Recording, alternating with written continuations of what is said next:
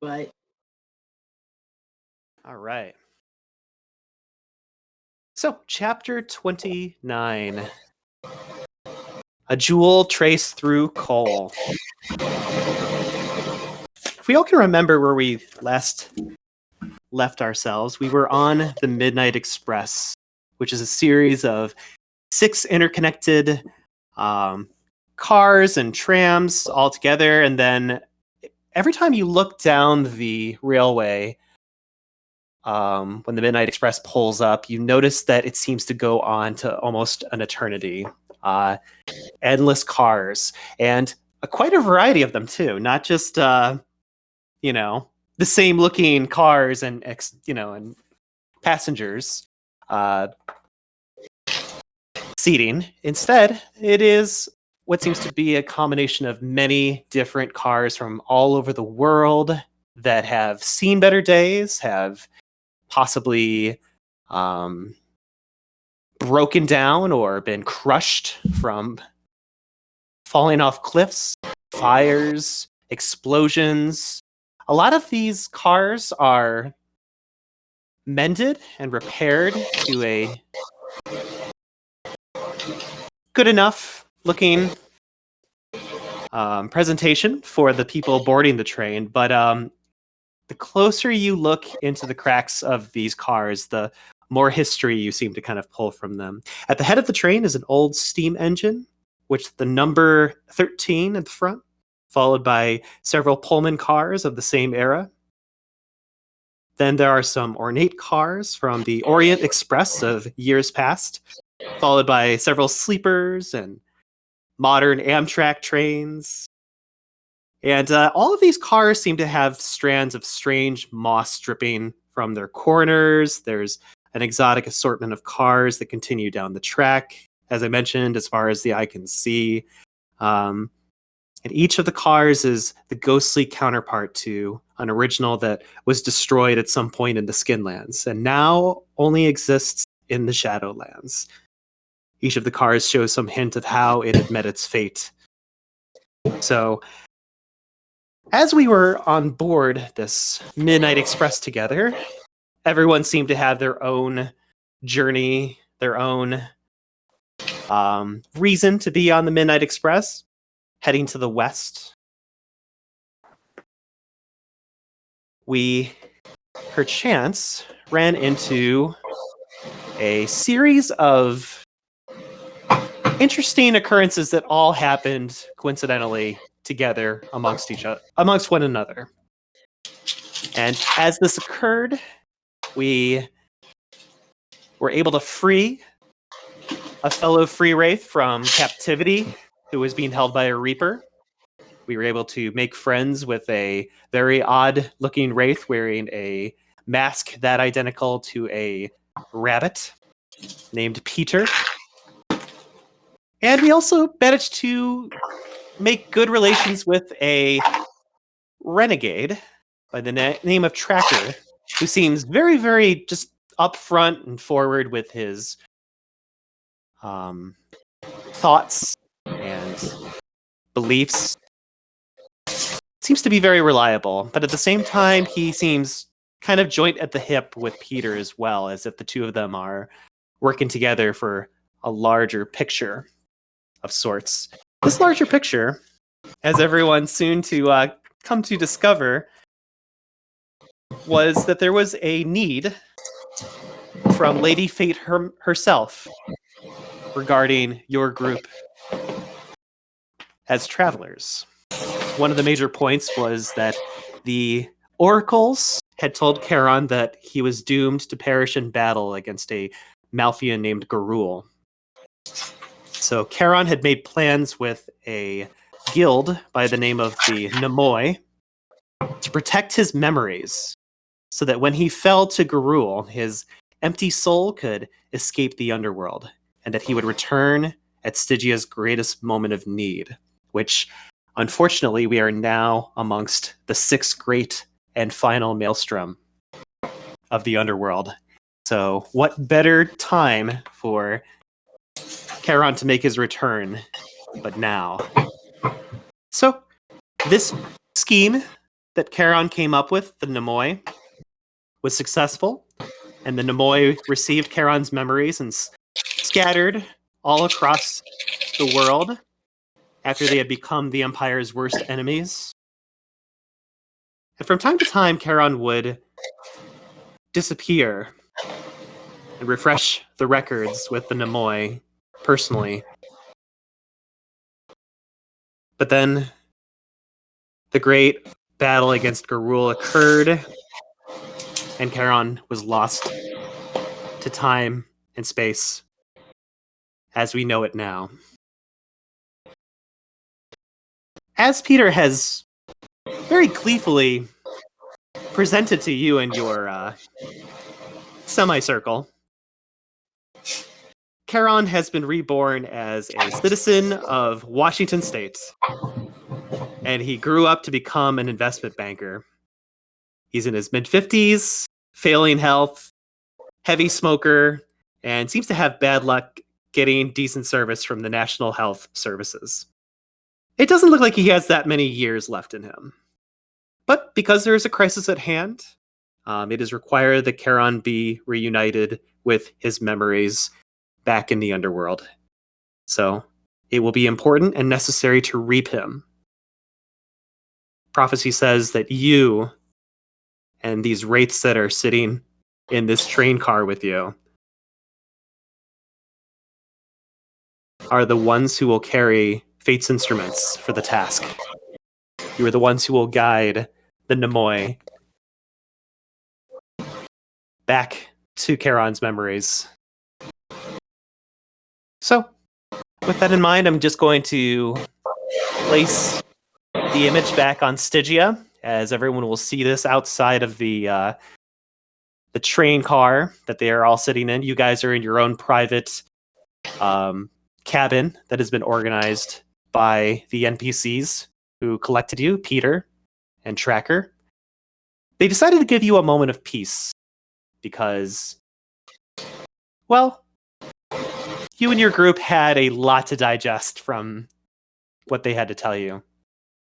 The effects of the keening Arcanos that has been activated will stay in place, so you can be assured that your conversations will be met privately. But at the same time, as the final maelstrom seems to be ripping the underworld apart on the outside and causing vast, great storms to occur, you and the wraiths around you just take a moment to collect yourselves. You can feel the almost pleather-like feeling of the cushion underneath you as you sit. You can smell the old upholstery from the car dwindling around you. You can still sense the warm tea that is sitting in the teacup that was given to you by Peter himself. And there seems to be a stillness and a profound amount of dry air that seems to be kind of filling the room as you watch Stygia hold back the storm with the great walls that are made of, well, indescribable things. So, as we begin our chronicle today, I will allow everybody who is sitting inside of this cabin of the car to speak with one another. It was brought up by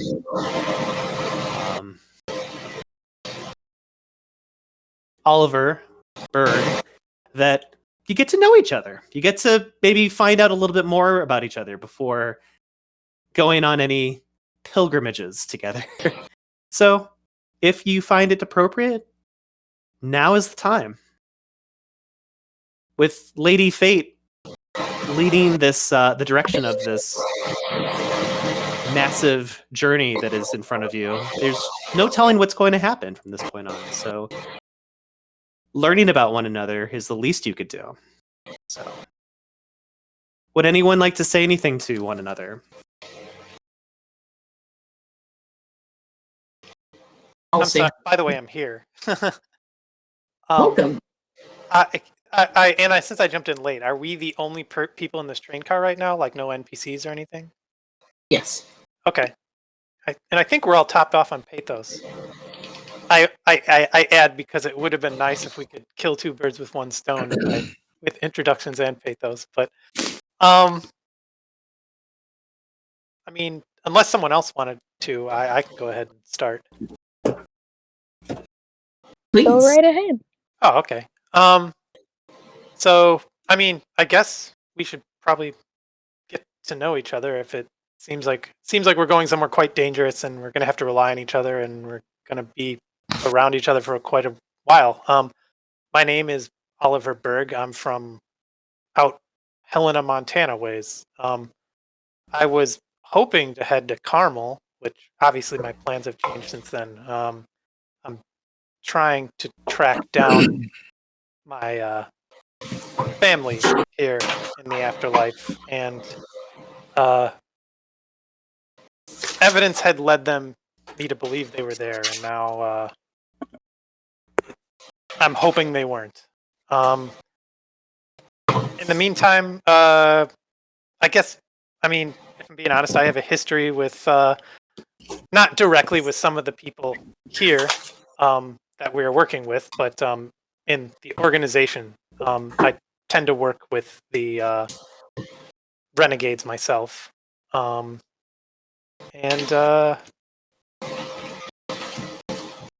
mean, that's pretty much my goal here. I don't know.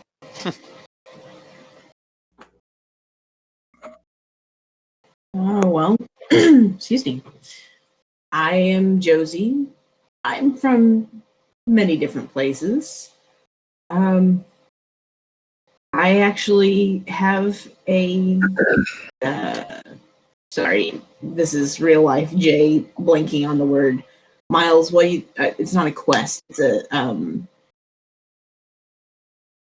what do you call it? The thing where I am supposed to go to Stygia and do something. You have a job or a task that has been assigned to you. Job, thank you. I was like, quest is not the right word. Okay, so back to roleplay. I have a job lined up for me in Stygia. I'm supposed to be handling some dogs, and, well, it seems like Lady Fate might need me there anyway, so you're all welcome to join me going to Stygia. No better plans. We'll just be playing with some crap. It'll be animal handling if anybody's interested. I might be able to teach. You recall that you were instructed to work with bargists. Bargists are... Thank you. Yeah, they are very warped, twisted creatures that exist in the underworld that are mostly used by the centurions and legionnaires of Stygia. Great zombies. Yeah. And it is to your understanding, even though you don't have firsthand experience, it is to your understanding that bargists are former wraiths that have been moliated and changed into these creatures, these wolf-like creatures. Right. Okay, so they're zombie wolf wraiths.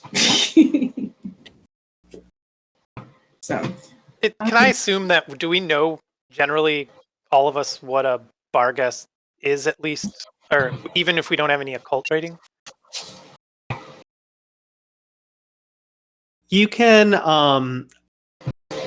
if you have the occult, you have a pretty good idea of what a barghest is and what they look like. Maybe you've encountered one while seeing them on patrol with some legionnaires. The only person who is probably going to have difficulty understanding and comprehending what a barghest is going to be Alex's character, Bronson, who is an infant and has not experienced these things before. Yeah, no, Bronson is 100% convinced that you were just talking about patrons of an unruly roadside pub. Like, He hears Barghest, and he's like, okay, yes, they're drunks, but, whatever. They're not that bad. So even though I don't have a cult, when someone says Barghest, even though I don't know that, I may not know they're from Wraith to the details, but I'll be like, oh, big scary dog things. Yeah, I've heard of those. Kind of. Yeah. Okay, thanks. Yes, and I've been contracted to assist with taming of these. So that is where I will be headed if anybody wants to join.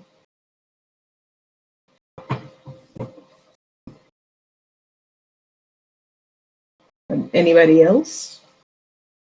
I guess I could go next. So my name's Arwen, and I'm kind of just on an adventure to find my purpose.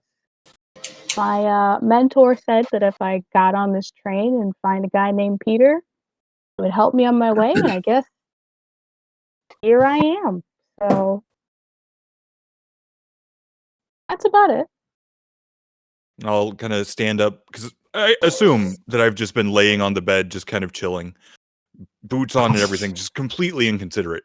I'll kind of sit upright a little bit and make a motion as though I would be tipping a hat if I were wearing one. And I'm Bronson. I have absolutely no idea what I'm doing here, but you are all more interesting than the guy that had me chained up. So that's a solid win in my book. And any direction away from that guy seems like the right direction to be going. So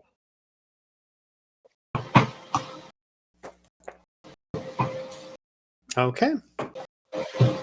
Was there any business that you wanted to discuss with one another before arriving in Stygia? Perhaps the mission that was placed in front of you about Washington State. So how far away, and this is me in character, so how far away is this Stygia from Washington State? Is that an easy question to answer with geography between the Wraith world and the Skinlands? You know that by the Midnight Express, it takes about 1 hour travel. But that doesn't mean it takes the same in the real Correct. world. Correct. Okay. Well, Because I've never heard of Stygia. Like, is it like East Coast, West Coast? Where are we looking at? Because I have been all over the United States, and I can't say that I've seen more than 1 or 2 towns called Stygia, and they were tiny little podunks. well, I can't speak to where Stygia might line up in terms of geography in the Skinlands, but it is a pretty major city on this side of the Veil, if you want to call it that. It's a city in the underworld or afterlife. Right. Okay. But you'd have to ask someone more skilled in underworld cartography than me to know how it lines up in regards to Washington State. Can you at least tell me if it's like east of Washington, north of Washington? Probably east and south. Yeah. Some Probably. those places are, but all right, fair enough.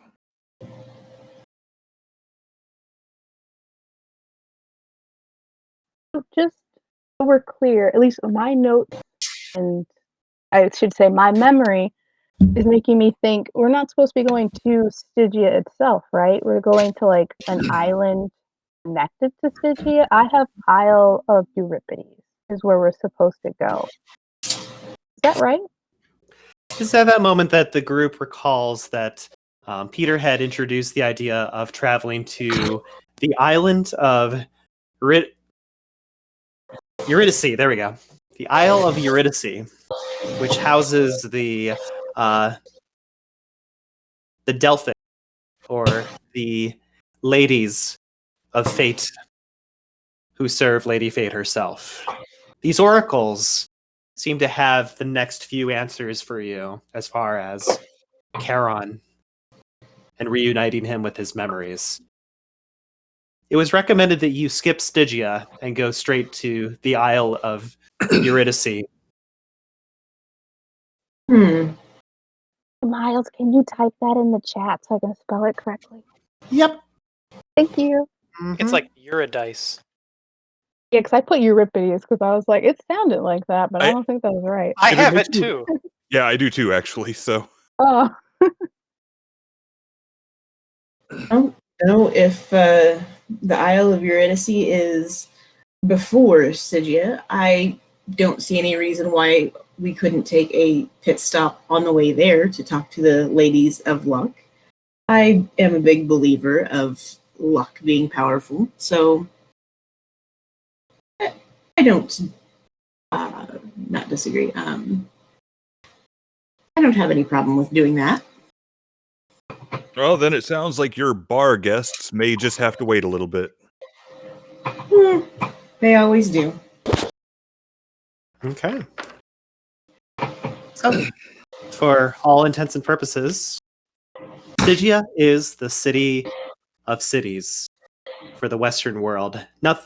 Nothing now found in Stygia was trivial or unimportant in life. Each building and street survived not one, but two purges. First, it survived destruction in the Skinlands to emerge as a relic. And then it met with enough favor when threatened with displacement from the Shadowlands to warrant the hierarchies transporting it to this safe place in the Tempest off of the Pacific Ocean. Even if now neglected, every back alley and mirror edifice once seemed profoundly important. Pathos infuses everything in Stygia with an atmosphere of significance. Above all, Stygia must seem impressive. It has 3,000 years of history of many of the world's most dynamic civilizations that have come here to rest. The Wraiths whose decisions set the course of the Empire gather here, and Stygia provides them with what they feel is a worthy meeting place. So, the Midnight Express will approach something that is called the Isle of Sorrows that emerges from the Tempest in the unobserved distant kind of fog that seems to be merging off of the ocean floor. It resembles the head of a giant sickle resting in the sea. The side facing the mouth of the river of death slopes up gradually, with plentiful harbor space along the shore. The side facing into the Tempest drops off sharply from the summit, which seems to be holding the Onyx Tower itself. There are a few narrow plateaus that hold some buildings and roads that wrap around the whole island. But most of the Tempest face is cliff and near cliff. Plasm accumulates in depressions and closed valleys, overflowing in seasonal channels after intense storms. The major thoroughfares include bridges rising above flood-prone channels. So, as you approach the City of the Dead itself, I will be moving our image to the outside of the Wayward Station. You will notice everyone is going to start off at the very bottom of the screen.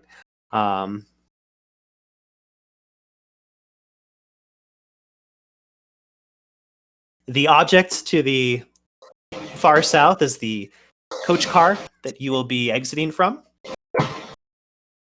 You will notice in front of you that there's a very familiar looking NPC wearing a rabbit mask.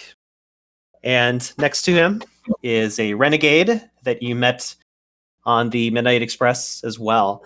As you exit the train onto this very cryptic looking bridge leading to the city, the Maelstrom has created a tumultuous wind that is trying to pierce the barriers surrounding the city itself. Thankfully, it is not enough to cause any difficulty rate rising problems for you and your group. However, it is strong enough to warrant the use of any powers, Argos, your own athleticism to keep yourself afloat, because you'll notice that as you walk across the bridge, the wind is strong enough to push your body slightly off center. And it takes a little bit of balancing to kind of get yourself focused and centered with a little bit of energy.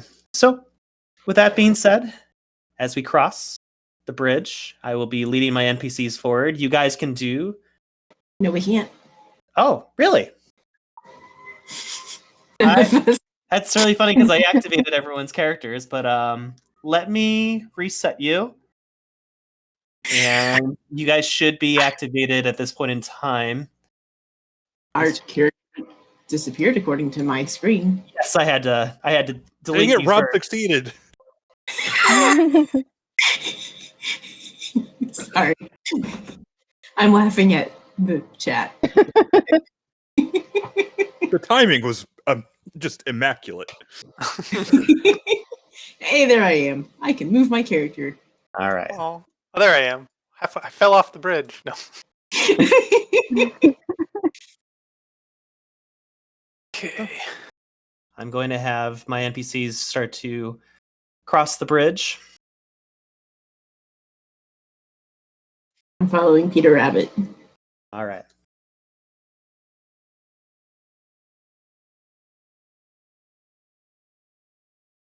You'll notice that both Peter and Tracker seem to keep a very barren silence between one another. In fact, you'll notice that Peter kind of keeps his head down as if trying not to draw too much attention despite his affect and rather jovial attitude about things. And as you start to enter into the actual cityscapes of the Stygian Empire area, you will notice that there is an alignment of 5 Stygian legionnaires standing at the ready. You will see Peter go straight up to them and then turn himself to the left and go immediately down some stairs as if ignoring them completely. Brain fart. Are we in Isle of Sorrows or Isle of Eurydice or Stygia? We are currently in the Isle of Sorrows. Okay. And That's what I thought. Just want to make sure. Yeah. Sorry? Give me, by the way, a perception and alertness check for you, Jay. Okay. Perception is 4, alertness is 2, so 60-10. Let's see. 60-10. Oh, I can explode that 10. All right. And what's the difficulty level? Standard 6. Okie dokie, then I have 1, 2, 3, 4 successes. Okay. Jay, you know how in airports there are people who just kind of stand there with a piece of like poster paper with a name on it? Mm-hmm. So the one of the soldiers that is standing there, I will sonar them, appears to be holding a piece of poster paper with your name on it. Mine. Yep. And he's just standing there like, hoping that the person will walk up to him at any time. Aha. I will, I will be like, I'll kind of get right by Peter and say, by the way, that guy is trying to get my attention. Should I, or we're directly on our way to the Lady of Sorrows right now, right?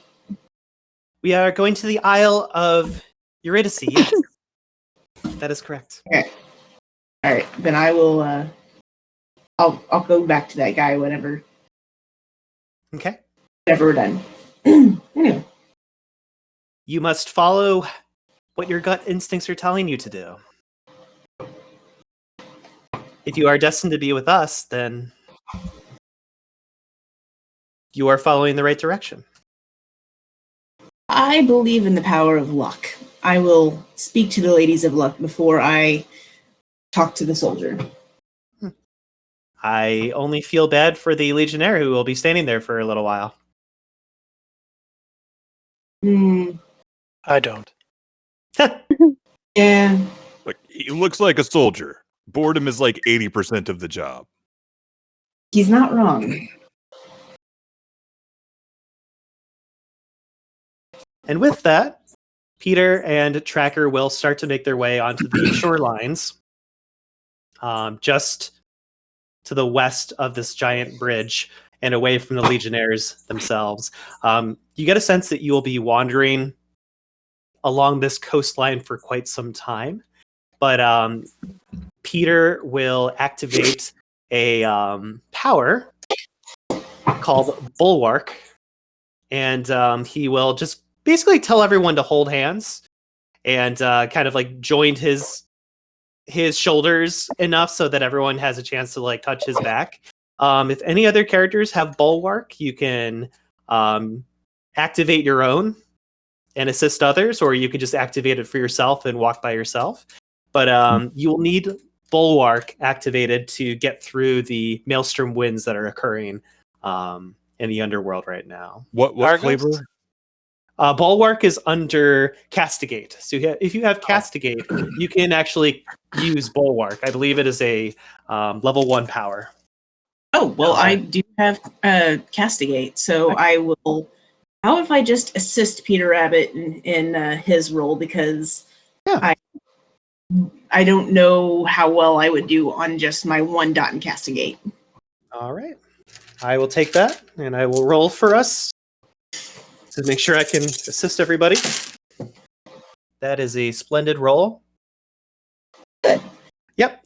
So with your assistance, and you will basically kind of lend your own shoulder for some other characters to kind of like place their hands on the side of your shoulder. But the two of you and Peter, will lead the way through the storm itself and venture across these sandy plains that seems to be going on for quite a few miles.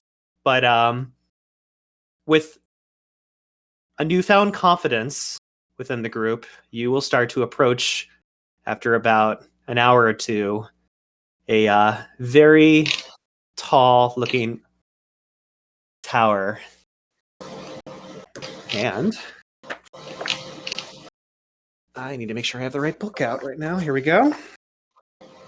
So You look so cheery around here.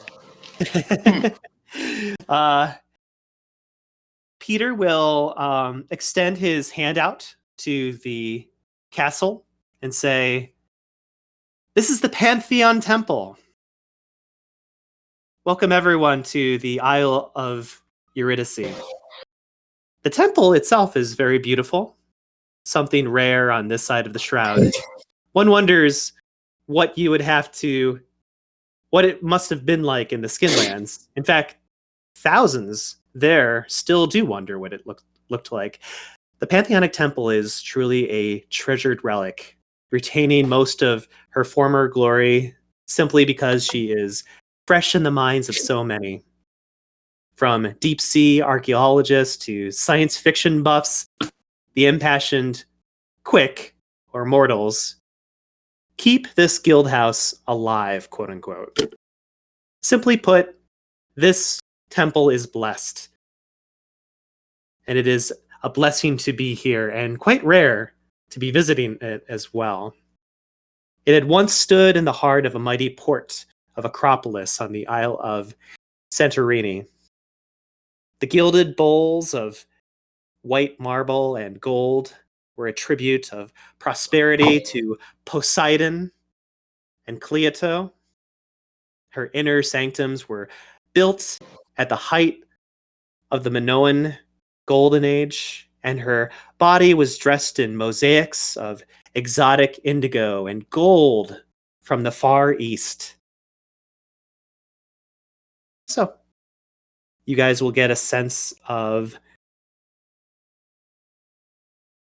a very strong odor, that of altar incense mixed with blood, and you can hear the sounds of prayers from afar as you approach this giant structure. Does anyone want to communicate anything to each other before I take you to the Isle of Eurydice? I'm just gonna let out just a low whistle of just like, well, hot diggity daffodil, they know how to build around here.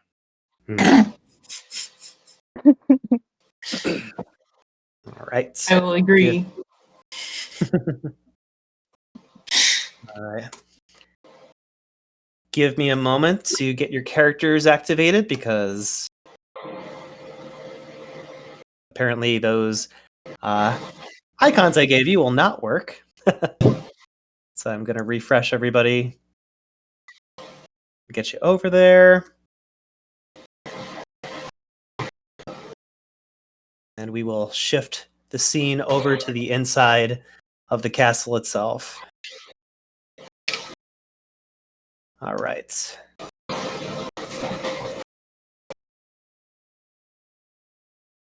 So welcome everyone to the Isle of Eurydice.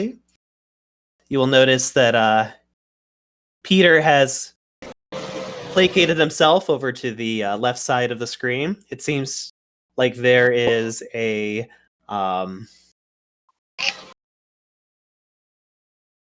casket or stone coffin that he seems to have settled himself next to. He kind of like leans back up against the wall and kind of like kicks his feet up. Down to the far left, you will see your renegade friend, Tracker, keeping to himself. In case you guys forgot what these characters look like, I'm going to activate them on roll 20. Peter McGregor will keep his rabbit mask on during this scene. And Tracker just seems to be kind of like minding his own business. He has his arms crossed currently, and he's just kind of observing. You get a sense from Tracker that he doesn't really belong here, but he isn't ashamed of being located here either. It's not like against his nature to be wandering to this island. However, he, as a renegade, he just seems a little bit like out of place. But yeah, he'll just stand by the door with his arms crossed, looking a little uncomfortable. You guys are free to wander around now. So this isn't particularly a renegade-friendly place. It seems to be more guild prone. So hierarchy, and then this is very specific to the Oracles Guild. So I'm gonna kind of lean up against the wall and nonchalantly scan the room, take a look at the people standing around. Like, do they all seem to be engaged in the same kind of activity? Like, what are they doing? As far as your vision will take it, the woman by the right-hand side just seems to be smoking a cigarette to herself. She kind of like trades the sharp look right back at you. Just even if you're wearing your death mask currently, she just kind of just stares right back at you. Creepy.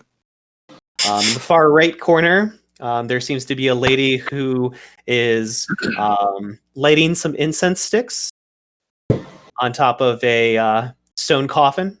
And she appears to be very, very just focused. Her attention is merely on some kind of practice that she is undertaking. And then at the top left, there seems to be a young man who is just like looking absolutely bored, but is just kind of keeping to himself. In order to see the features of the other people located in this temple, you would have to travel a little bit further to the north. But those are the NPCs that I can give to you at this moment. Okay. Yeah. I'll just continue being quiet up against the wall. Okay. Does anybody have fatalism? No. Only as a sense of humor. Oh, yay. Well, I would like to see the Ladies of Luck. Let's see. Give me 2 seconds. I have a thing. Not bulwark. Oh wait, actually. Oh no, not the thingy where I can see through. Orienteering. There we go. Would orienteering help me find my way to Ladies of Luck, or does that require me to know the location of the Ladies of Luck in the first place? You get a sense that the orienteering would help you locate them if you were stuck in a tempest. So let's say, remember that storm that we were walking out in the middle of? Mhm. If we got lost in the middle of that storm and you used your orienteering, we would have been able to find our way. Gotcha. Mhm. So that's actually going to help. So I will just let's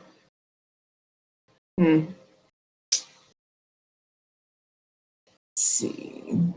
I will keep watching to see who interacts with what and see if there are any hints as to where I could go to talk to the Lady of Luck.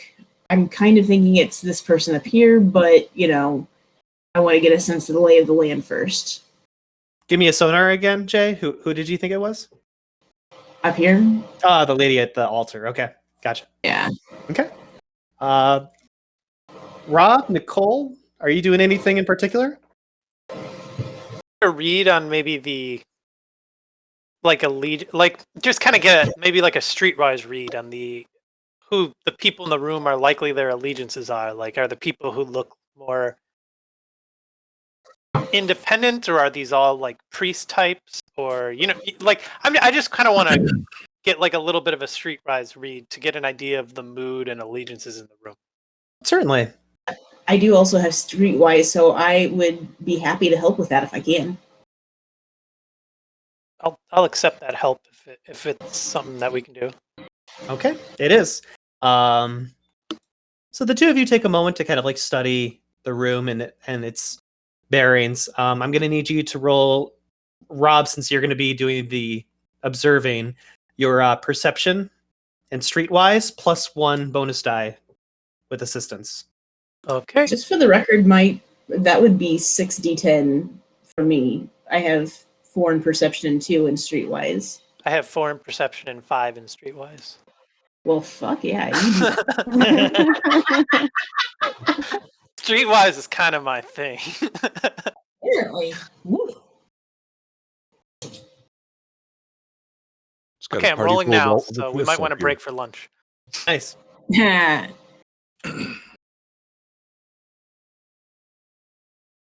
I was joking, but it might be true.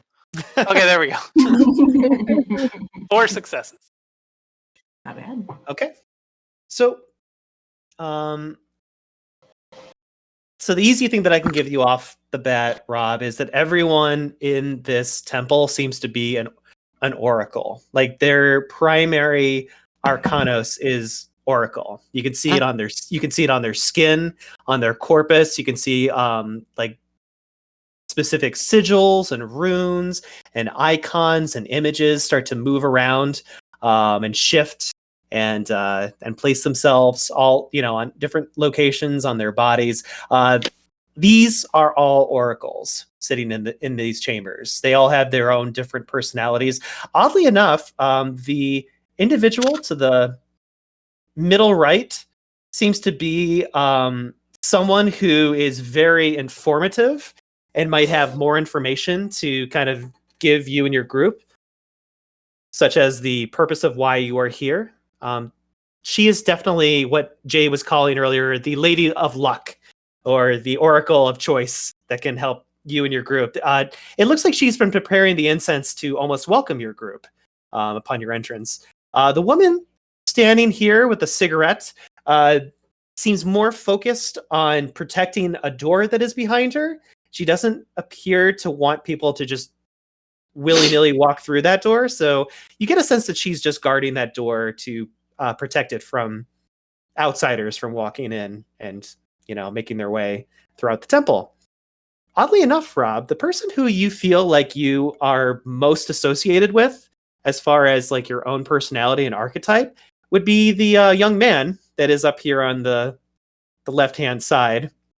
You don't know what it is about him, but as you kind of like gaze at his apparel, his body language, and the way that his general attitude, you get a sense some things that come to mind for you, Nicole, is that these soothsayers, these oracles, their guild is mainly just focusing on the future. They are more attentive to the future than they are any other present or past tense. So you will hear a lot of riddles. You'll hear a lot of kind of preemptive speech of them kind of like talking as if things are already in motion for a bigger picture happening. The best etiquette that you can show towards them is respect and listening to their words, asking questions when they are appropriate, but not always asking questions. Otherwise, you're kind of defeating their presentation of sorts, or how they like to like deliver the message. A lot of oracles believe that if you are interrupting them, or you are like arguing with them, or trying to speak against them and say that they're wrong, that is Lady Fate's intent and purpose. And for you to interrupt them is to be a part of the grand scheme. So there is a chance that you may miss information or miss out on useful knowledge by insulting or, speaking against an oracle themselves. They see themselves as being very wise and a part of the timeline itself, and that they have their proper place within that timeline. So does that help out a little? It does. Good. Going to share that with the group. I will share that with the group, as I also turn around and say, do you guys know who we should talk to? Because I did not roll that streetwise, so I have no idea. So we should definitely be polite. I'm going to not use any fingers, because in some cultures that's rude. I'm going to use my head and just nod in her direction, right where I'm sonaring. It's like, I think our best bet would be this lady over here. Would you like to join me? I do. And we should just listen to what they have to say, don't interrupt, and show them respect. Sounds good. I'll follow, but kind of stay slightly behind them. Psst, Okay. Hey, Bronson, buddy. Yeah. What's up? These people What's up, can tell bud? the future. Nobody can tell the future. Well, there's a way to prove that. You got to figure that out. I mean, because if they can tell you the future, they can get you some good knowledge, man. And knowledge, it's how you stay alive. You're pretty new here. This is Shadow, right? Yes. Okay. You got to do it. What other opportunities are you going to have to check out a place like this? You need to ask around. You and I both know that we've been in a dozen temples with a dozen old religious kooks that make up half riddles and half truths to get you to buy some trinket from them. Well, if they ask us to buy something, we'll know they're lying. But, how many temples have you been to that require you to get on a phantom train to get there? So I think this is a slightly different situation. That one is new. I'll give you that. So ask around. And it's like a doctor. You need to get multiple opinions. That way we can get the best vision of the future. I'm just trying to help you out here. You don't want to get caught in the flat of your feet. Caution. It's just gonna screw you. You're gonna miss out on some great opportunities. Go for it. Can I use soul sight on the entire group before I start talking to see if shadows are going to start causing problems? You could, yeah. I would like to use soul sight with my castigate. Does anybody else have castigate that would like to help? Sorry, no. Okay, so what am I castigate? That is a Bueller. Perception plus castigate, difficulty 8. Oh, well, good thing I can explode 10s if the system decides to give me any of them. 5d10, because I at least have 4 perception. Oh, well, I got 1 success. Oh, wait, no, I just didn't get any successes because difficulty level 8, you said. Correct. I have no idea.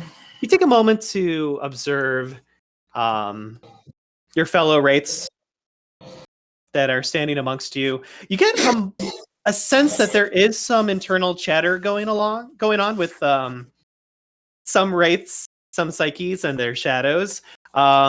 You don't get a detection whether there's going to be any moments of catharsis or thorns that kind of pry their way into the scene itself. But you do get a sense that there is conversation being had, and it kind of upsets you a little bit. Unfortunately, you don't get a sense of like anyone's range as far as the powers of their shadows and how much that's influencing them or the nearby specters. So, well, I'll say, I'll just be like, okay, everybody that's been here for a while knows to be respectful, right? And then I'm going to point out Bronson and be like, Bronson, you're new here. I need you to be respectful and only ask questions when they're not talking, okay? I'm actually going to raise up the mask on my death mask just to shoot her a deadpan glare of, I'm not a child, and then put it back down. You tell her.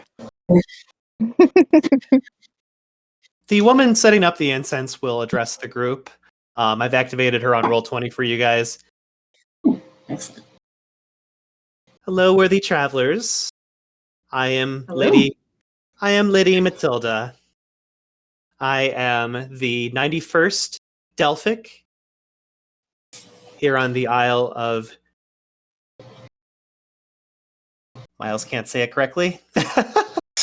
Eurydice. Eurydice, thank you. The Eye of Eurydice. And I am one of the many and direct channels to Lady Fate herself. I dare say that speaking with me should be the equivalent of speaking to Lady Fate as a whole. She and I are of one voice at this very moment. You look weary from your travels. Is there anything that I can get you or any information that I can share with you to ease your minds? I'm gonna look at Josie. Oh, sorry? My character just looks straight at Josie for the answer. I will look briefly back at her and at everybody else. I'm assuming nobody else will want to say anything, so. I have been informed that my contract to go to Stygia may be sent by Lady Luck herself. I joined up with this group of people in an event, shall we say. I feel like you may or may not even need to know the details of it, but I'm happy to share what you need to know in order to help you help us, I suppose. It seemed prudent to speak to you first before I continued on my quest or my contract to assist with Vargas. I see. You are here at this very moment, at this very time, because you were destined to be here. I cannot speak for your job with the Bargists at all, but I can tell you that you were tilted in this direction because of the happenstance that occurred around you. There are traces of the future that cannot be decided without you. If you wish to go to your Bargus job in Stygia, Lady Fate will not hold that against you. However, the journey of these three, and she gestures her hand lightly to the right, to your friends, the journey of these three will become dampered, challenging, and damn well difficult without your presence. Any delay on this Sorry. overall quest can push us back eons. So, my purpose right now is to speak to the one who is a part of the Nemesis, the Nemoi.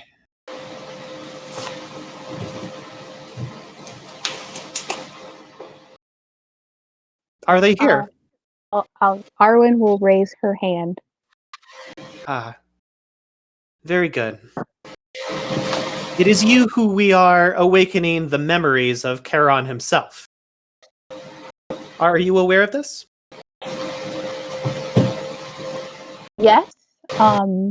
Peter, and I will motion my hand towards Peter, the rabbit dude in the corner, did inform us of this.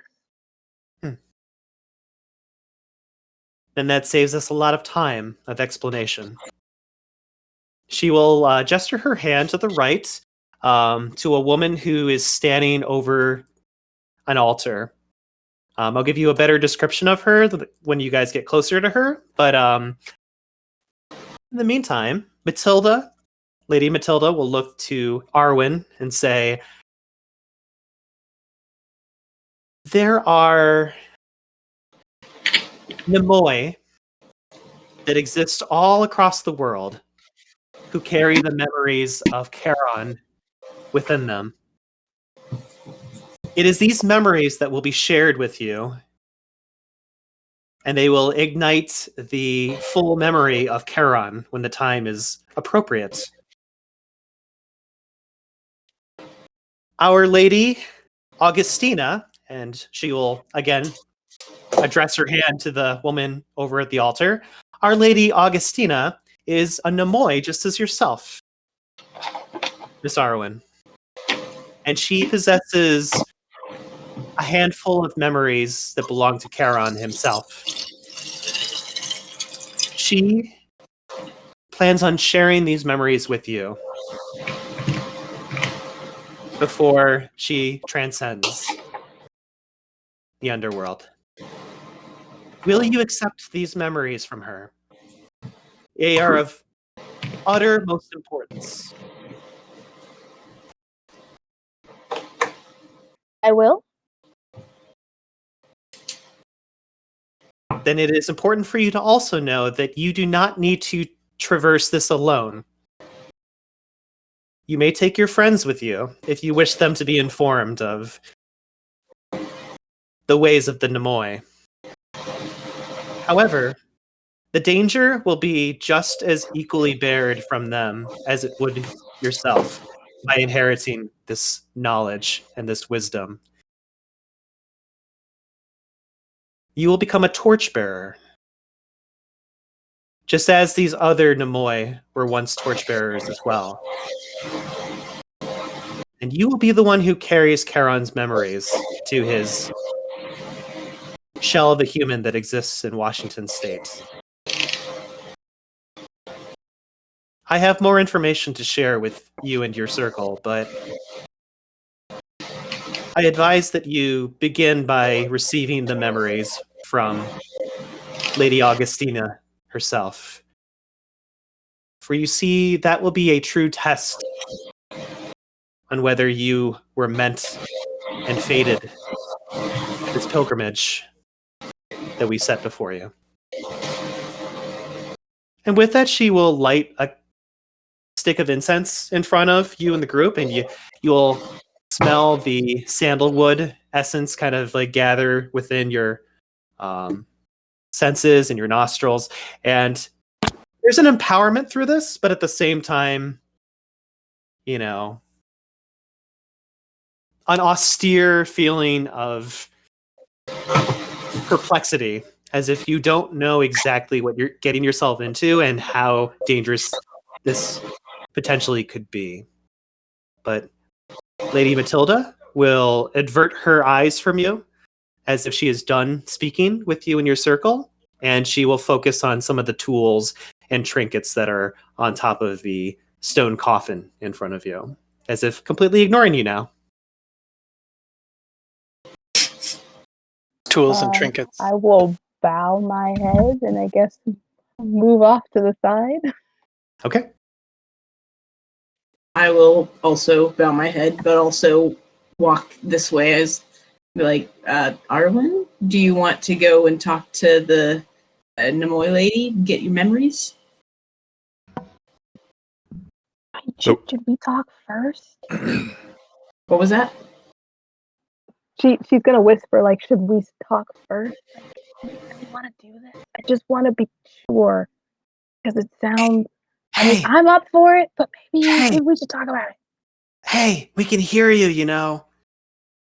And at that point, I'll lift up my face mask again to just give Jay's character that look of like, really? You thought I was going to be the rude one? Like, did you see what she did? And the gentleman in the far right will say, "You're all being rude, to be honest." I will put on my very best ashamed face. This guy over here is saying, I can hear you. We all can hear you.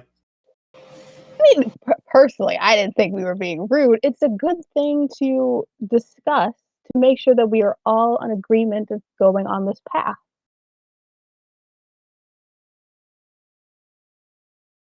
Right? So this character will look over to you in your circle and is like, "Sup?" I just was curious how we were being rude because I had no intent of doing that and I don't want to be rude. So I wanted to know how to fix that. We are in a sacred, holy place, so whispering amongst your friends is not considered very sacred or prayer-like. Oh, so talking normally is better than whispering? Or just not talking amongst ourselves? I'm going to facepalm. Maybe not talking amongst yourselves like so. Do any of you have the power of keening? I don't think I do. Oh, Yeah. well, if you can find yourself a Shantor who has keening, perhaps they can help dampen the air around you so that you guys can talk in private. Does anyone need to do a knowledge roll? I don't have keening, but I know what it is. Nope. But you can do a straight up intelligence roll to determine who does have keening. Oh. My money's on Peter. No. I mean, I think it's. Never mind. Shutting up. I'll roll. I got a 4 in intelligence. Anyone got higher than a 4? No. I have a 4 in intelligence. That surprises me, honestly. No. Thanks. I don't even care if that was in or out of character. I'm assuming it's the shadow. Well, in fairness, I have gotten smarter since the last session. I'm a quick learner. As you insist. Just need one intelligence roll from one player. Who has lucky rolls? Because I don't usually. Not it. Well, considering if we're going off of last season and my Fate of the World die, I think I'm the last person who should be rolling. No, you got all that out of your system. You should be good now. All right, I will go ahead and roll. Watch you roll a bunch of ones. Right? Hey, I got nothing. Okay. At least I didn't much. Yeah. You guys don't seem to recall anyone in your vicinity that can use the power of keening.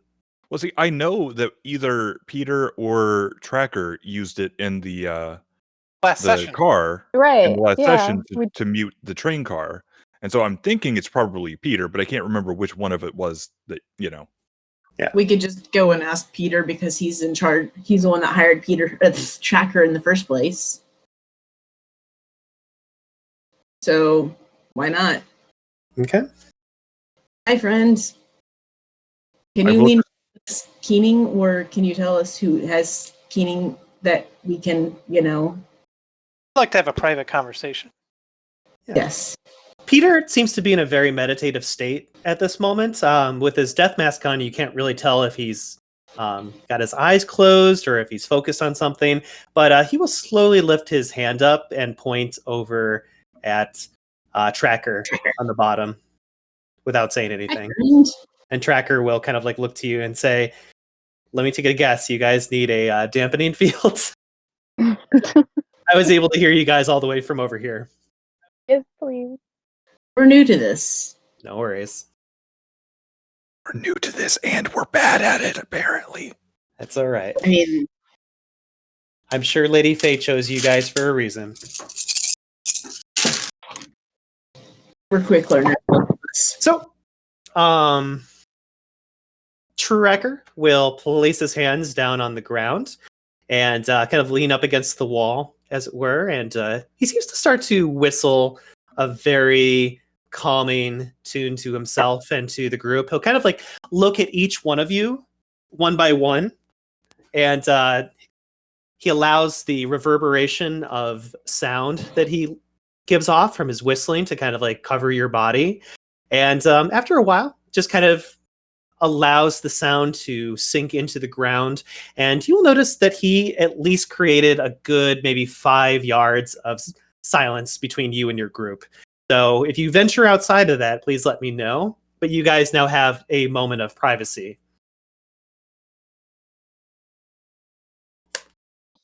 All right. So, Arwen, what did you want to talk about? I mean, I just want to double check that we all really want to do this. I mean, we don't know each other. We were told that we have some special mission. Sounds dangerous. I mean, I'm up for an adventure, but I just want to make sure that we're all up for an adventure here.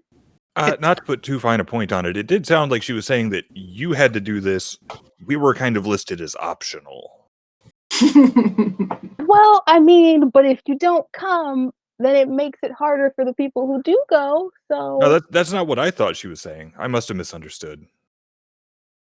isn't that what she said about Josie? If like Josie didn't join us, then the three of us would have an issue. So Well, yeah, that I am optional. The others she didn't say were or were not optional, aside from you, who is not optional.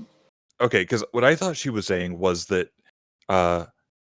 it would be really difficult for all of us if Josie left, but that only Arwen actually had to go talk to the scary person over there and become a torchbearer.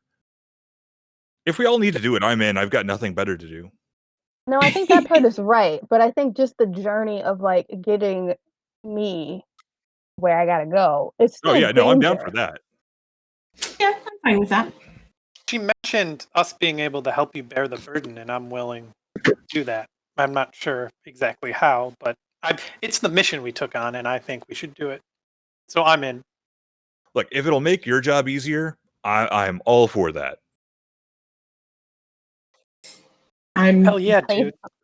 If anyone wants to share it, sure. I mean, I'm fine with that. I will.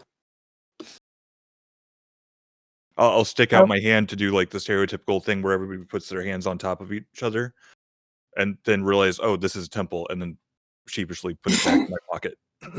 This is a temple. You need to fist bump here. You need the holy finger guns.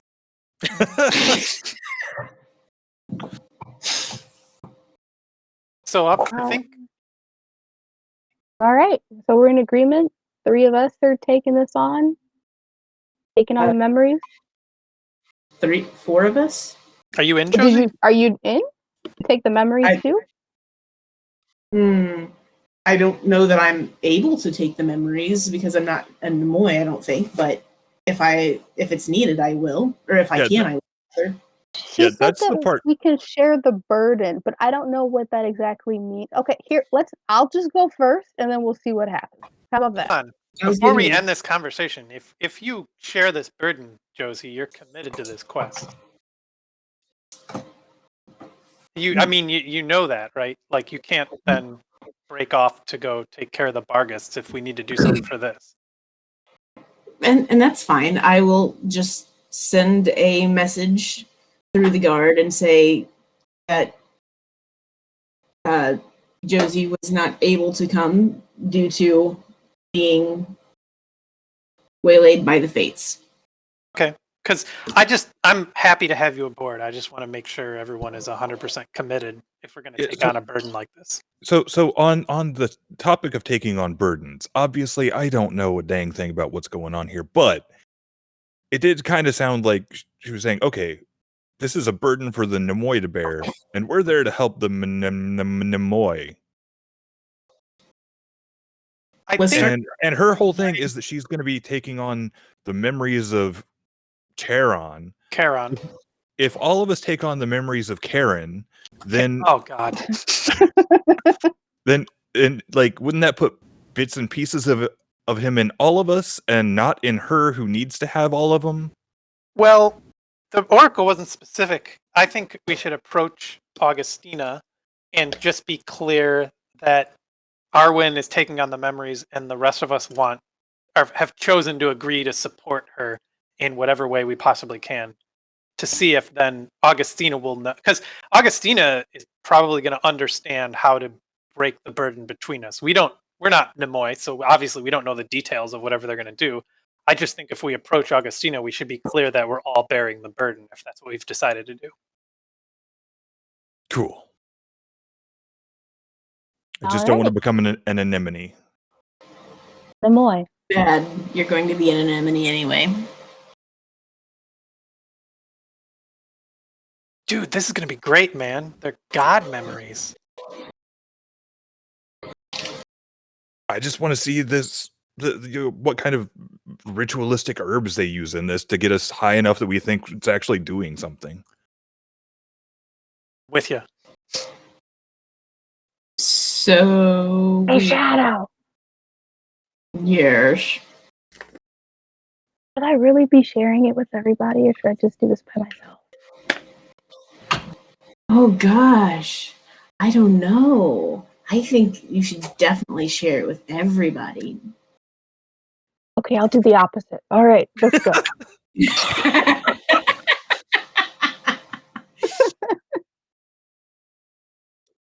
Out of character, I have no idea either as a shadow or as a person.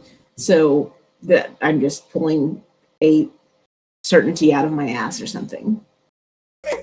Well, you better hope that the shadow's nature isn't reverse psychology, or you're in big trouble. I can't remember what it is, so that's why this is bad. You go through with it, and your shadow's like, opposite day.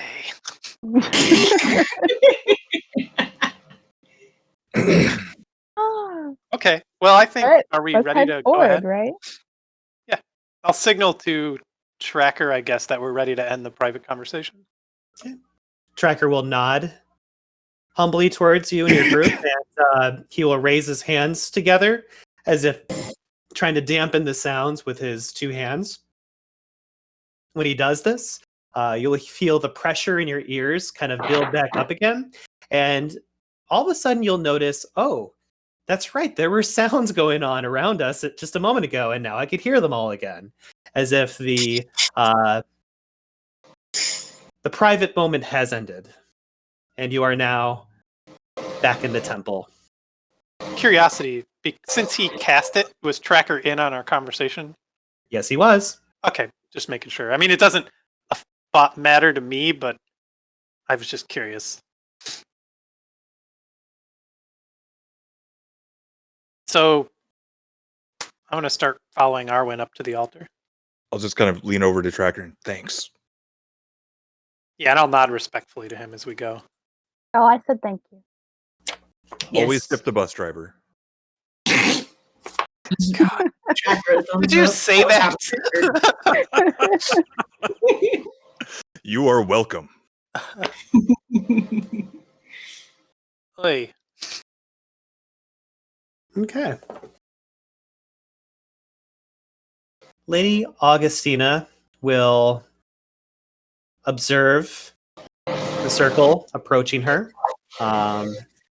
She has a very dismal and dark presence about her. You get a sense that there is some kind of miasmal smoke that is flowing off of her body at this moment. Her eyes kind of pierce into your soul as if she's just studying your every single movement. There's something very intimidating about her presence, but at the same time, you notice that she has some type of corpus condition going on her perplexion. So on her face and her arms, her fingers, you can see that she is starting to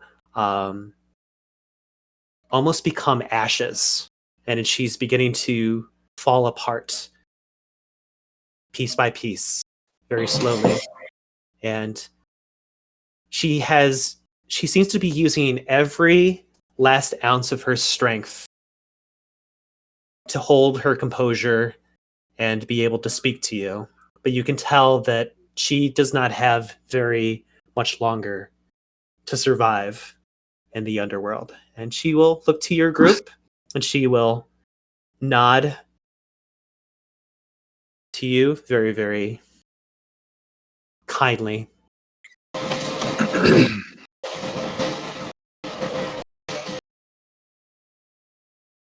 It's like You a come, baroness. Oh, sorry. you come with the Mnemos, who is to take the memories of Charon with them. Is this accurate? Yes, it is. Very well. I have been wrestling with my shadow for these past few years in hopes that you would come to me, child, and take these memories from me that I hold in possession.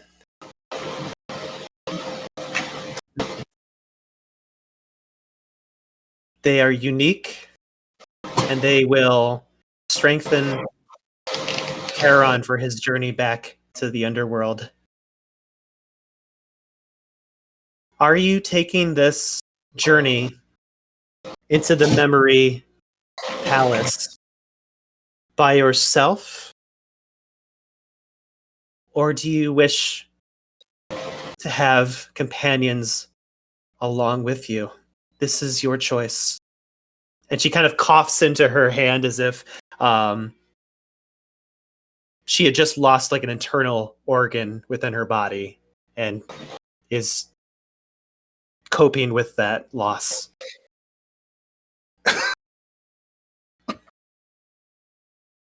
I will look at the group, see that she is coughing, and say, to save your strength, if it is easier, I will go alone.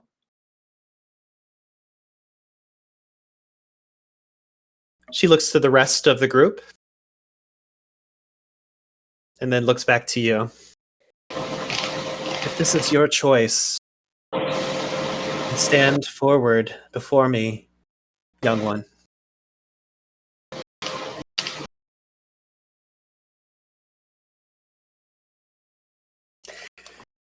Augustina will reach out one of her decaying arms and place her hand out on the table for you to grasp her hand on the other side.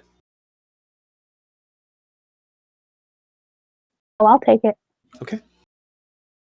Almost without any transition of your thoughts or your memories, you will feel your psyche get transported elsewhere, far from this place. You are now standing, you, Nicole, are now standing apparently at the bottom of a spiral staircase. There's a blank Stygian steel door at the foot of the stairs. A few arrow loops provide openings along one of the walls, but beyond them Arwen can only see a featureless black void. The stairs curve up in a circle several hundred feet in diameter. At each floor, there's a Stygian steel door emblazoned with the sigil of the arcani that exists in the underworld. Each of these doors seems to be locked, save for two of them. The one that has the symbol of the Mnemos itself, and the door that has the symbol of usury, of the usurers. These two doors seem to be cracked open just a little bit. Which door would you like to enter, Nicole? The door of usury or the door of the Mnemos? The door of the Mnemos. Okay. You will approach this sigil up against the door itself. The door swings open with a distant sound of grinding gears as you approach. The doors at the top and the bottom flatten into a white walkway in front of you, stretching off through the void, leading to a remote glow within which no details are currently visible. Arwen will stand in a threshold for a moment, and you will hear a variety of uncertain sounds, like rodents scurrying, sometimes bubbling, or metal plates slamming together. But then the sounds will disappear as soon as the characters move away. As soon as Arwen moves away from the threshold. As you walk into the door that has the Mnemosis sigil, you will experience a memory. In this memory, you will get to see the face of Charon, Lord Charon himself of the hierarchy, who is sitting on a black throne, facing a semicircle of about 3 dozen wraiths with the marks of the Mnemos on their bodies. These characters may seem very covert. They're wearing clothes to disguise themselves and hide their features, as if they're going to go into hiding for some reason. Nicole, you will also recognize that one of these characters that is standing before Charon is Lady Augustina herself, who has her head bowed very, very politely to him. Charon will give a short laugh to the Mnemos. He then speaks with a touch of sadness in his voice. You see, they will all view you as villains. Even if our plan works perfectly, you know. Deception takes on a life of its own. If any of you want to leave now, go with my blessing. He waits. None of the Mnemos leave or object. Very well, then. Let your last visit to the Onyx Tower be a productive one, and let us begin. Charon will lean forward and stares at his own hands for the remaining moments of the memory itself. Nicole, what's your willpower? Your permanent willpower? 9. I need you to roll 90-10 for me. Okay.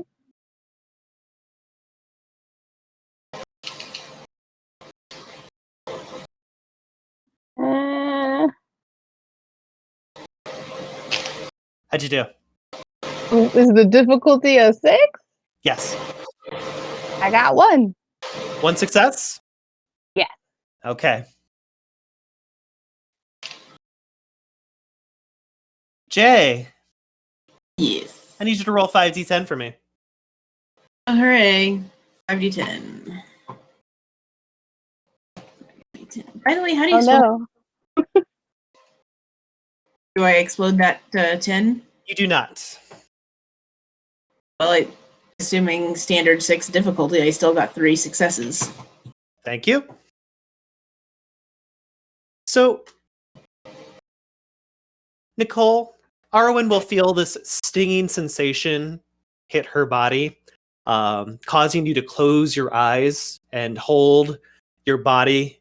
You feel as if you're being pulled apart by forces unknown around you. And the mechanical sounds of the memory palace, as it was called, the chambers that you were formerly standing in, start to come into your mind, and you can smell the incense that was still within your line of senses when you were back in the temple, which gives you an anchor to fall back into. You find yourself down on one knee when you emerge from the doors that you had once walked through, and you pick yourself up, and you're not sure where it is precisely in the back of your head, but you feel your shadow cackle to itself quite maniacally, as if enjoying watching you destroy yourself through these tasks that you have taken on. Nicole, would you like to go through the door of usury? Like, am I damaged in any way? You are not damaged, but your shadow feels stronger than it was when you first entered here, and you don't know, and you don't know why. Okay. I mean, I'm gonna go to the other door, but I'm now concerned. Okay. That You seems go- like the appropriate response. You go to the other door, and as your vision is filled with the blank white area of walking into this completely void canvas of sorts, you find that another memory begins to grow into the stems of your mind. You are currently in the midst of the first great maelstrom that has ever occurred. And you look down at your arms and your hands to see like who you are and what seems to be going on. And you recognize the very charcoal remains of what was once Lady Augustina's outfit and hands. You are currently within her memories as she's experiencing them in this final great maelstrom. I'm sorry, this first great maelstrom. In front of you, Charon and another group of wraiths are battling against powerful specters on the Stygian warfront. There is a storm that whips the sea into the endless ranks of soldiers, and city-sized monsters are splashing up in the distance, coming out from the waters. The battles just turned in the favor of Stygia, with the specters falling back along a gradually eroding front. Charon swivels from side to side to see how his fellow warriors are doing, including yourself. Unfortunately, as he's taking this moment to tend to his fellow wraiths, a specter with long claws will emerge and impale Charon from behind into his back, and you can hear the splinting of his corpus when this happens. Charon will swing his sickle around and decapitate the specter almost instantly the moment this happens, but he staggers and falls. One of the wraithly soldiers will run over and drop their axe and will hold Charon up and look to you, Nicole, and say, "What are you waiting for? You know what to do." Nicole, what would you like to do? Ah, crap.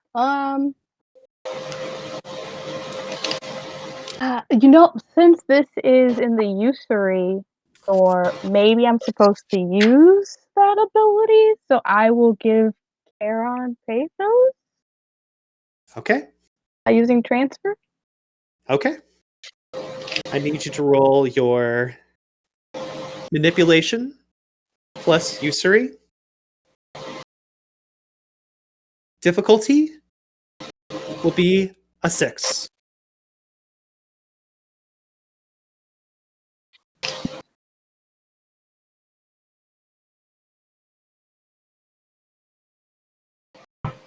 Oh, I did it wrong. And Charon dies. What? I don't know. My brain just died. I'm like, why isn't this working? Yeah, this is a fun game, guys. There we go. Darn it. Well, 1. Okay. With that one success, you will feel Augustina pull out and withdraw a pair of scales from her pocket. She will slice off corpus from her own arm and weighs it on the scales, applying it to Charon's wounds upon his back. In a moment, Charon will stand again and look to you with one hand on your shoulder, saying, "My thanks. Your sacrifice means much to me. Get to shelter and let your comrades carry the battle for you now." Charon will then pick up his sickle again and charges back into the fray, slicing through more specters as if they were just wind in front of him. Nicole, Mm-hmm. roll 9d10. Okay.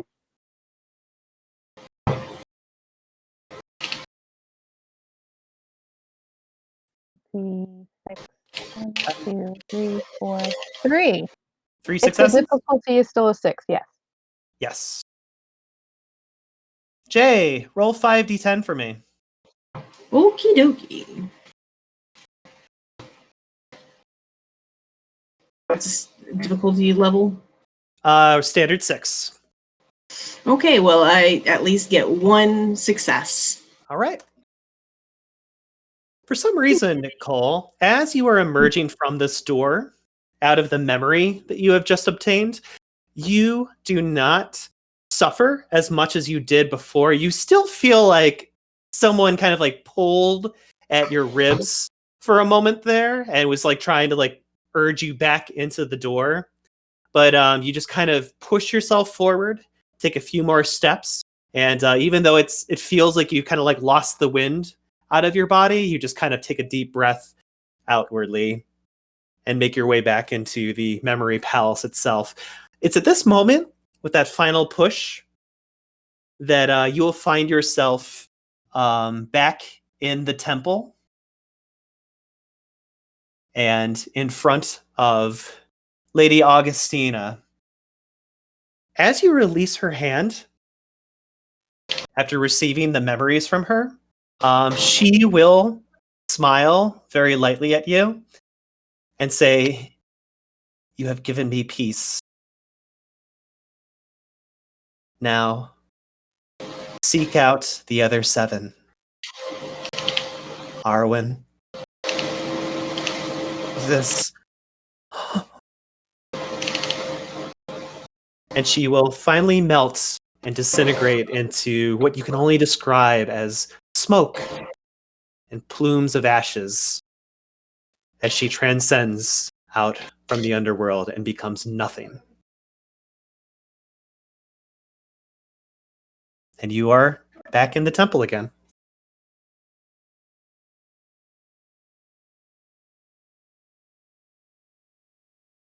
Okay, I will turn around and look at the group.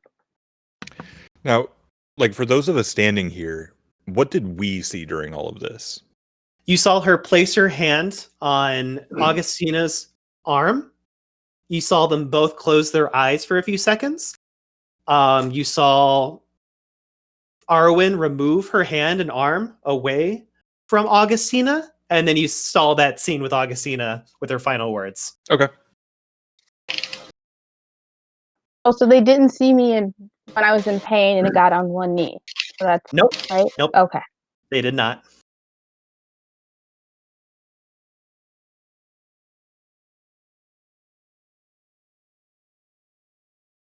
Oh, I'm really not sure what to do from here. I think we're supposed to go talk to Lady Matilda again. Okay. Yeah. To who?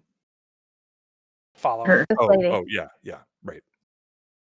That was out of character, by the way. Oh, I thought it was in character. No, it was out of character. I didn't get the name written down. It was in line with how your character would act. No, Guys. I can see I can see the confusion there now.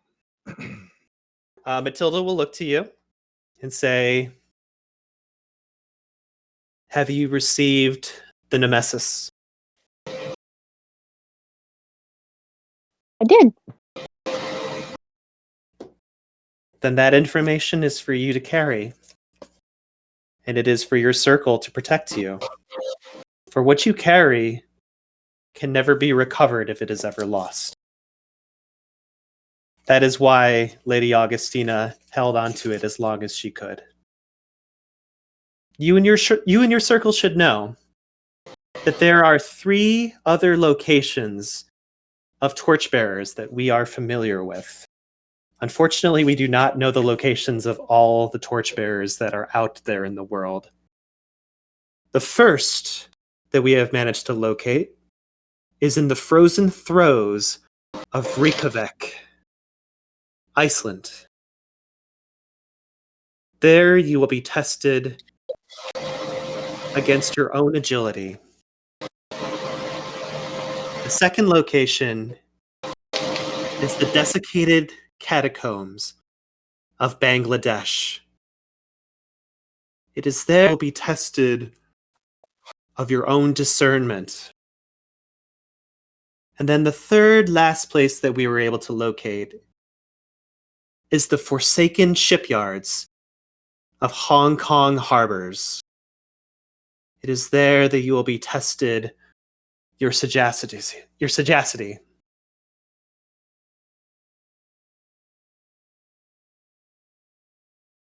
I have, in this very rare moment where the shroud has depreciated, obtained the fetters of 3 torchbearers that I just mentioned to you.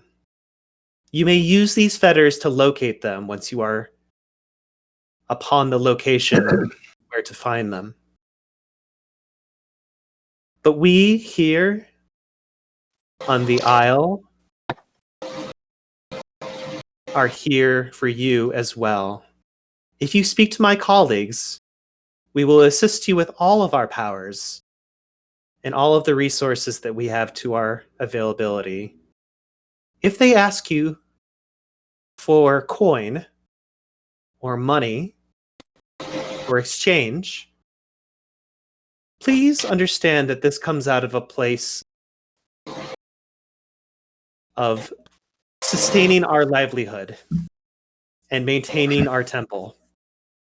Do not see it as us trying to make things difficult or harmful for you. We will do everything in our powers to assist you on this pilgrimage. So please speak to each one of us individually, and we will tell you what we can do for you.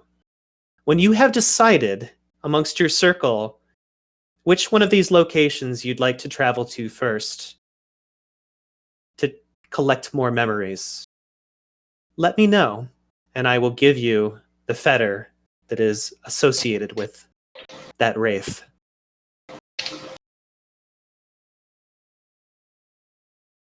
Question for Game Master. Yes. You said, and I was trying to keep up with notes, that Torchbearer 3, Forsaken Shipyards, Hong Kong, a test of sagacity?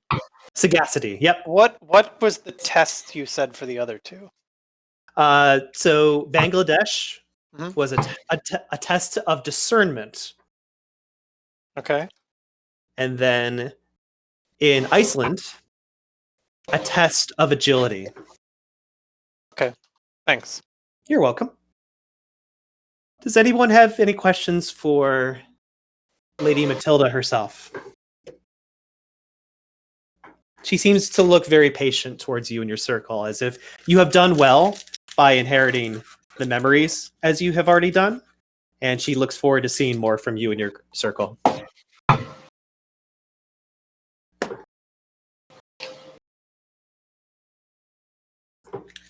I don't have any questions. Does anyone else have questions for her?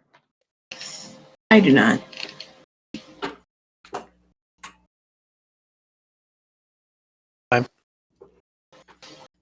Okay. So you were invited by the Lady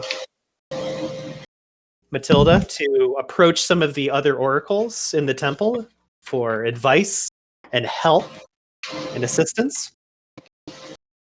So I will let you guys fan out and decide who you want to speak to in the temple. You'll notice that there is, now that the task has been done for Augustina, there is a more kind of casual, conversational air to everybody in this temple. So for a moment, there was just pure meditation and ritual and patience. But now everyone seems to be a little bit more casual and comfortable and settled in the room. So there's no more whispering going on right now. Oh, I know that you said this guy is somebody that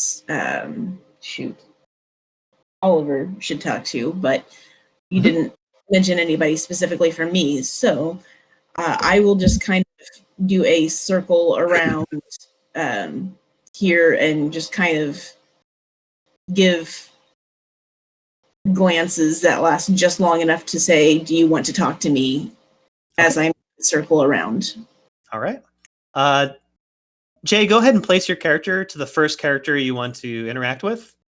And Yep. And same with the other characters. Everyone else, please place your character next to who you want to speak to. Just gonna. Okay. The angry one at the door. Okay. Okay, look, in my defense, literally everyone else is talking to somebody else, and we just finished talking to Lady Matilda. So, like,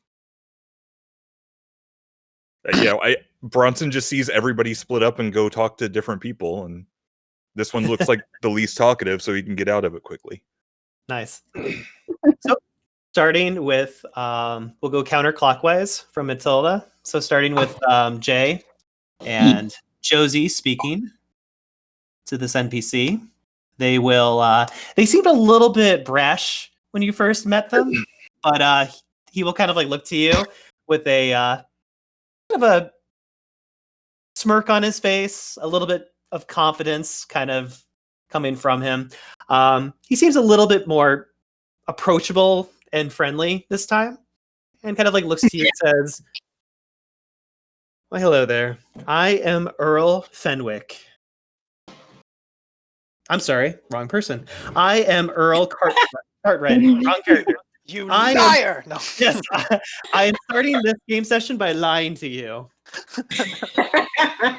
He's got a name tag and he blatantly just says the wrong name. Yeah. Look, we're not oracles. We're not smart enough to figure that out. So he will look to you and say, "My name is Earl Cartwright. Can I get you something to drink? Perhaps a refreshment?" And what is your name?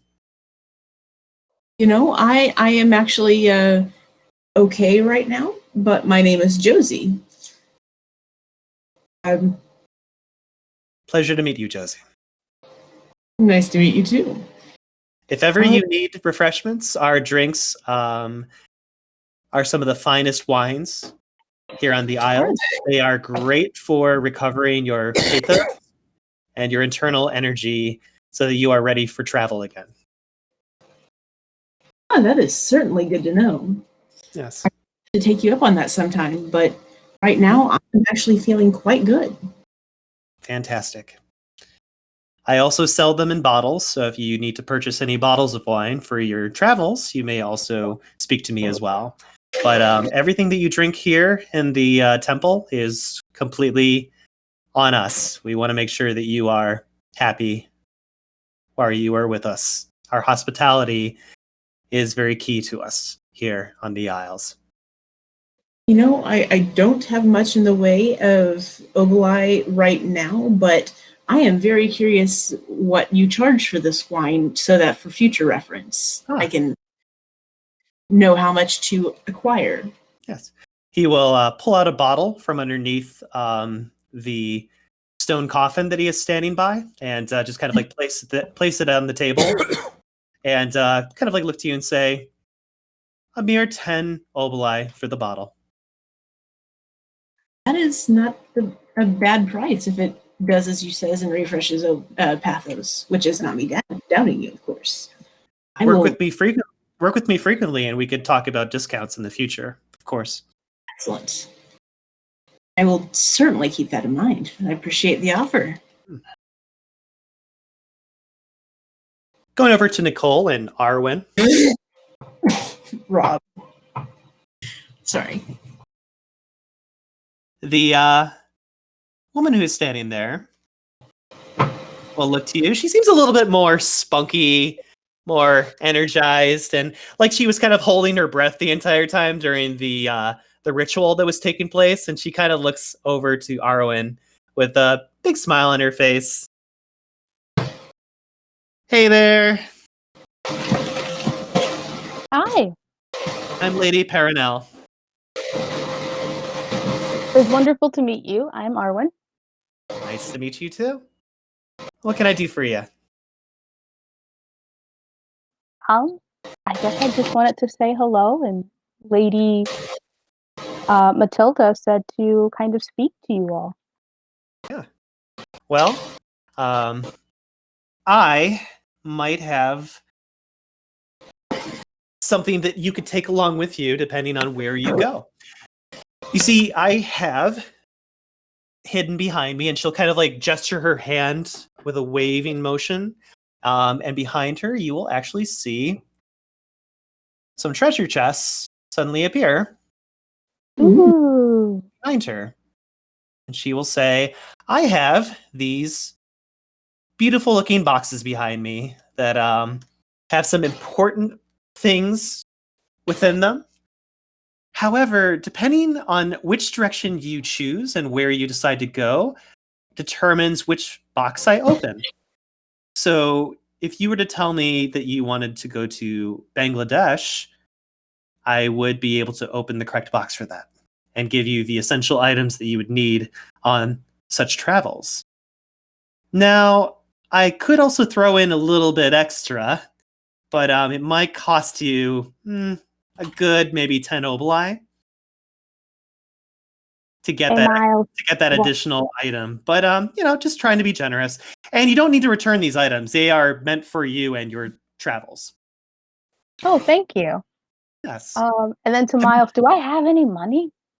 You do not know. Okay. And she kind of like leans on her knees, and leans forward, and she's just like, so, do you decide where you want to go? I will have to discuss it with the group first before we make that decision. I don't know She where look- they want to go to first. She looks a little disheartened when you say that, and she's like, "Oh, okay. I guess I understand." I'm sorry. I mean, It's all right. I say to her, like, I'm hoping we go to Hong Kong first, but I don't know what they want to do. She just nods politely. Next, going to Rob as Oliver, standing over by a young man. He will kind of look a little bored and nonchalant, kind of like he has something on his mind that he's not telling anyone about, and kind of like looks up at you, says, "My name is Earl Fenwick. What can I do for you?" Hi. Lady Matilda mentioned we should talk to you and that you might be able to assist us on the quest we've been given. Yes, I am the cartographer of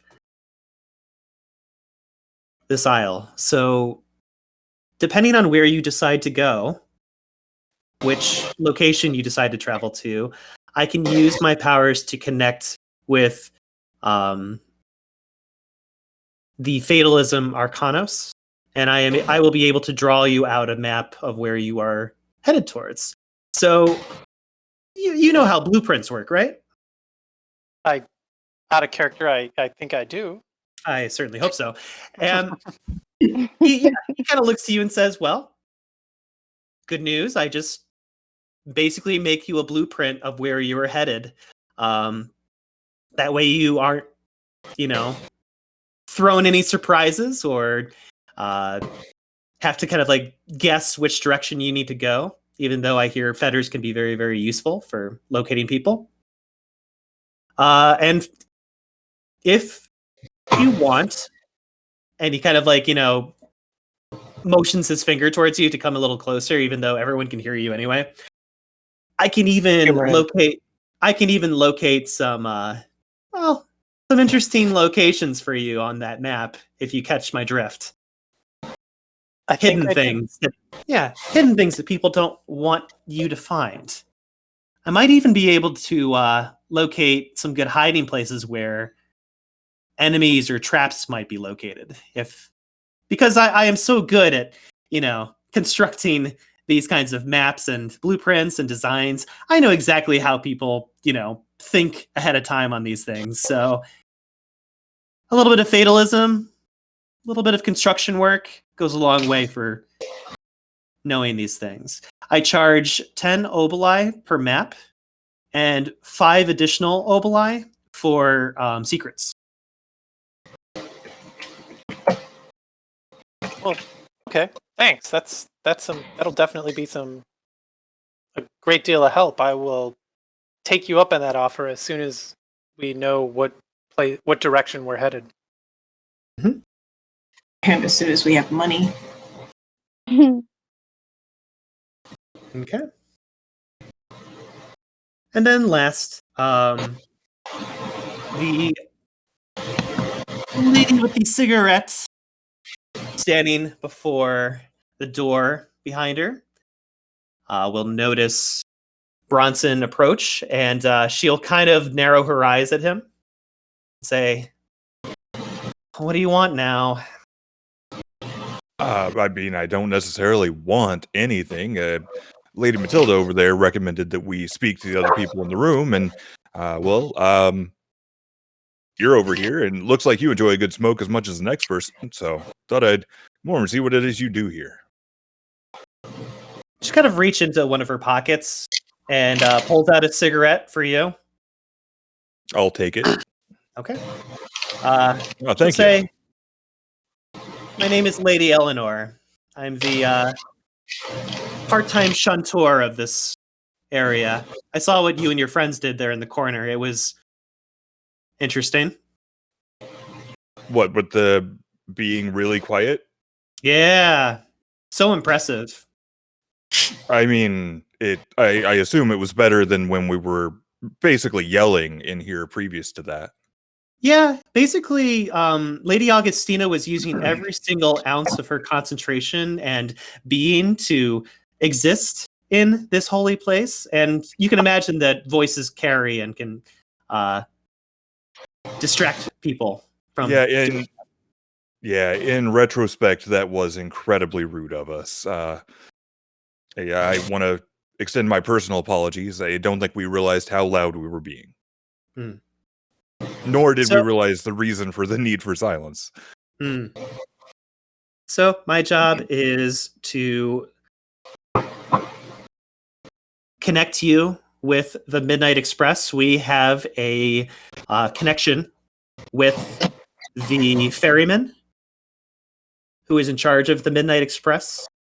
His name is Nicholas. He used to be a oracle, believe it or not. So strong ties with him. And when you are ready to travel to a specific location, we will make sure that that goes down the pipeline to Mr. Nicholas and that he drops you off specifically on location to that area of interest. So make sure you discuss that with me before you decide to go to one of those other locations. Also, if you have any questions about these locations that you're going to be traveling to, I'm your girl. I will definitely take you up on that. I have done a lot of travel, but in my relatively limited time here, I feel like that experience may be of limited use. But yeah, out of curiosity, you I'm sure know the locations we're meant to go to. Absolutely. What's your take on them? Any place you'd recommend we go first? Well, is your group into getting into fights, doing pull-ups, being athletic, jumping to and fro, dodging traps as they happen? Well, Is your group all about the charisma of your voice and how it can sway and communicate with people? How social situations can be changed around you with your very voice and opinions and thoughts? Is your group interested in maybe using your smarts for puzzle solving? Discovering what pieces go where? Discovering a true mystery? What does your circle specialize in? What are you guys good at as a group? well, so far the biggest achievement we've made together is annoying an entire room full of strangers that we came to help. So I'm thinking not super great on the charisma thing, as much as I would like to think I am separate to that rule. But I think the gist of what I've seen of our merry little band is a propensity to a little bit of everything. So, not sure that's really helpful. As No, for it's not. myself, I'm no No, stranger. it's not. It's not very helpful at all. In fact, I think you should talk to your group about that first, and maybe have them decide as one big whole what you specialize in. I anticipate that you guys will probably become stronger as a circle as you carry out more and more of these memories. I would like to think that to be the case. They've all been extraordinarily kind to me, and a fair sight more interesting than the first person I met. So, yeah. Hmm. But Very well. Very well. I'll Well, come and see you. Come and see me when you've made your decision. Then, and she just kind of continues to smoke her cigarette and crosses her arms. yeah, I'll kind of again make that as if I were wearing a hat. I would be tipping it. Well, thank you very much for your time, ma'am, and you have a lovely day. Okay. If the circle wants to come back together, they may do so to discuss options. I'm gonna come over towards Peter and see if he still looks like he's having a little nap. Should we go? I'm just gonna be like, should we go and use my thumb to point over at this guy to be like, We should probably be quiet, I guess. They've no longer in that part of why we were being rude is because we were interrupting Lady Augustina's ability to concentrate, and also I don't think it's polite to keep Tracker over here expending massive amounts of pathos so we can have private conversation. Yeah, and I will simply, agree with that. Lady Eleanor over there was quite kind in pointing out the rudeness of being so distracting in a time of great physical and mental distress for one of them, and also didn't seem especially impressed by Tracker's keeping us quiet. So there was that. Fabulous. Nice lady, though. Surprisingly nice. Tracker ran away from us. He doesn't like us. He saw Bronson coming. It's like, nope. Peter will No, Peter will stand up from his spot, kind of stretches back a little bit and crack his knuckles if he had knuckles, but he doesn't. And looks to your group and just kind of extends both of his gloved hands. So, what are we thinking? What's on our minds? You guys look way more educated than when I first picked you up on the Express.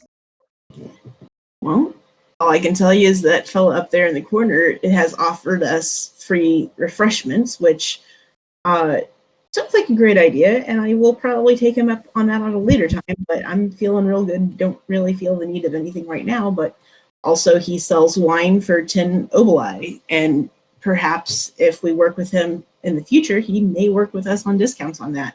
And it sounds like the wine restores pathos if anybody needs it.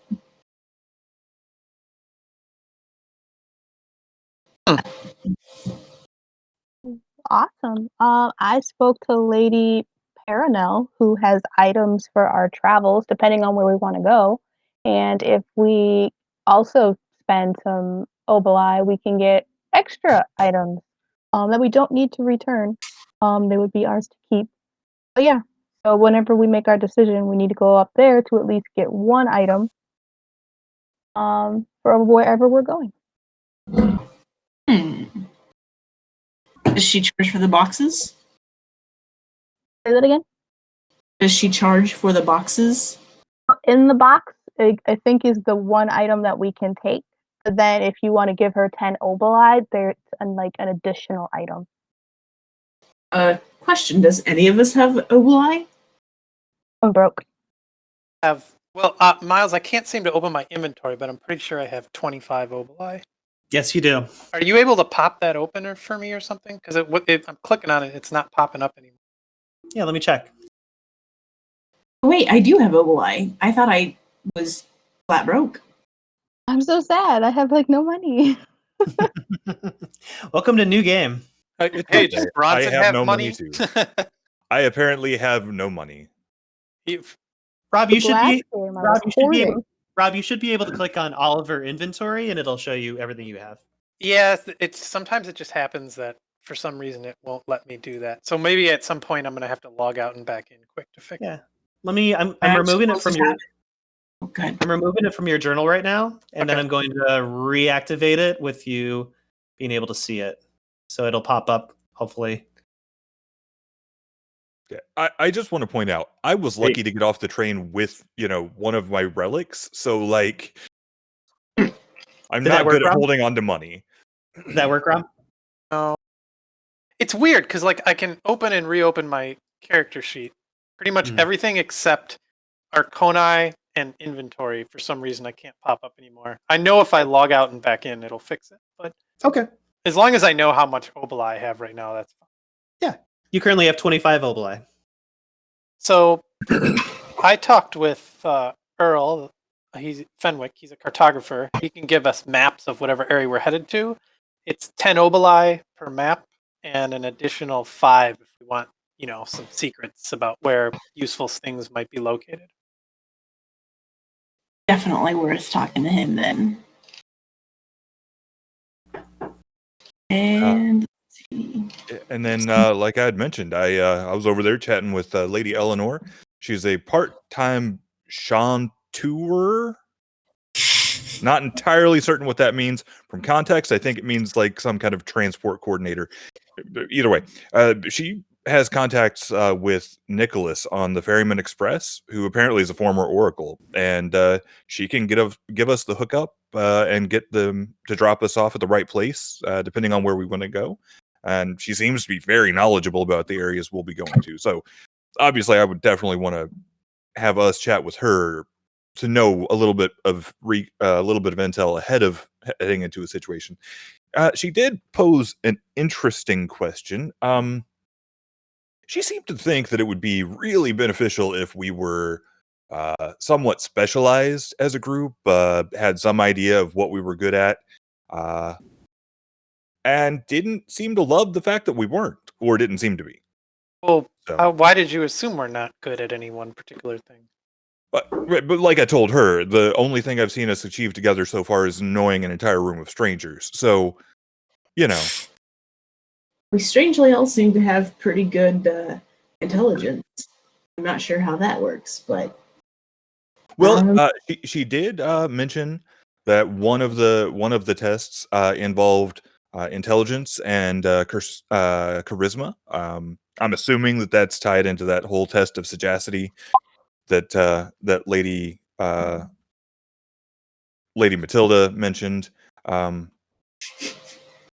I do have good intelligence and charisma. What are you good at? I mean, I've previously done a lot of. Well, I worked as a foreman for a while, so I have some organizational skills. When I've dealt with sort of union talks and conversations. So, I mean, I guess you could say I have the gift of the gab, and I can make a deal. That's kind of what I do. So, if we're looking for something that we need to, talk or bargain or buy our way in, or any sort of organizational skills you need, then I'm your guy. And as much as some of you seem to think otherwise, I am actually fairly clever once I get my feet on the ground. And when I want to be, I can be fairly charming. And I'll give that just smarmy, shit-eating grin that everybody knows. I certainly believe the clever part. And I will return the grin, kind of in a joking way, not in Yeah, it was yeah, more no, it was more a rib than an actual insult. No, that's how I take it. Like Bronson is aware he does not have the highest standing in this group as a man who knows what the heck is going on. Nice. So, Nicole, as Arwen, was about to mention something to the rest of the circle. So, if you wanted to continue where you were going to leave off, please do. I'm trying to remember what I was going to say. Oh, okay. Yeah, we were talking about our strengths. So I am a big reader, so I don't know if books will be important in our task, but that and I'm pretty good with my fencing sword, and I kind of just point to the sword that is currently attached to my hip. Yeah, she did mention a good deal about fighting, and I'll be perfectly frank. I didn't have any of you marked as being of the martial persuasion. But yeah, I mean, I'm no stranger to a fight, and I'll just kind of like hitch up the gun case on my shoulder and be like, but it seemed to imply more face-to-face confrontation than I'm used to. So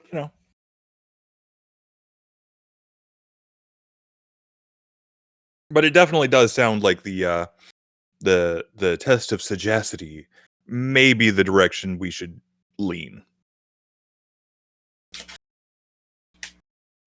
Okay, and that one is located in. Let me go back to my notes. I believe that's Hong Kong. Oh, yay! That was my first choice. Excellent. Works for me. Hong Kong works for me. Okay. Whom do you guys wish to speak to first before deploying for Hong Kong? I would suggest that we go speak with Lady Eleanor as a group, so that we can all get a little bit better idea of exactly what we would be getting ourselves into in Hong Kong. Help us make better informed choices as we speak to the rest of these fine people. Seems reasonable. Lead the way. Okay.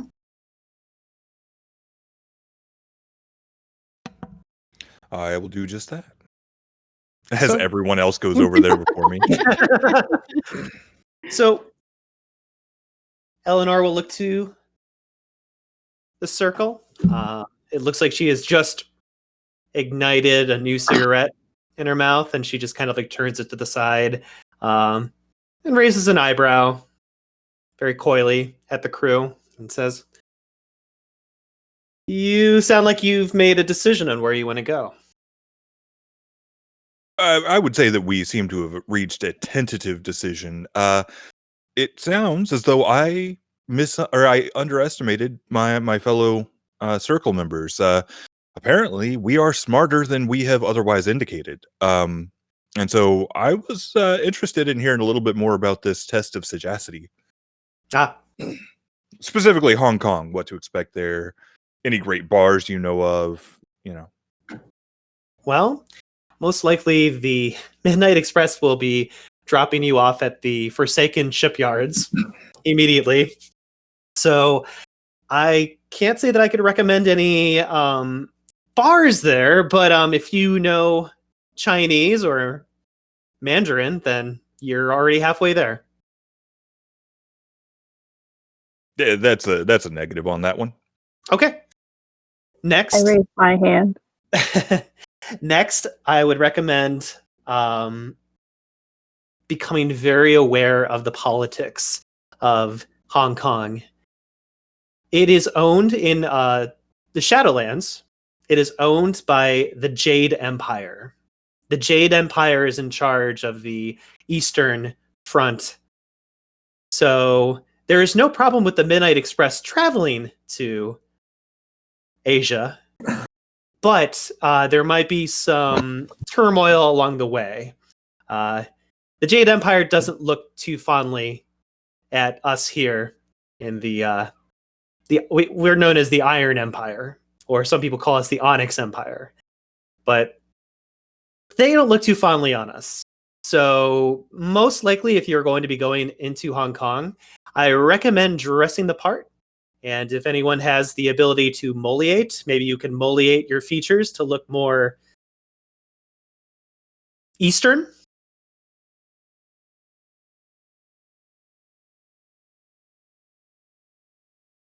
I'll take that as a no.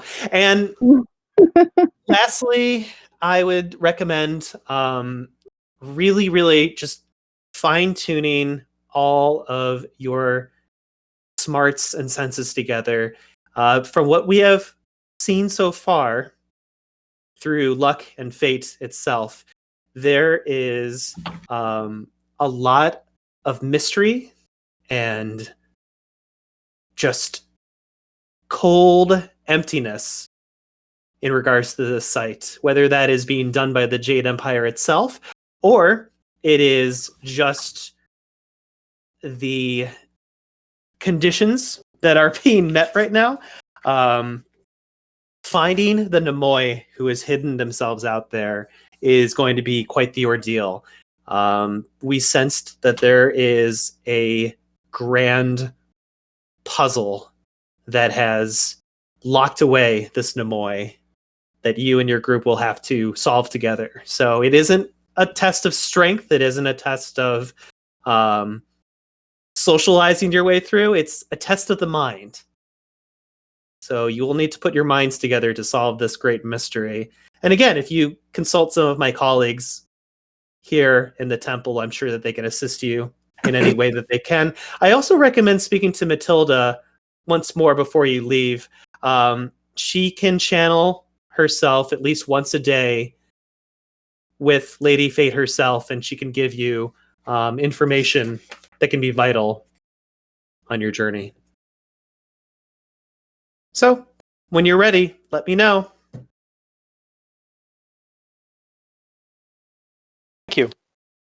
Mm-hmm. She just keeps smoking her cigarette and just looks off into the corner.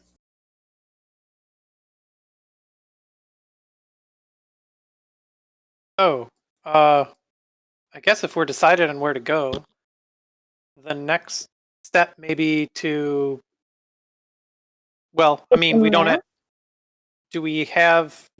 How does it work with getting equipment? They already have it prepared for us, or do we select what we want? Well, she said it's in a box. I don't know what it is, so I guess we just tell her where we're going and then she gives it to us. And then if we want something in addition to that one item, 10 obli. Okay, so either. I guess I think either we want to get a lay of where we're going and talk to the cartographer, or we'll want to get gear. So between one of those two, let's talk to the cartographer first. Earl Fenwick. All right. I'll nod to Lady Eleanor and follow the group. Hey, hello, Earl or Fenwick. We've decided on we're gonna go to Hong Kong. I see. So you'll be needing a map. Mhm. Very good. For 10 obli, I can make you the first map. How about 15? You want to give me 15 for the first map? Well, you did mention for a little extra. Oh, yes. I can arrange that as well. And since you are going to Hong Kong, that'll actually make things a lot more easier for studying this. So, Rob, are you the one paying him the 15? Yeah, I'm giving him my 15. Okay. I will make a note of that.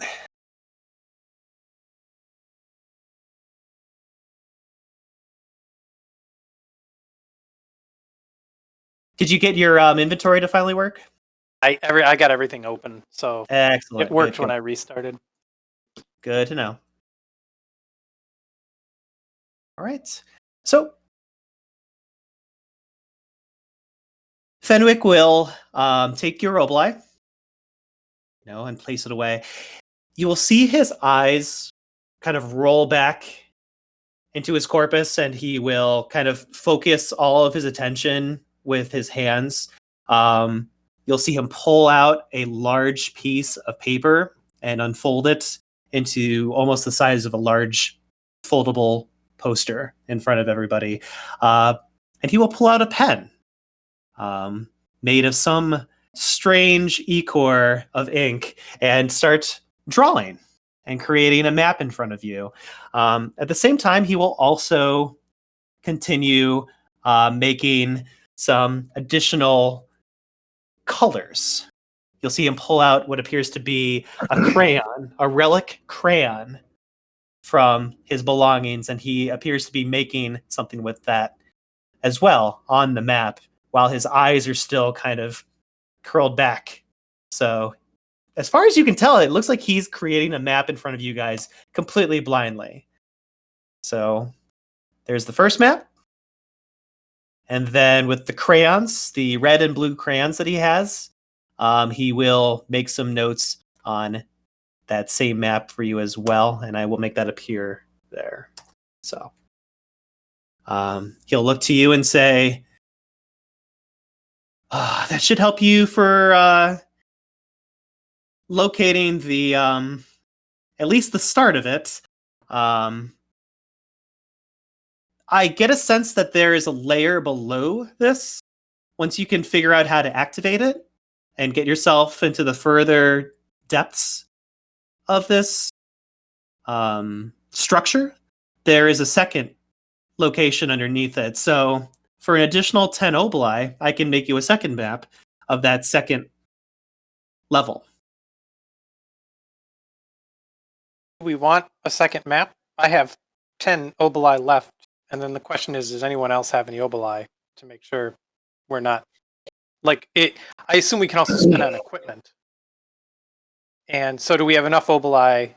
How much oboli do we have to work with between us?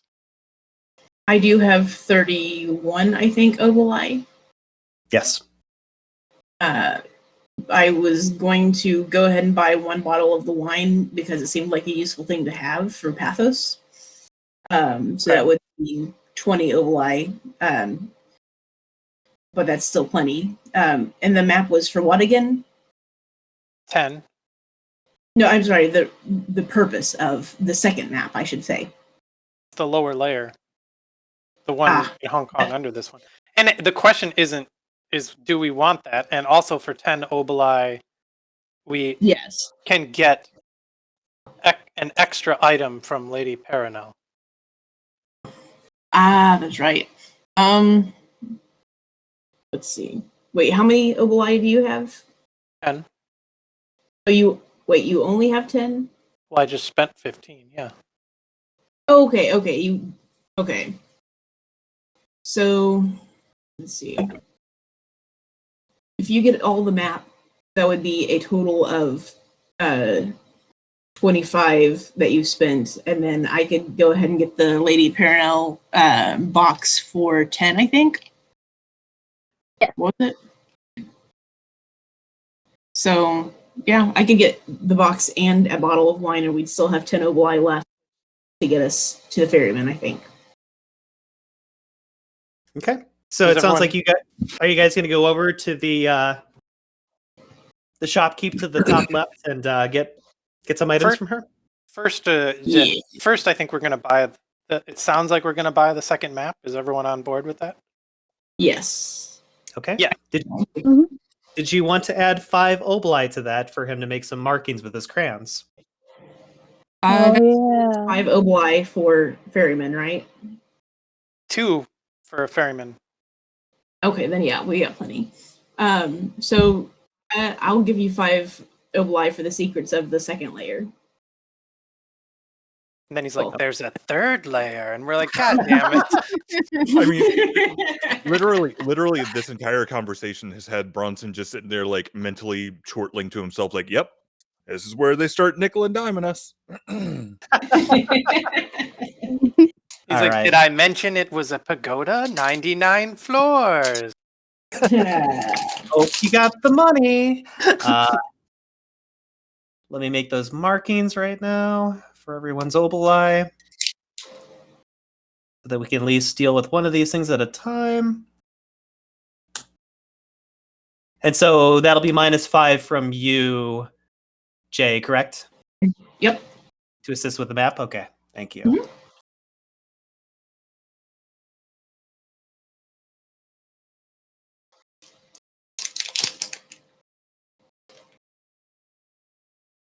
All right. So you will see Fenwick roll his eyes back again and gets out a whole new piece of paper and starts to draw and scribble like he did before, and takes out his crayons and makes some more markings. So here is the second map for the second layer. And here are the markings with his crayon. That seems essential. He will then grin and say, "Unfortunately, there is also a third layer to this, this location. I understand if money's getting a little tight, but if you're interested, let me know and I can get that to you." So, I would be interested in buying the third if you also give us the secrets for free. You're trying to do business with me, are you? Only because our funds are getting tight, as you said. Yes. Kind of looks over to Oliver and says, like, "I'll tell you what. I will give you I will give you that third map with the crayon." This sounds so silly when I say it out loud. I will give you that third part, or that third map with the crayon, for 10 oboli. if, and he points at Oliver, Mhm. you do me a favor in exchange while you're over there. What do you have in mind? Well, you and I are both into construction. We're both into maps. While you're down there, can you bring me back just some either like well, I'm just so fascinated by the Jade Empire. I've never been there before. Can you bring me back a trinket that would interest a architect such as myself? Yeah, I can do that. Excellent. Rob, if you are able to do this and accomplish this, you can actually make this character a contact, Ooh. which will allow you to get a discounted rate from him. So he'll reach out his hand towards Oliver, and it's like, do we have an accordance? I will reach out my hand as well, and we will shake on it. Yeah, I think we do. From one worker to another. I can imagine I just come back and like, here you go, and it's like my friend went to Hong Kong and all I got was this lousy mug, and he's like, you asshole. And it's a bogglehead. Yay! All right. So, with a very confident smile on his face, he will conduct his ritual again and create the third map, which will be followed by some red crayon again. He kind of looks at this as he hands it off to you and says, oh, wow, yeah. I'm glad that you got that third one because that looks not only very difficult, but also very specific. So, Rob, I have now placed all of the Hong Kong maps onto your character profile. So if you click on Oliver Berg, you'll see that all 3 maps are now on your inventory. Okay. Okay. There's one with and one without, I see. I have a question before we move on. Do we know what the cran, like, I wonder if we know what the red markings are, I'd like to create a key so we can remember when we come back to these maps, or do we just know it and if we ask, you'll explain it to us when we're on the mission? He looks to you and he says, I have no idea, just fate has had me draw those out the way that I did. Oh, okay. I understand it now. So it's kind of like we know that something interesting is there, but we don't know exactly yet. Correct. Okay. Or something important needs to be done. Okay. Using or that, that there are enemies there. Or that we get there and there's just a giant crayon marking there for some reason. Or we get there and we find another level that we have to buy maps for. It's a well. Thank you for your assistance. You've been most helpful, and I will find you something that I hope will impress you.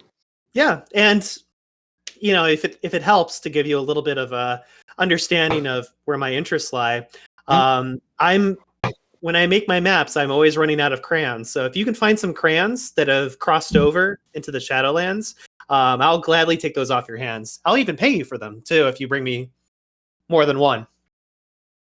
Okay, that's good to know. I'll try to find you some of those. And he just he looks a little bit tired after all the work that he's done, and he just kind of like leans up against the wall behind him. But you kind of get a sense that he is no longer struck with boredom. He feels like he had like a sense of, purpose and was able to do something helpful. All right. Well, who would you guys like to speak to next? Lady Perino? Yeah, Lady Perino. Okay. So the shopkeep to the left? Yes. Okay. Who will be addressing her? I can. Okay. Since I talked to her earlier. Mm-hmm. Yeah. She looks to you and says, hey, you're back. Did we make any decisions? We've decided on Hong Kong. Hong Kong. All right. You will see her kind of like place her hands together as if she's kind of going into a state of meditation. You'll see kind of like her whisper words to herself, and she'll kind of like rock back and forth as if going into some kind of trance. And you'll see her left hand reach out and touch a box that is just to her side. And she will place the box on the stone altar itself, and will open it up for you and say, here are the items that you will need in Hong Kong. And I will put this in the chat so that you don't have to memorize them. So she will she will give you a bottle that appears to have some kind of solvent solution inside of it for melting things. She will hand you some reinforced crowbar, so a soul-forged reinforced crowbar. She will also hand you some throwing stars or shurikens. Appears to be 5 of them. They're very sharp, and it looks like you can throw them and cut something from afar. Last, she will kind of look to your group and say, if you would like one more item, it will cost you 10 oboli, but you don't need to buy it if you don't want to, but it'll probably come in handy when you go to Hong Kong. But this is all for you. She kind of like brings the items to you and says, these are for you. They were destined for you. So please take them. Thank you. You're welcome. 2 questions. I'm glad. I was writing things down. I missed the first one. What was the first item? It is a bottle of solvent solution. So something used to, it's like an acidic solution used to melt objects. Okay, so solvent solution, crowbar, and throwing stars. Or I should say soul steel crowbar. There we go. Yep. I'm putting And this. 5 throwing stars. I'm putting this in the chat too for you guys, so you don't have to. Okay. I'm still doing it because cheat sheets, but Yeah. And how much? The second question is how much for the bonus item? Just 10 obli. Okay, and I have. Oh geez. Well, I'm going to throw an apologetic glance back at what's his name. Back at Earl. Earl, I have it written down. Sorry, I'm excited because I actually took notes. Earl Cartwright. Cartwright. I'll throw an apologetic glance back at him, assuming that he can kind of read my mind and say, I'm sorry, I was going to, but I ran out of money. And go ahead and pay her the 10 oboli for the last object, because probably it's going to be objects that we can't regenerate ourselves are higher priority than objects we can regenerate ourselves, or pathos that we can regenerate ourselves. There we go. Okay. You hand her the 10 oboli, and she, in exchange, hands you some bolt cutters. She says that will come in handy, probably more than just Hong Kong. Probably. I'll go ahead and put the bolt cutters in my inventory just because I paid for it. But also, I will assume that... Sorry, I keep wanting to call you Gabriella. Arwen. That's okay. Assume that Arwen has taken control of the other ones. Sure. I mean, I'm holding them, but I'm sure we'll like redistribute later. Right. I just meant for the sake of inventory. Yes, thank you, Rob. Look, we had to take these. It's dangerous to go alone. And that was from Lady Eleanor? No. Lady Paranel. There we go. That's not what I want to do. I'm making notes in Google Docs because I will forget things. And this is faster than writing it out. Okay. Is there anyone else you guys would like to speak with? I guess I'd Do you kind of wanna like get the to. wine? Do you have 10 oboli? No, I don't know if anyone else had money. I don't have any money, so I was wondering if No, you guys wanted something. No, I think at this point our entire party has no money. I have 5 oboli that we can use to contact the people thingies. Well, I Yeah. don't think. Aren't we taking? Aren't we talking to Lady Eleanor about taking the Midnight Express? I don't think we'll have to pay a ferryman. Yeah, she Really? didn't mention any payment. Interesting. Although it's it is a few good oboli. idea probably to have some oboli going into Hong Kong. Yeah, Also that. because we may need to bring back a souvenir. Yes. Like we'll have any money for that. Anyway. But I Lady think Matilda? Oh, go ahead. I was gonna say, she did mention that we should also speak to Lady Matilda again to get information from Lady Fate, or to have Lady Fate help out in some way. And we should probably talk to Peter to see if he has any parting thoughts before we just ditch him. Peace out. We're going to Hong Kong. Later, losers. Okay. I can't think of anything else. Okay. Yeah. Let me know when you guys have made your way over to Matilda. And We're just gonna walk past a disappointed Cartwright over here to Matilda. We have no more money. I'm sorry. He's just Yeah, like excited, and then we Cartwright, turn and that's walk. oh. You made eye contact with him just to get him disappointed. Didn't You monster. Lady Matilda will look to the group, and she will say, "Have you made your decision on where you are going to be traversing to?" Yes, we'll be going to Hong Kong. Very good. Give me a moment to connect with Our Lady Fate and see what she has to say. And she will light up 2 sticks of incense, and you'll see like her breathing deeply in the fumes. And when she opens her eyes, they are almost like a golden tint color mixed with like moments of like jet black inkiness as she just kind of like stares at you and your group, and her voice becomes very profound and very royal and powerful, but at the same time almost coming from someone of maybe an very weathered and experienced kind of background. So she will look to your group and say, Hong Kong, a well-kept secret of the 5 Jade Kings. One of those kings is Lothric the Wise.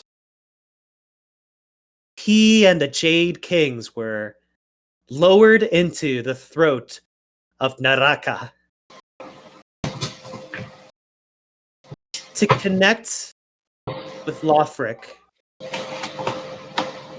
You must awaken the 4 sleeping kings and refocus their sights on the path of the impossible.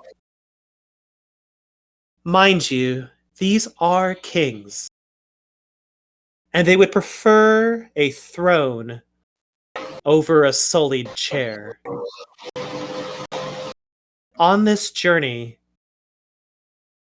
you will be betrayed by someone close. They will backstab you when the end seems at hand. Beware.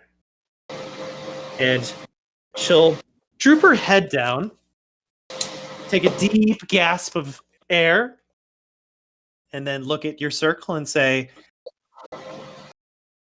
I hope my lady's words were useful to you. They were indeed. Wonderful. Then be on your way, and may we meet again in peace. And she looks like she's kind of meditating to herself to regain some of her strength after channeling such tremendous energy. That information. We walk up. Judas is like, I don't know what she was talking about. And then we continue. We continue. I guess we want to talk to Lady Eleanor now. No, Peter, right? Oh, you're right, Peter. Yeah. Sorry, I'm. Yeah. Nobody Okay. wants to talk to Peter. He has a dope bunny hat. So Peter looks to the group and says, "Hey, you're back. You look like you're ready to go to Washington and pick up Charon. Oh boy, I am just as excited as you are. We've been waiting so long to get this done, and I knew that you were the right crew for this." We're going to Hong Kong. Oh, I see. So you've changed your mind. You've decided not to go after Charon. Well, we are going after Charon, but we need his memories first, or else you're just going to have an empty shell. We don't want to lobotomize Charon. So you're going to prioritize his memories before picking him up. Thought his Oh. memories. So there's technically two paths. We can either go get Charon now, or restart getting the memories. Oh. I mean, and you can tell that Peter is like flipping through his book of prophecies, very, very just like feverishly, like, well, it doesn't say anything in here about you making the wrong decision by, so I'm guessing that whichever path you decide on, whether it be Washington or Hong Kong, is the correct decision. And he just kind of closes his book.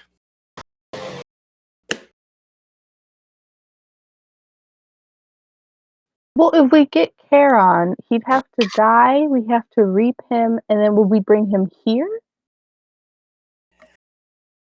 You would have to probably bring, yes. That way we can commit to the ritual of returning his memories back to him. Well, can the Hong Kong mission keep then? Like, what mission can keep? As far as I'm concerned, and he kind of like flips through his book again. It doesn't say anything about places being locked away because you decided to take too long. It just basically says here that whatever decision you and your circle makes is the right path. So hey, even if that means ignoring Charon for several days, maybe that's the right path to do. You can tell that there's a little bit of like bias in his voice. Well, my vote is we go to Hong Kong first because worst case scenario, we get to Charon a couple of days later. Best case scenario, he dies while we're gone, and we don't have to go to Washington. Well, the problem is if he dies, that doesn't necessarily. We don't know where his. Someone else may have access to that call. Oh, that's a very good point. I stand corrected. I think. What would he be like if we reaped him without any of his memories? Most likely, he would be kind of like you, an infant. Oh! An infant with no information or knowledge of what's going on around him. I can say it is extremely disconcerting. Do we know who's else is moving on this thing? I'm sure you will discover that as you are making your way out there.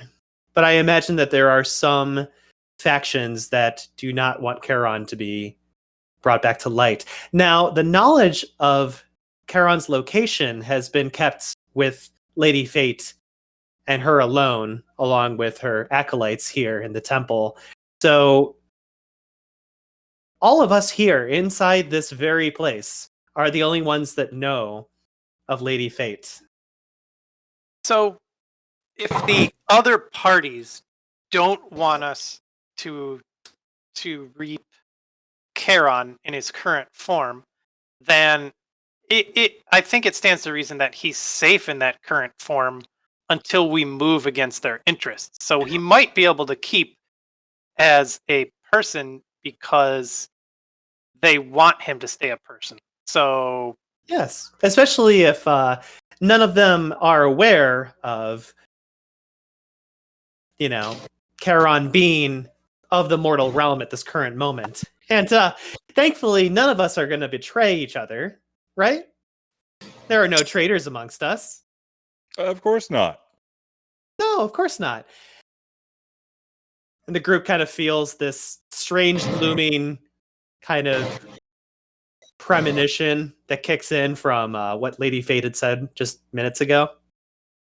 Well, if that's the case, then I'm guessing that all of this information is going to be very vital to keeping Charon safe and sound from where he is right now. And you guys should be able to go and collect memories without him being in danger. Is everything okay? I think Charon. I personally think that Charon can probably. I'm open to alternative opinions here, but I personally think that Charon can probably keep, and it's maybe better not to bring him into this right now, because if he's here, we've got more people opposing us to seek his wraith form out before we can get all the memories we need. So I think at the very least, maybe it's a good idea to start with Hong Kong and then adjust our expectations and plans based on the information we get after coming back from there. Because we don't really know a lot about who's opposing us or what precise plans they have in this whole thing. But I think we can be pretty sure that if we bring Charon over to this side in any way, shape, or form, we will potentially be kicking a hornet's nest. That's my thought. I was thinking the same thing. It's like if we get him, it triggers other people coming after us, which makes getting the memories even harder. So maybe we go for the memories first. That does bring up an interesting question. Do y'all know how large the Jade Empire is? Say, would it expand to a place like maybe Bangladesh? Personally, I couldn't tell you that. We could ask someone more knowledgeable. I feel at this point we've fairly locked ourselves into a course of action, but yeah, we may, if the two are both in the Jade Empire, it seems to reason that causing too much mischief in Hong Kong may make Bangladesh more difficult. We don't need that difficulty on top of already having raised another set of interested actors by reaping Charon too early. Yeah, I think I agree. So I think have we decided on this course of action? Rob, roll your charisma plus leadership for me, please. Okay. Thank you.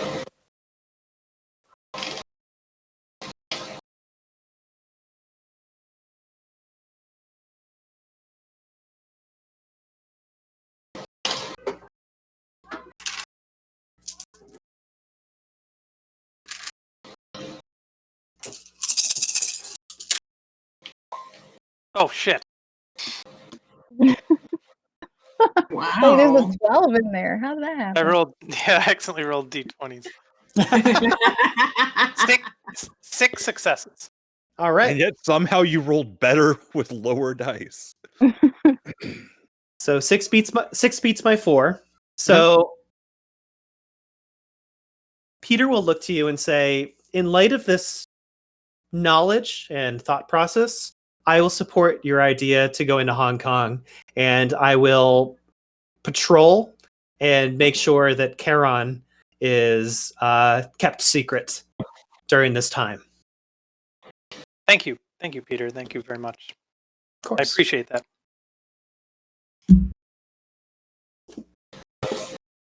So, Okay.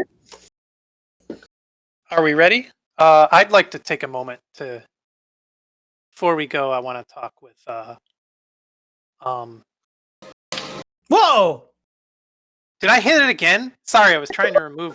I'm sorry. I was trying to exit out, and I think I accidentally hit the button. But I want to like kind of talk aside with Tracker before we go, but I'm otherwise ready. Oh, sure. Just sending my NPC back. Tracker will look to your crew and say, like, yeah. Kind of indicate with him that I kind of want to have a private I'm gonna walk away. Club Renegade conversation with him. He kind of gestures to the door, and it's like, do you want to talk outside? Sure. Okay. And we'll just stand by the door, but this will basically indicate that you and I are, out of the scene. Out of curiosity, Alex is Bronson. Are you going to be listening in on our conversation? No, I'm just going to be sitting by the wall. Okay, just checking. It could be any wall. You can make a dice roll to listen in on conversations, but that's completely up to you if you want to make that dice roll. Okay, cool. This just seemed like the wall furthest away from all the other NPCs who have all been very accommodating, and we've wasted enough of their time. So go ahead, Rob. Hey, I was wondering because well, we're headed towards Hong Kong next into the Jade Empire, and do you know anyone that's in with us who I could contact or talk to down there that might be familiar with the area or operating in that area? Yes, I do actually. I'm so glad you asked before you left. Let me give you his contact information. Okay. Myles just needs to get the sheet open in front of himself. Here we go. That didn't work. Try that one more time. There we go.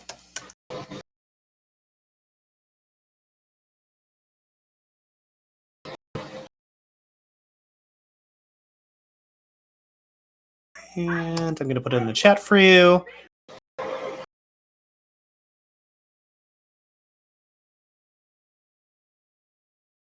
So, if you go to Hong Kong, look for this man. His name is Lichud, or our Chinese equivalent to Richard.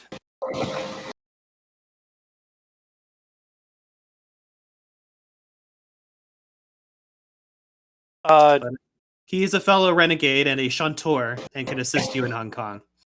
You'll know him because he wears a rooster death mask. Okay. Do you know where I might look there, or is it safe to ask for? Does he have a public persona, Lichud, that it would be safe to say, "Hey, I'm looking for this guy," without outing that he's a renegade or that he's with us? Most likely, he'll have a.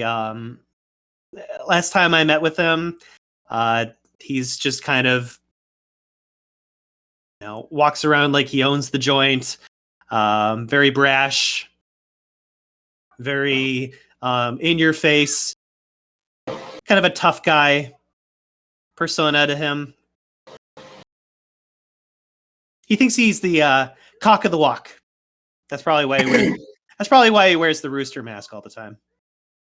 Wow. Well, thanks very much. I appreciate the info, and I'll definitely be looking him up. Oh, yeah. Do you- most likely sorry. he'll just be. No, it's okay. Most likely he'll just be walking the streets. Do you need anything like passed along to him that I could help with when I do contact him, or like messages or anything? Yeah, if you see him, say that he's a dick. Meh. Okay, I'm gonna have to make sure he knows who that's coming from, though. Just call him a dick. He'll understand.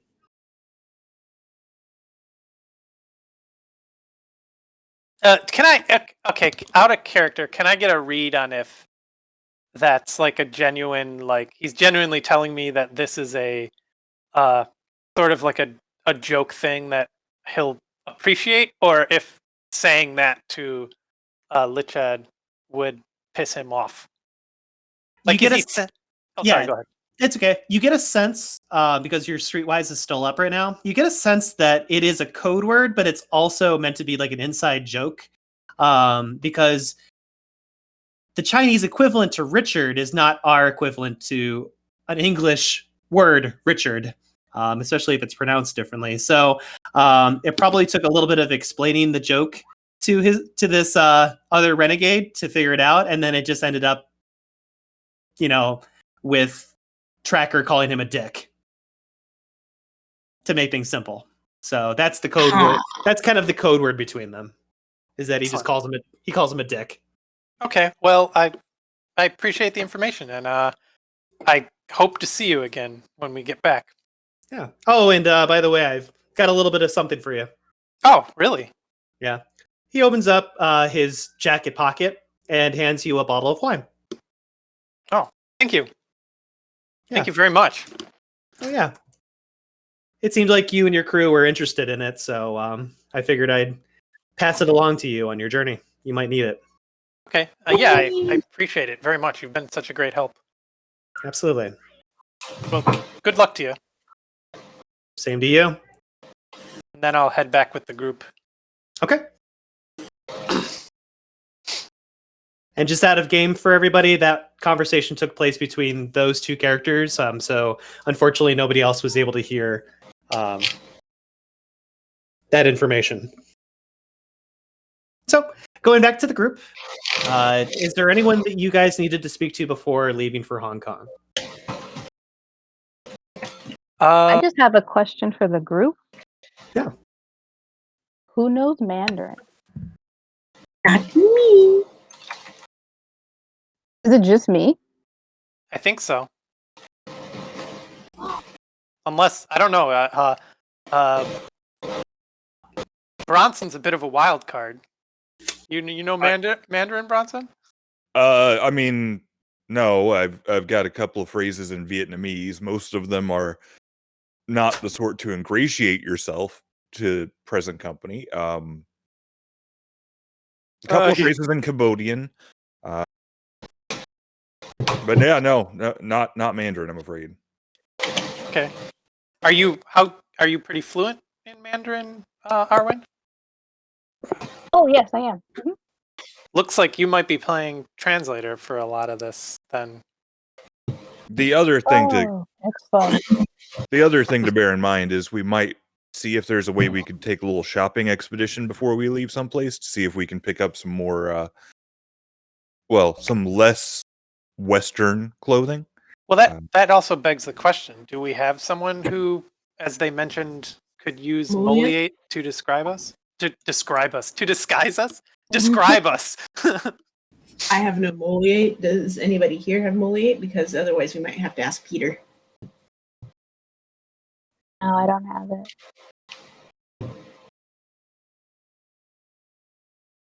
No one? We got to go like, hey, Hey, Peter, one more Peter, thing. you ever seen Cloud9?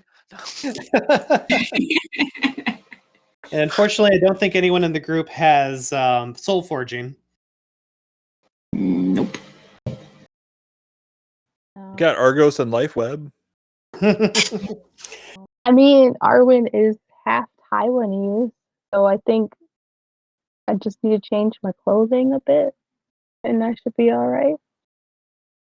That we don't even speak the language is already a dead giveaway. I wonder, like, is it enough just to play tourists and at least try to fit in that sense? Do they maybe we can ask Eleanor this? Is there some form of Wraith expat community in Hong Kong, or are we just literally going to stick out like a sore thumb in a crowd? You're going to literally stick out like a sore thumb. Thank you. So I think maybe we should go to Peter and discuss, see if he can help us with humiliation.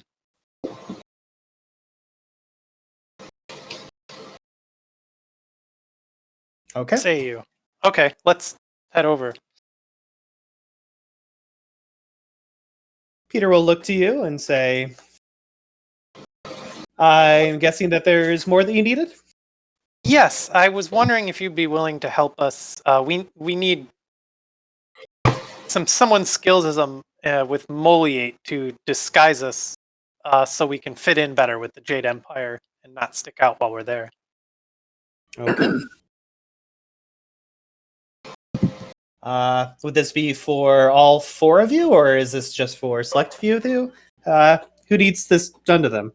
Well, I know I probably...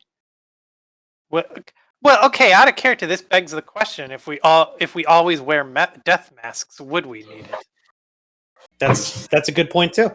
Yeah, that's why I was thinking, like, we can just change our clothes. Like, we don't have to pretend to somehow be Chinese and also Chinese that are mute. Like, we could just keep our masks on. Is skin color a thing? Is what? Is what? Skin color a thing? Because we're all dead. I don't know if we even have, skin color. Yeah, I think so. I mean, virtually all of my skin is covered, so. I mean, I'm pretty well. Keep my hands in my pockets. Put in for some gloves. I'm sorry, Peter. I might have come to you too soon. I think we have some decisions to make before we agree to moliate. Certainly. That's what death masks are for. I bet you guys don't even know what my nationality is underneath this thing. Couldn't even begin to guess. Yep, no idea. If you ever get it right, I'll give you some money. Really? I'll take that bet. I'll take that bet. Do I get one guess every mission? Yes. Okay. Do we want to guess right now, guys? I mean, is it? It seems like it's your game here to figure it out. Well, you said it to everyone, but I will make a guess if we. But unless you, I'm gonna say he's. What's his name? Yeah. Are you Scottish? See you next mission. Next time. Next time, gadgets. Next time. Admittedly, based on his last name, that was a decent guess. Okay. Region? Are there any other NPCs that you guys needed to discuss with before leaving? I think we want to get the hookup on maybe changing our we can change our outfits, right? Not. You can. So the outfits that you are currently wearing are the ones that you materialized for yourselves after coming out of the call. It is what your memories of what clothing meant to you has embarked onto you wearing right now. Unfortunately, you cannot change your clothing at any moment in time into something different. The clothes you have at the start of the game are the clothes that you get. What you can do is find someone who does soul forging and have them make you an outfit or sell you an outfit. If I remember correctly, pretty sure China and Hong Kong fashion in the 80s was already pretty much the same as fashion in the US. Yeah, but that might not necessarily hold true in the underworld where there's still a Jade Empire. Yeah, and also I don't think I don't think fashion in China in the 80s was especially Western. Well, 'Cause Hong Kong. that was that's fair, I guess, because they were still British. So But aren't wraiths allowed to They just like were. look however they want? They don't necessarily look like how they were when they were alive. So like, I mean, like you've got Peter here who's got like a rabbit mask. So, like you can make yourself look like whatever you want. So it doesn't necessarily mean we have to have the fashion of Hong Kong, right? Yes and no. I mean, there's certain cultural tells if we just walk in with our tradition. Like if they don't traditionally wear a work coat and work boots like I'm wearing, I might stick out like a sore thumb, for example. They'll be like, "Hey, why is this? What's with this wraith who decided to materialize himself in traditionally, culturally Western clothes?" So yeah, there's a chance that they'll take on any appearance they want, but there's also a chance that I might draw some attention, or however we choose to dress my attention. It sounds like I'm making assumptions here, but that sounds like what I'm getting from the people here. We already know we're going to stick out like a sore thumb if we don't make any changes. yeah, so I'm just going to point out, Hong Kong was still technically a British colony. For what it's worth, I said the 80s because that's when my character died, not necessarily because it's Well, it's 1994 in game. yeah, then they're still a British colony technically, because they didn't like the lease didn't end until 97. I'm gonna say, regardless of what the clothing and or culture of Hong Kong is in the real world in the 80s or 90s, we've been told by multiple NPCs that we need to change our appearance to fit in. So I'm going to assume that we need to change our appearance to fit in. That is fair.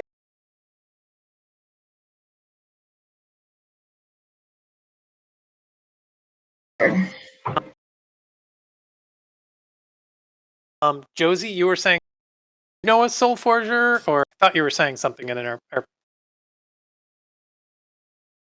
thoughts changed. Oh, I probably was saying I completely forgot what I was saying at this point. So do we no idea.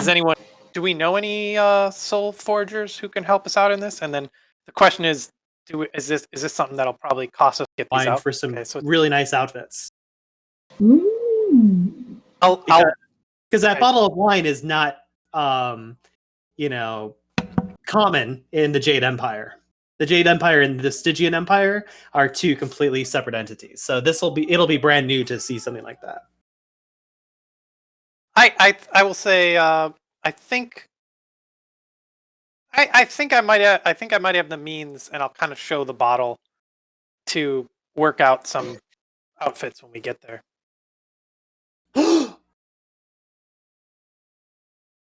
I'm kidding. You made me panic for a minute there. I had Trekker go, God. I mean, he got it to us for be useful. I mean, getting pathos is useful, but also being able to get outfits while we're there is useful. Yeah. Like I figured he wouldn't be insulted because he gave it to me specifically to be an assistance on our mission. I was just teasing because you guys are discussing this in front of him. So. But notice I didn't say the wine. I merely showed it because I didn't want to announce that I had wine to the entirety of the temple. Yeah, normally when someone says that they're going to go to a pawn shop for booze money, it's the other way around.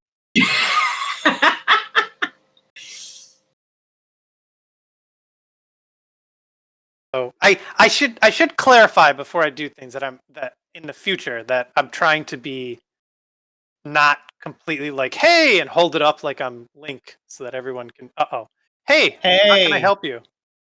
You guys ready to go? I think so. What do you guys? Yeah, I mean, I would say that before we just bamf into the next scene, I would want to make sure that we chat again with Lady Eleanor to make sure that we know how to get back. Hi. I'm right here. So how would we get back? We would arrange for the Midnight Express to pick you up on that same location. So you would have approximately 24 hours to obtain what you need. And then the train would show up 24 hours later at the same location where it dropped you off. And if we miss that pickup? Then you got to wait another 24 hours. Okay. So it's not a situation where we have exactly 24 hours. We have increments of 24 hours. So the moment that you're dropped off by the Midnight Express on your location, you will have 24 hours to conduct your business and get back to that same location to get picked up by the train. The train shows up every 24 hours on the spot. You are going to be dropped off in a very specific location. You are not going to be dropped off at a train station like it normally goes to. So that's why it'll be important for you to be there 24 hours from the drop-off. So basically you're saying if we miss the pickup, we're going to have to find our own means to get back. Quite possibly, yes. Okay, good to know. Good to know. So I'm ready if you guys are. Let's do it. I'm ready. Excellent. Yay. She will make her way over to the east and unlock the door that she had been protecting so much. You will see her Pull me move in here? No. You will see her move some of the barrels that are located in here off to the side, and she'll lift up what appears to be a trap door within the floor, and you guys will make your way into an underground cavern and passageway that takes you directly underneath into basically the underworld of the underworld. And this long tunnel will actually take you all the way back to the way station where the Midnight Express had dropped you off in the first place. As she exits you from the location, you will see her place basically some oboli in the conductor's hand, who is standing outside and gathering people on board. After she hands the money to him, she'll look forward and notice everyone will basically notice, if you remember Nicholas from the last game, the last season 1, Nicholas the ferryman will be standing outside of the Midnight Express. It looks like he is watching the storm unravel itself all around the Stygian Empire. He has a tight grip on the harpoon that is at his side, but in his other hand, he's also checking his watch to see and make sure that everything works out on time. So he will look back and notice Lady Eleanor kind of look over to him as she's smoking her cigarette. She will nod twice in his direction, and he will actually exchange the same nod back at her as well, allowing you and your crew to get on board the Midnight Express. And the train will, instead of go west, actually, no, it will go west because you're going to Hong Kong. The train will be making a direct stop. And you'll hear this on the intercom that goes off and says, now hear this. We will be making a brief stop over in, and then names the location in Hong Kong. At this point in time, after we have made our special location drop off, we will be maintaining our regular schedule as per usual. So please remain in your cabin cars at all times. Do not leave your seats. This should only take an hour. And the Midnight Express will leave the station. You'll hear the hissing of the steam coming from it. And you will look back at the Stygian Empire as it begins to fade from the distance and become more of an interesting dream from the past. And now I need to move everybody, if the game will allow me, to Hong Kong. As you're approaching Hong Kong itself, the maelstrom continues to linger in the air and push back against the train as it makes its way across the materializing train tracks that appear on the ocean. As you get closer and closer to the actual city area, the train doesn't stop anywhere in particular around the cityscape area. Instead, it just continues on and seems to go out closer to the shorelines. And the Midnight Express will actually stop itself right by a shipyard area, which will drop off you and your circle at the appointed location. Let me move that there. This place is very drab. A lot of wooden structures and ships seem to be docked in this area. You can see both the living and the dead making their way around, trying to go about their regular daily business. Some of the wraiths in this area look a little bit more like bandits and mercenaries.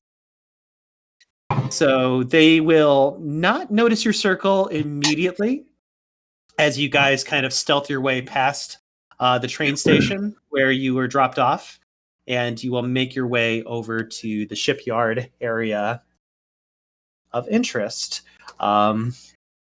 This is accompanied also by a dock area. Let me move the map to that dock right alongside the city. I will need to activate your characters so that you guys exist. Give me 1 second. I think somebody just knocked on my door. No worries. That'll give me a chance to activate everyone's characters. Be right back. No worries.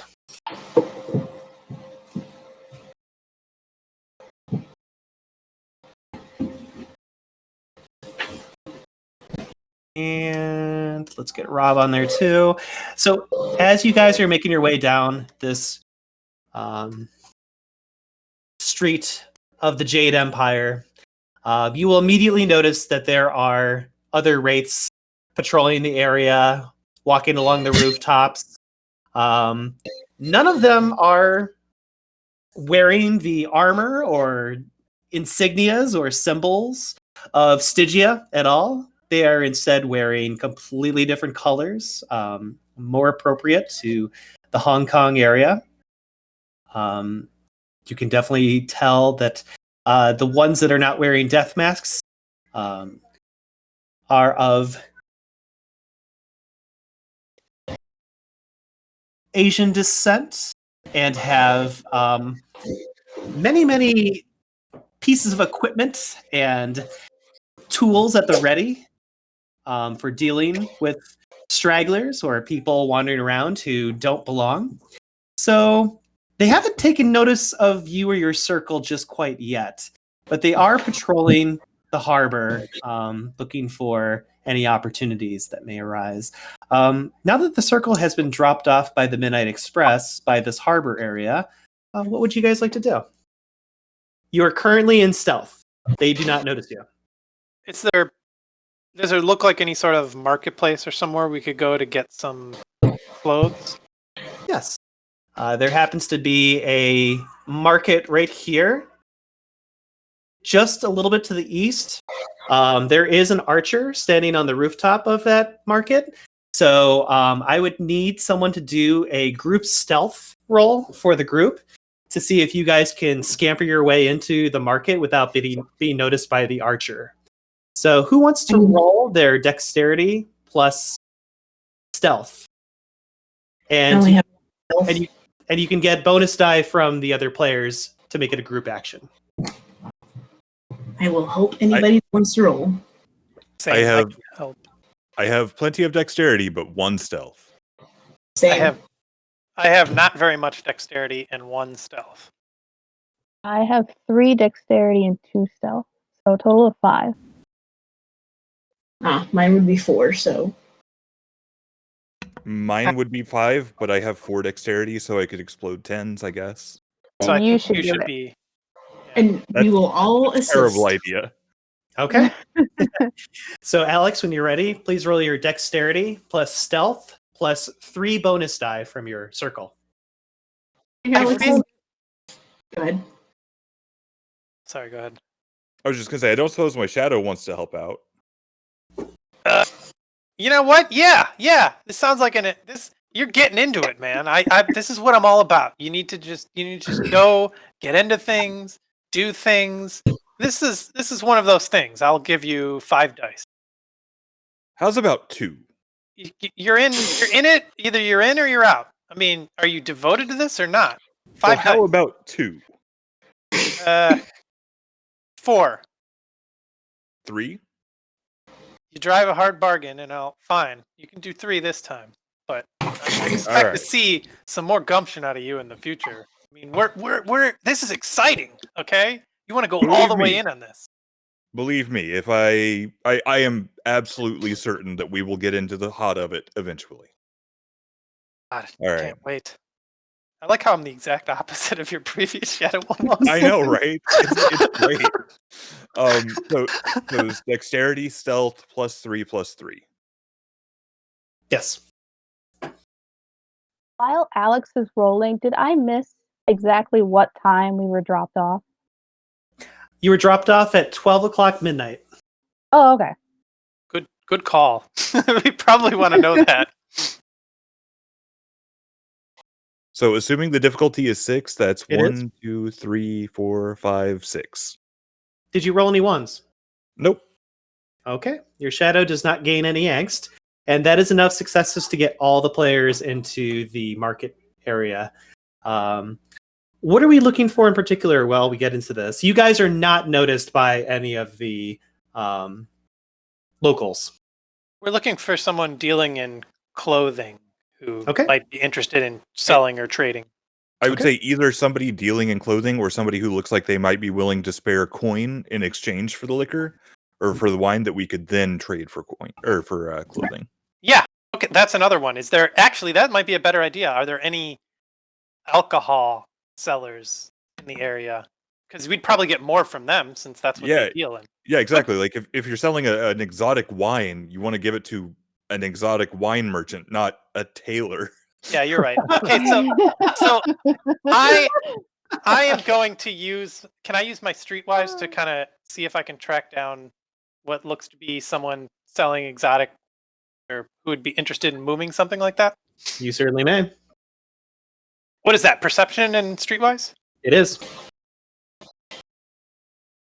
Okay, so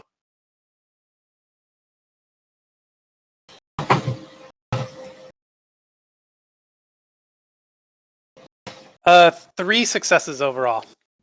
Okay. You managed to locate.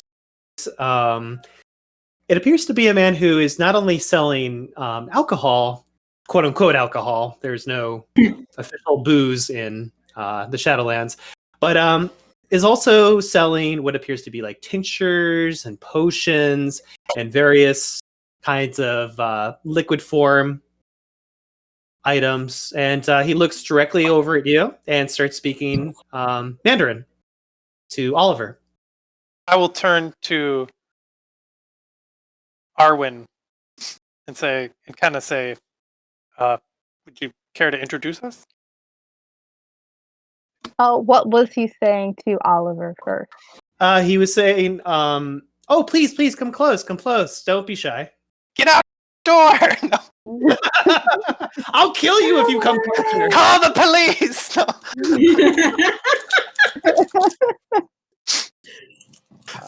Yeah, he seems very welcome and open. Like, please come Okay. closer.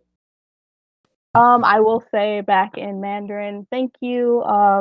And I will motion us all to move over and be Yes. like, we were hoping to sell you some exquisite wine. Okay. And I will motion to Oliver and say, show the wine. And I will. In English.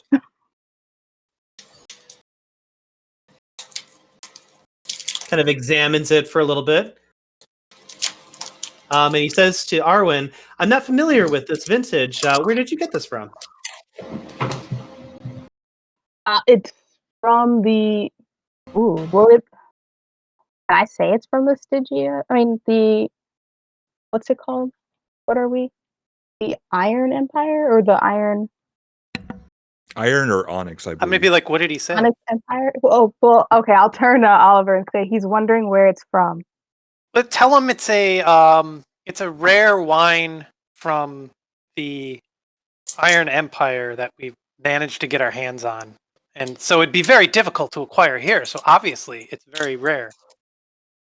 I will repeat that word for word. Okay. He'll kind of scratch his chin for a little bit, as if kind of a little curious why you and your circle are like having conversations and then speaking to him. But he's still kind of figuring that out right now. And Rob, your streetwise, gets kind of like a little notice that he's trying to like figure out the group dynamic of like why you guys talk to each other and then have one person speak to him. So he's still figuring that out right now, though. And he'll look to you and say, okay. Looks at the bottle. I can offer you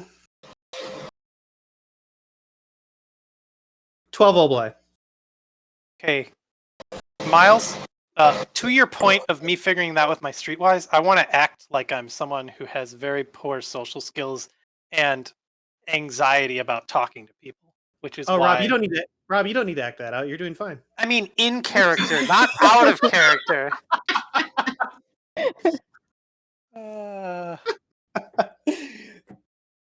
Gotcha.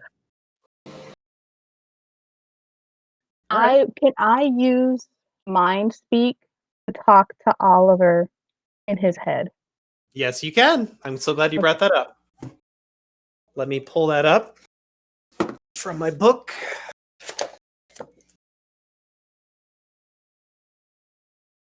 That will make things a lot easier, won't it? It is, because he's suspicious, and I'm like, I don't know. 12 sounds low, but... So, Nicole, roll your perception plus mnemosis, difficulty 6.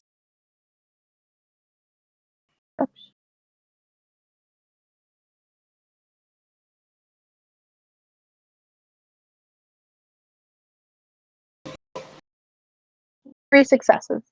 All right. You can say 3 sentences to Rob for the rest of the scene. 3 sentences. Oh, man. Okay. So, word those sentences very wisely. Okay, sentence 1 is, he's offering us 12 obolai. Sentence 2 is, question, I guess. 2 is, what should I try to ask for in obolai? And 3,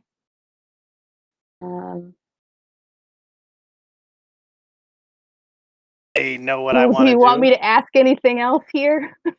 I want to intimate him to make him really want this wine. Ooh, okay. I think I have that ability. Let me pull up my...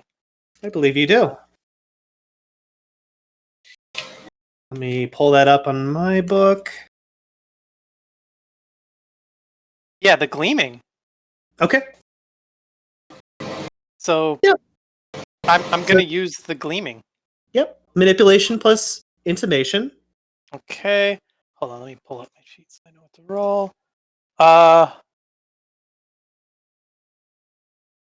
Given the danger of this situation, I'm going to pump a willpower into it as well to ensure success. Okay. I will mark that on your sheet. You know, you better not mess this up. You got to really just get this exactly right. You know what? I think you might be right. What are you suggesting? Well, I mean, I could be persuaded to give you 4 dice. I'll take it. Manipulation plus intimation plus another 4. So that's 11 with 1 success already. Correct. Okay, rolling.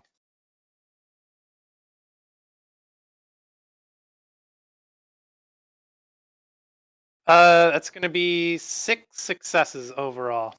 Okay. Any ones? Nope. Okay. Your shadow, unfortunately, will not feast on any angst. Yeah, turnabout's fair play, I suppose. He will look to this wine, and you can see that his hands are starting to kind of like tighten around the bottle, as if like he doesn't want to let go of it right now. But he doesn't say anything else. He's still waiting for that He's still waiting for a counteroffer from Arwen. But you can tell that you have definitely influenced him with your powers. Now, part 2. Can I, with Streetwise, can I figure out what this wine should be worth and what's a reasonable high value I could push that someone who really wants it would be like, yes, please. will pay this because I really want it. Like I want to go high, but I also kind of want to have an idea of how much this wine is worth generally in this area, so that I don't say something ridiculous like 1,000,000 oboli, and he's like, "Well, fuck off." Yeah. So you can instruct Arwen to look at some of the other bottles that are on sale, and you can kind of get a sense of how much he is selling them for, and see how that compares to the 12 oboli that he's offering you. Okay, well, I'm gonna do that. As we're thinking, I'm gonna start kind of looking at the other bottles and Yeah. picking them up and looking at the price, and then looking at Arwen, and then looking at the price, and then looking at Arwen. Because in a way, Arwen is kind of like, you can't read that, right? She says out loud, "You can't read that." I'm gonna hint to Arwen, "Hey, look at the price of the like." That's what I'm doing. Okay. Okay. Well, I asked 2 questions. So the first answer, I guess, is me looking at the bottles to figure it out. But then the second one I asked, was there anything else you want me to do after I sell this wine? Like, what else do you want me to do? Here? Yeah, I mean, I had 3 things to say, so that was what I did. Okay, so first question, how much is the wine worth? Check. I'm gonna show you the price in the bottles, and then kind of move my thumb as to say go higher. You can actually speak to me. You can respond back to me in your mind. Oh, I can? Do I get 3 Yeah. sentences? Yes. Then okay, Right, Myles? 'Cause that's how it works, right? Yeah. my first sentence is going to be check the price on the bottles and go higher. My second, what was the second question again? Well, I told you he was offering us 12, and then I Well, said, "How much do you want me to, like, counter offer?" And then third is, "What else do you want me to do?" Okay. Counter offer. I want to say.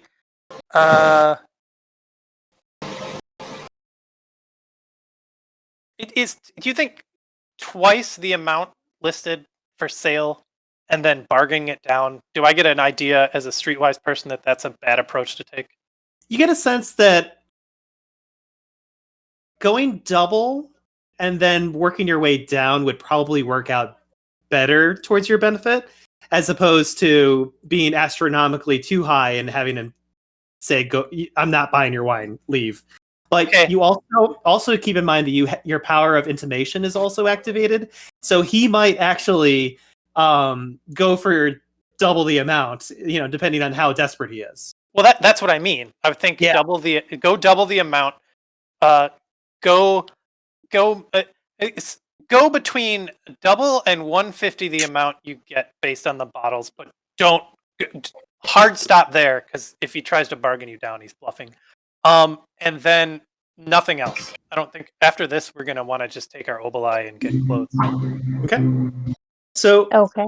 yeah, so with some pedaling back and forth between Arwen and this merchant, Arwen will go and notice that she can request 30 oboli, which would be double the amount of one of his own vintages bottles. He becomes very desperate. I have to roll some dice for this guy. Okay.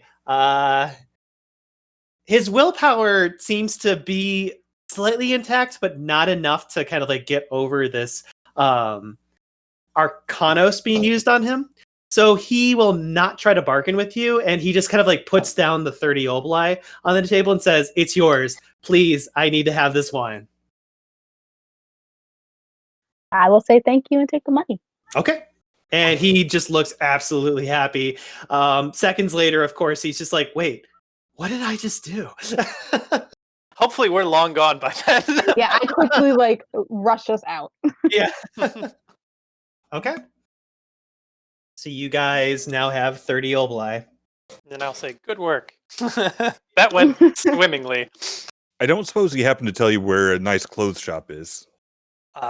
I don't think we would want to stick around and talk to him longer than we have to. He was. Well, I thought maybe, before the haggling and him getting all clingy and Okay, well, I'll put it this way: we were talking suspiciously amongst ourselves. He was already suspicious of us, that's and then fair. has to go, "Hey, do you know where a clothes shop is so we can disguise ourselves?" We can't put up any more red flags or like, yeah. So I think with my streetwise, is it a new role to track down a clothes shop, or does that apply It to? is. Okay. Nope. It's a new role and difficulty 7 now. Perception and streetwise. Correct. Uh.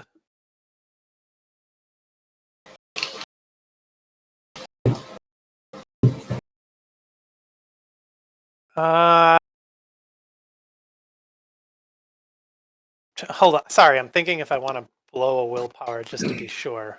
No, this isn't that high risk. Are you sure? I mean, you could find the perfect clothing store. Wish you'd Like said just that the right right one. before. The one. I already rolled. Oh, darn. I wish you hadn't. I wish you'd said that a little Oh well. sooner. Jesus Christ! Never mind. 5 successes. I don't need you. All Fuck right. off, Shadow.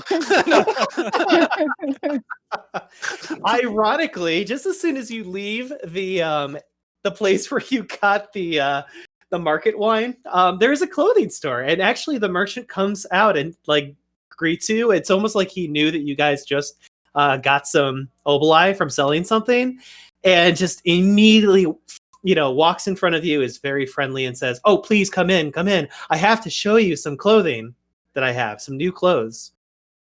Of course. Oh, wonderful, wonderful. Is he speaking common? Mandarin. No, Mandarin? Oh. Mandarin. Oh, okay. I will say thank you. This is really bad. She's not a charismatic person. This is horrible. So she will just be like, okay, and then just like push everyone through the door. I would say to her as we're going through the door kind of quietly, like just say, we're going to want something nice but not ostentatious. Okay. Got it. So, hello. What are we looking for? Something nice Okay. for the 4 of us. All 4 of you? Yes, please. Okay. I can do that. And he's like kind of taking everyone's measurements with his thumb. And he's like, okay. Yeah, I can get you guys some outfits. That'll be 40 oboli. It'll be, wait, what? 40 oboli, and I'll have 4 outfits for you. Rob, from the expression that Arwen gives him, the merchant, you kind of get a sense of like, oh, he's probably swindling her, isn't he? I'll just give her a look, like the kind of like one of those deadpan looks, like it's happening again, kind of like it just did with the wine dealer. Merchant will actually go over to Josie and be like, how about you? What interests you? What would you like to see on yourself in Mandarin? I will say, Kind of Pretend wondering- sorry, Yeah, it's she's kind of like mute. wondering, is Josie going to respond to him? Or I'm sorry, she's mute. oh, and he kind But of that's like, okay. yeah, he kind of like turns his head a little bit, thinking about that for a second, like, huh. I'm gonna make sure Arwen's between me and him, so that I'm not an obvious next person target. to one up and talk to. Yeah. No, and What could we get? And what Bronson's cover is, if he just stops talking to him, you can just start yelling things in Cambodian, and he'll be like, "Hey, I'm close to here." Look, I'm not gonna lie. I have that in the back of my mind, as if things get too out of hand, I'll just yell all of the Vietnamese obscenities that I've learned and hope for the best. Oh my no. They just cut him off. What was he doing? He's just yelling obscenities in the streets. No, I have a plan for how to do things less, loudly. so did Arwen want to say something to the merchant before he starts speaking to Bronson?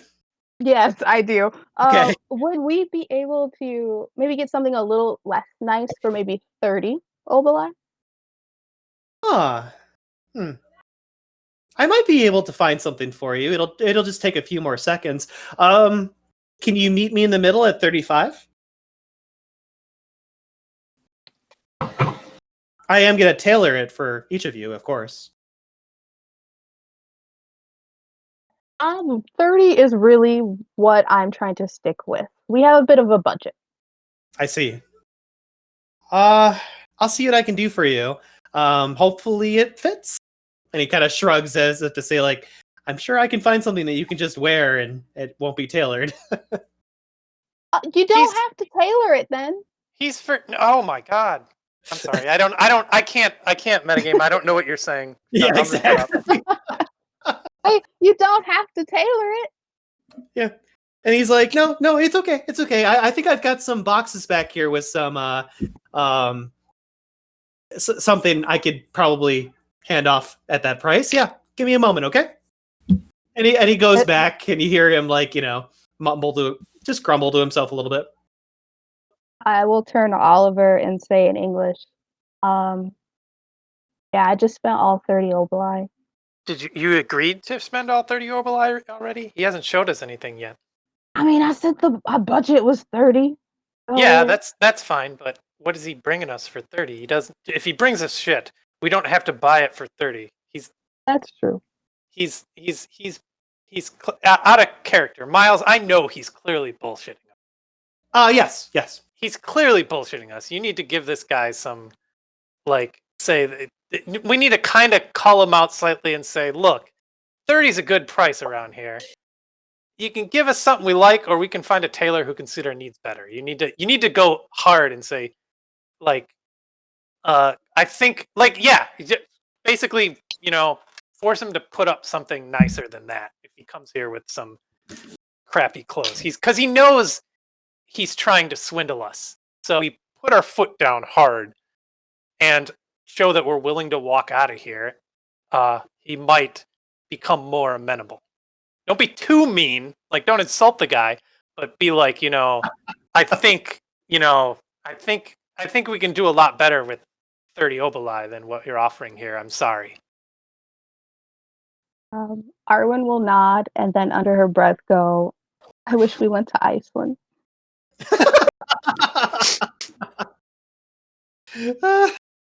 So the merchant will come back. He's got 4 very nice outfits. They look like, they're not meant for spelunking or cave diving or exploring in, dangerous areas. It looks like it's just common citizen clothing that can easily rip, if you were to,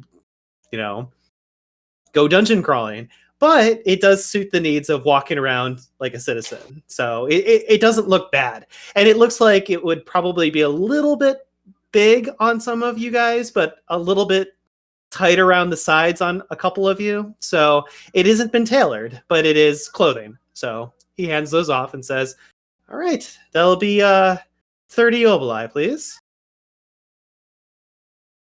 I mean, you said it didn't look bad, so do I really need to intimidate this guy? What, do you think this clothing looks bad? No. I'm not saying it to him. This is me talking to, I guess, just out in my brain to my shadow. There we go. Yeah, there you go. It's decent, but it definitely looks like it's 30 oboli is like way over. It's still overpriced. It's still overpriced. Yeah. He's just playing you because he knows that you're, vulnerable to his whims. Okay. Yeah. She will say to him, these look very lovely. However, I do believe we both know this isn't worth 30 oboli. Really? You don't think so? I worked really hard on these. Now I can tailor them for you, but that'll call you 35. I think we may have to look elsewhere then, since this just isn't going to work out.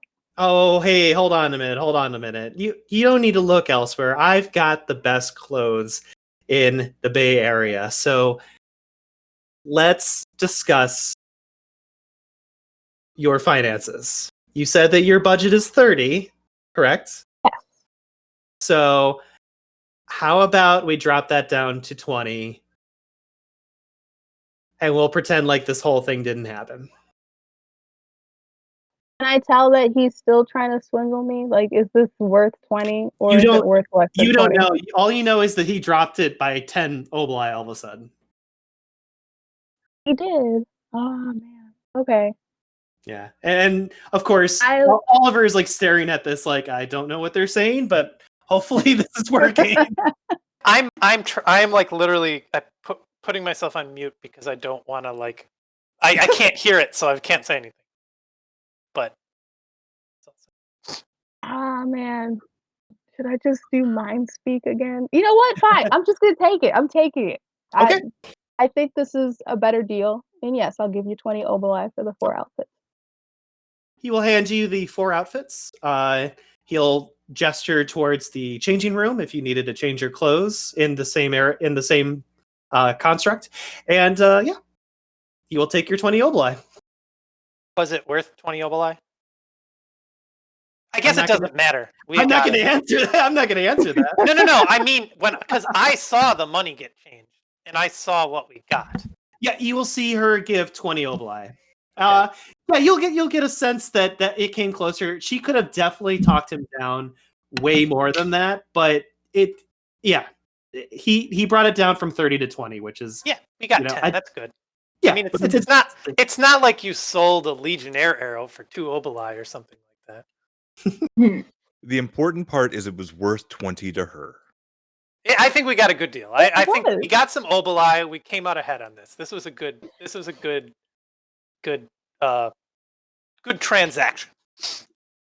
Good work. Thank you for being the like. We'd be nowhere without someone who speaks Mandarin. We'd just be yelling Vietnamese obscenities and numbers at him until maybe he threw clothes at us to get us to leave. By the way, Jay and Alex, as you guys are putting on your new clothes, Alex, you will feel that you have worn what do they call that in the army? BDUs? Like like the casual clothes that you wear when you're just like at the ACUs? Fatigues? Fatigues, yeah. Like you've worn fatigues that were better constructed than this. Like you're just kind of like, oh boy, this could rip at any moment, couldn't it? And Jay, your character has a somewhat military background, right? Or was it just you were a bouncer, right? I think you're still thinking of Zion, but I've worked. Yeah, that's Zion. So, Okay.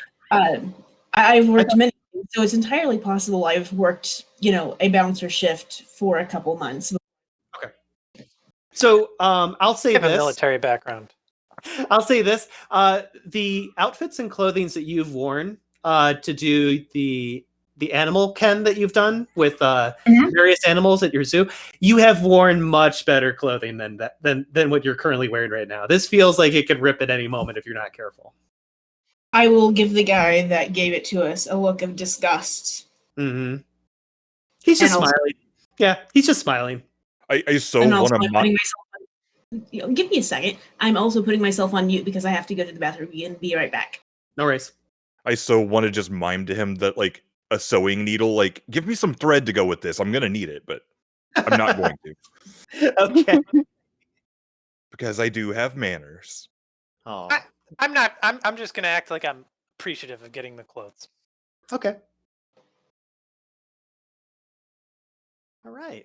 We last left off, you guys. We were acquiring some very casual-looking outfits for everybody to fit in the Jade Empire. At this point in time, I'm just going to move you guys back to the harbor area. If I can do that. There we are. Everyone should still be activated so they can move around. You'll notice that the individuals who are stationed along the area, they will still examine you guys every now and then, but nothing to the effect of Sticking out like a sore thumb. Yeah, you are no longer seeming suspicious to them. Although, in a way, you might get like one or two glances of people saying, "Huh, I wonder why they're wearing that outfit that doesn't fit them." Because we're poor. Don't judge us. Little do they know, this harbor is harboring outsiders. All right, So- how do you mute someone in Discord? Oh, where would we like to go from here?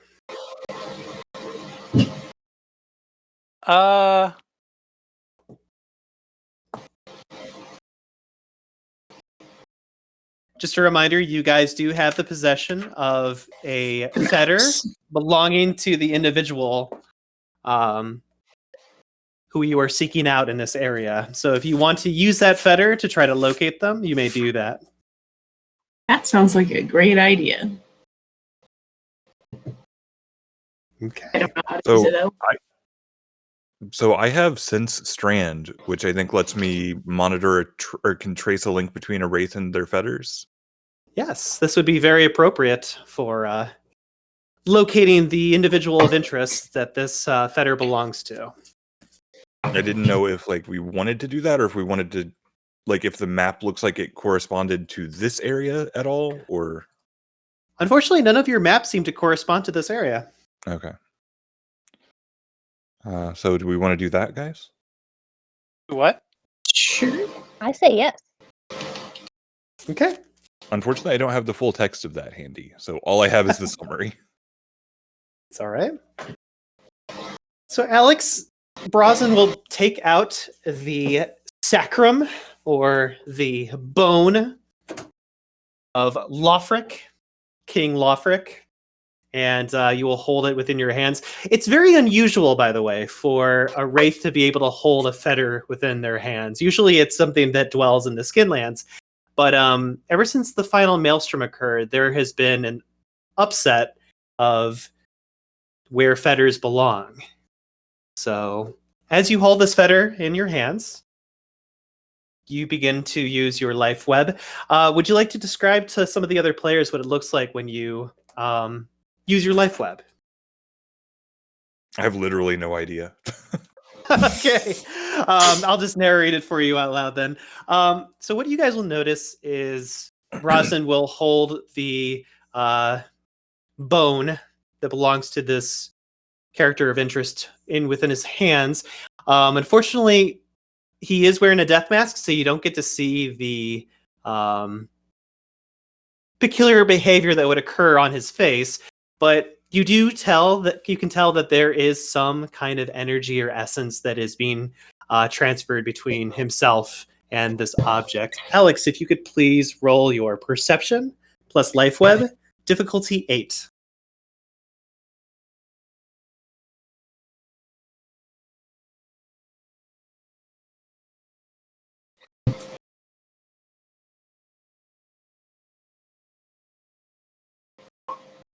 Bad news. Oh, Okay. no. No Hey, guys. successes. Do you want to blow a willpower to re-roll 3 of those dice? Sure. Why not? All right. I will mark that. Go ahead and re-roll 3 dice, please.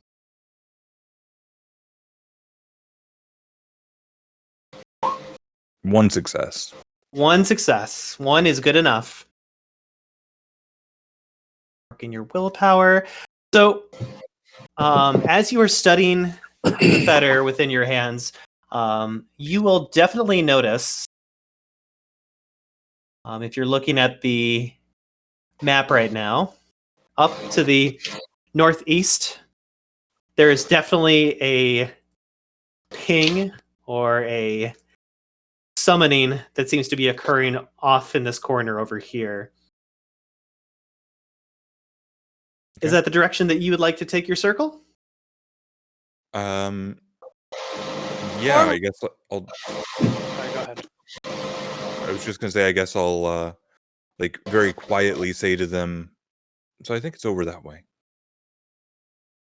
Before we get too far into this, there's 2 things, I think. Number 1, we got to get part of our deal for getting the maps at a cheap price is to get crayons at some point or something for the map maker before we get back. And also, I might have a contact in this area that can give us more information before we proceed into the actual, tracking down Lothrin and the Four Kings. Maybe he can give us more information about what the Fatalist told us. Sure, lead the way. Do I have an idea of where to look for Lishad? Most likely, he's going to be closer to the area that you're headed. Okay, just making sure. I didn't want to go all the way there, and then I didn't want to not get the crayons and fail the cartographer, and B, I wanted to look up my contact. So I guess we're headed that direction either way. So, all right, on. Sounds good.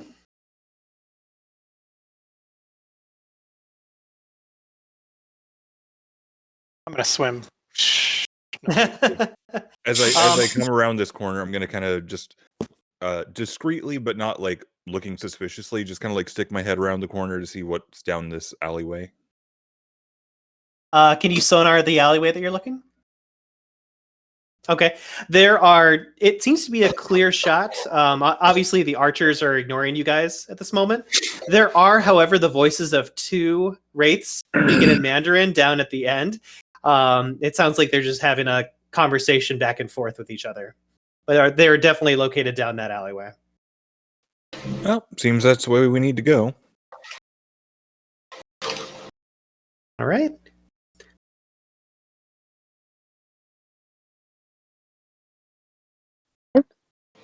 Are we missing someone? I'm behind you. No, there's only 4 of us. Okay, my brain was doing a weird thing.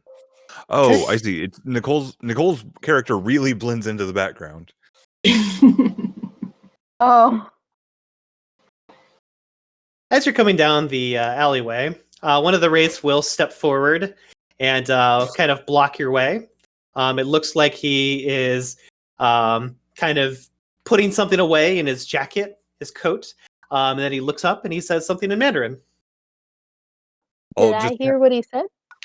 Yes, you do. He says, I'm afraid you'll have to pay the toll to get past here. Okay. I'll just kind of... What did he say?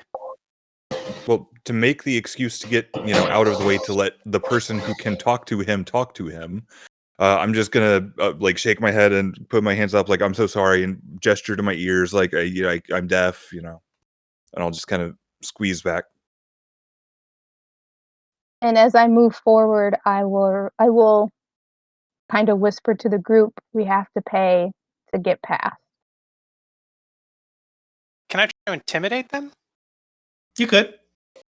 Just look intimidating, they they don't really kind of walk up and just kind of give them an intimidating stare as I'm listening to them and kind of give them the idea, maybe you guys should just go. So what's the role to do that, to project You're going to want to use your charisma and if you have intimidation. I do. Okay. I will be rolling against you.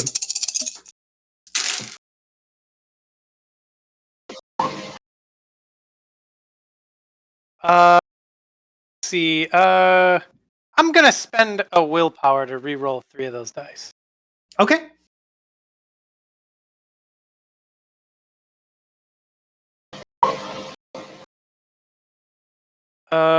Ones don't cancel on re-rolls, right? Not on re-rolls. Okay, 2 successes. Okay. What is it that you say to this kind of unfavorable looking wraith that's standing in front of you? Do you say something to him in particular, Rob, or do you take an action that is intimidating? I can't communicate to him, but I want to just project kind of how kind of what you see in the I guess the example I can think of is Yakuza films, how they do that sideways stare at you. That's kind of intimidating and kind of criminal like. I want to do something. I realize that's Japan and this is China, but that's, gonna say you're gonna do a Yakuza Japanese stare.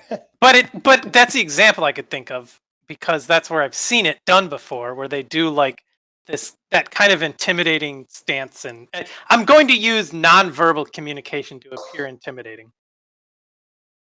The wraith in front of you, Arwen, will kind of cross his arms, and kind of like look to you as if like, you know, what is your friend doing? Is he having a bad day or something? Yeah, I'll just say don't mind him. 'Cause clearly it didn't work. So, how much is the fee or whatever it is? Toll. 5 oboli to pass. Can I make him disinterested in collecting money? Disinterested? Are you thinking? In this sense, hold on, let me pull it up here. Yeah, I'm looking at your powers. Quash. A wraith can stop a wraith from a strong desire. Yes. Can I try quashing this guy? Yeah, that'll be manipulation plus intimidation. No, manipulation plus manipulation plus intimation. Difficulty will be a 6.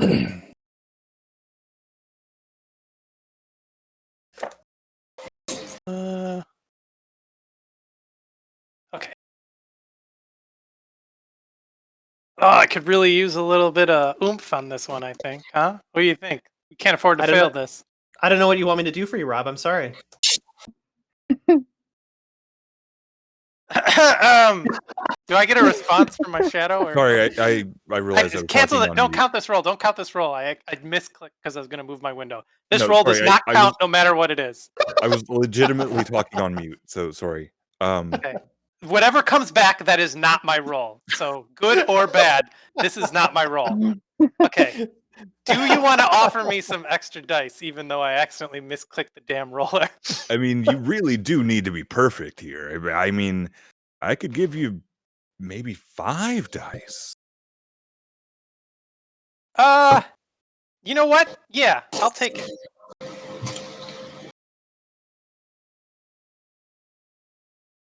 Okay, here we go. This one counts.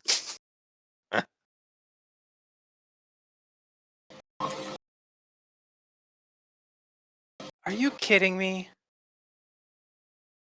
Wow. Oh my god. Can I get a willpower? Spend some willpower on that? Yes, you can re-roll up to 3 dice with willpower. Jesus fucking Christ. I guess we got all our good rolls out of the way at the beginning of this game. 3 successes. Okay, good. Okay. Oh my god. So you get a sense that just for like a decent amount of time, but not permanently, this wraith will back away and he'll just kind of like gesture over to the exit clearing, just being like, you know what, just go on. He can tell that you're kind of new around here, and he's like, I'll let you off easy this time. Why don't you go on? In Mandarin, of course. I guess we should get going. I will say we can go.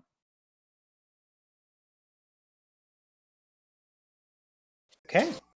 God, who'd have thought intimation would be so useful? All right, I will move the scene over once I feed your shadow. Yeah, I was like, do I still get this or the stuff from the ones? Yeah, you get 3 Yes, yanks. that's yeah. I just gave you 3 temporary yanks for that last dice roll. I'm That was a very, very inspector. yummy thing. Rob, I don't know what you were expecting. Oh, this is how it works. I do good, and then the second half, they're like, I used up my luck too early. It was really tempting to make to use a thorn to just make you speak English. Who? Please let us pass. I am from this land. As you guys wander down into the alleyway of the township area, you'll start to notice that there are definitely more wraiths in this area than you would have expected there to be. A lot of them are just kind of like walking around the streets around the land in this area. There are some living people, but they're mostly kind of minding their own business and doing their own thing. You can hear the footsteps of particular wraiths walking on the rooftops, kind of inspecting. any wraiths that have noticed you guys walk into this area have probably not, taken any suspicious lookings towards your direction. So let me activate everyone's characters on the screen. It'll just be a moment.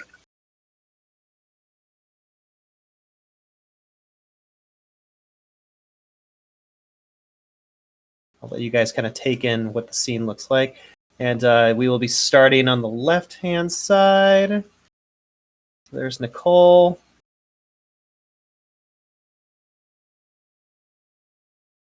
Here's Alex. There's Jay. And there's Rob. I'm so used to putting your teddy bear on the screen, by the way.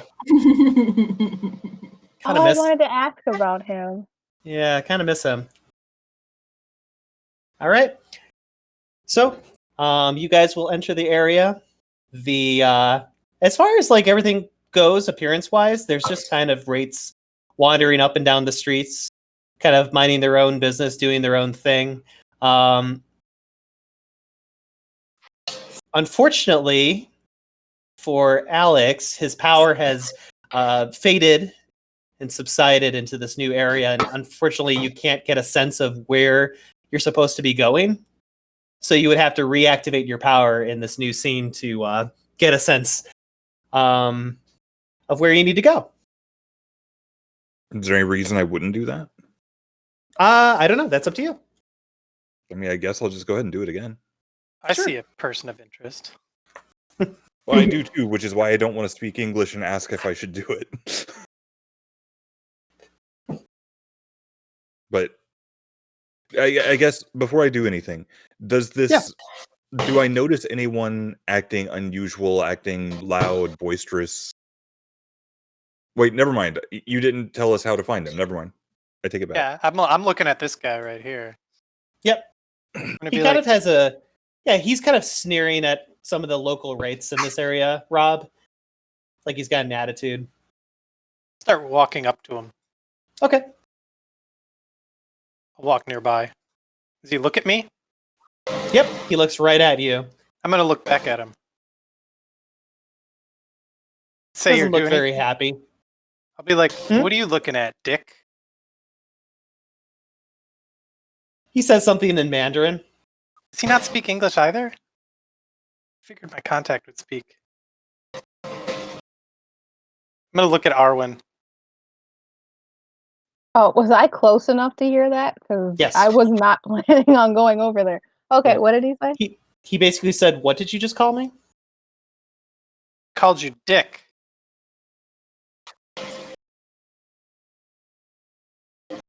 He kind of like looks over to the rest of you. Why don't you come with me? Say that in Mandarin or English? He says it in English. Okay, I'm gonna follow him. Okay. I guess we're following.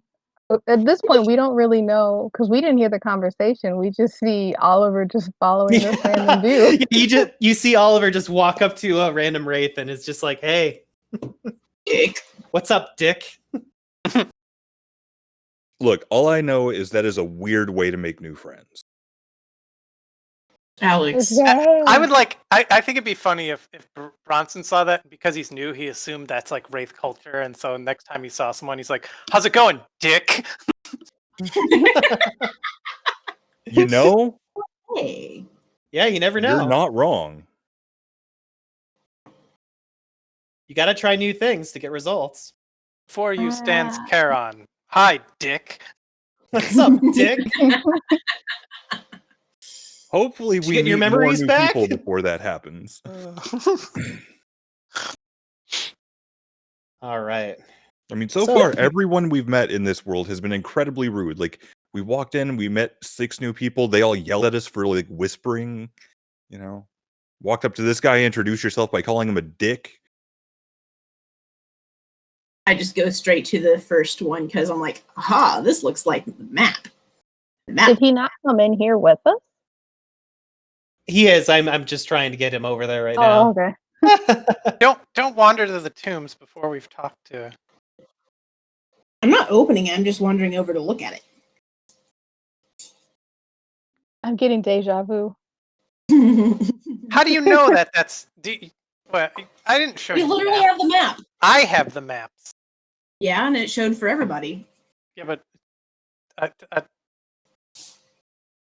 Can they pull out the maps whenever they want? They can look at them, but they can't pull them out. Oh, okay. Yeah. I'm just joking. So, this young man will look over to Rob as Oliver, and just kind of holding his rooster-looking death mask, kind of say, "You've got quite a lot of guts to be calling me names like that in public, sir. What can I do for you?" Coming on, I've told to look you up by a mutual friend. Okay. And I get a oh, sorry. Go ahead. I was just going to say I got a sense that you are looking for something of interest. Yeah, we're in the area. Sorry, hold on 1 second. We're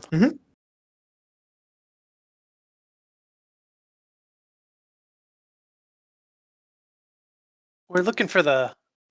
Are we in a private area? Yes. I'm gonna say we're looking for the 5 Jade Kings. We need to awaken the sleeping kings and get to Lothric the Wise. I am going to just, even with my death mask on, shoot you the most incredulous glare of like, the hell are you telling this stranger that for? Yeah, this is pretty. I'm sorry. I'm just going to back up a little bit. Let me show you how far I've gone trying to discover the tomb that you're mentioning. And he kind of heads up north. Okay, I'll follow him. Okay. So, what I've noticed about this place is that it is indeed not only in need of some interior decoration work, but you'll see that there's an altar before us right here up the north. This altar, after I examined it very, very carefully, I discovered that it was in fact an elevator that takes you down deep into the underground. Now, I haven't discovered how to activate this. Whoa. Earthquake! Let's not move the map. Yeah, earthquake. I haven't found out how exactly to activate said elevator, but I at least have figured this much out. So if you guys have any ideas, or the contact you and I have in common gave you more than that, I'm always willing to help. Okay. I'm sorry. Give me a moment to go through my notes. And see what exactly the prophecy was as she worded it. Hey, Jay. Hmm. You really feel comfortable with this dude? Like, he just pops up out of nowhere, and your circle mate just kind of just talks to him and just gives him out all this information? It's okay with you? It's a little suspicious, but he hasn't attacked us, and he's had opportunity. I don't know. I was thinking of that warning from Lady Matilda, you know? But she said somebody close to us, and he's not actually close except for physical. I'm not really talking about him. Talking about the one giving up all our information. Oh. This character will look over to Jay's character, Josie, and say, "Hey, my name is Richard. What's your name?" I'm Josie. Hello, Josie. We J people gotta look out for each other. Are they J your people. people with their names starting with J?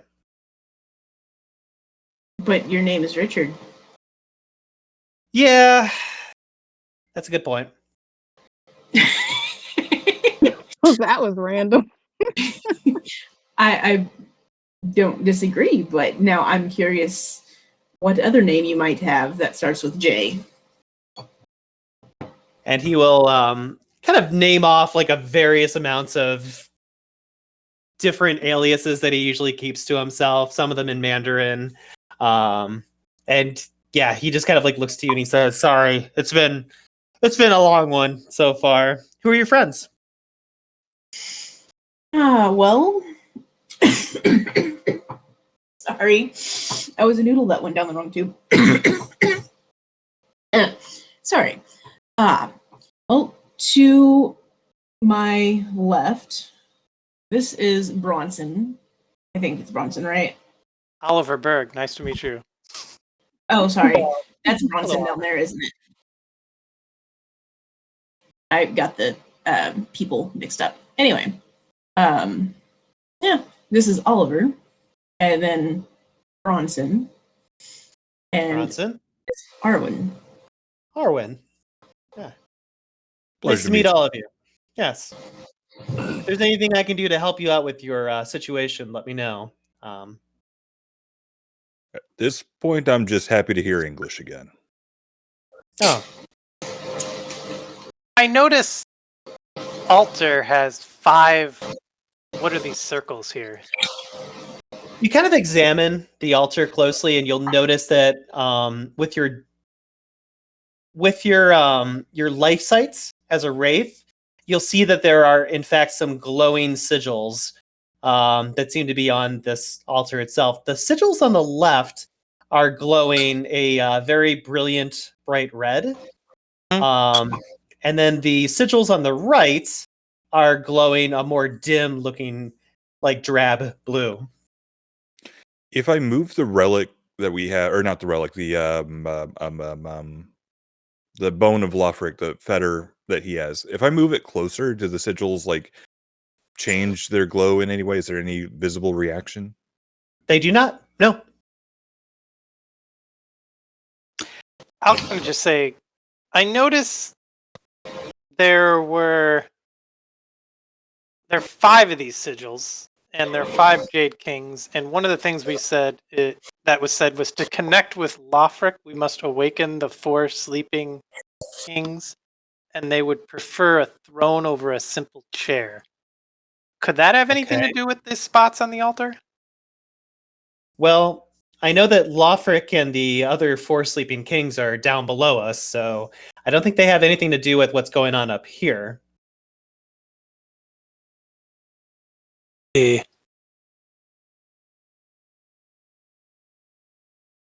Does anyone want to try enigmas?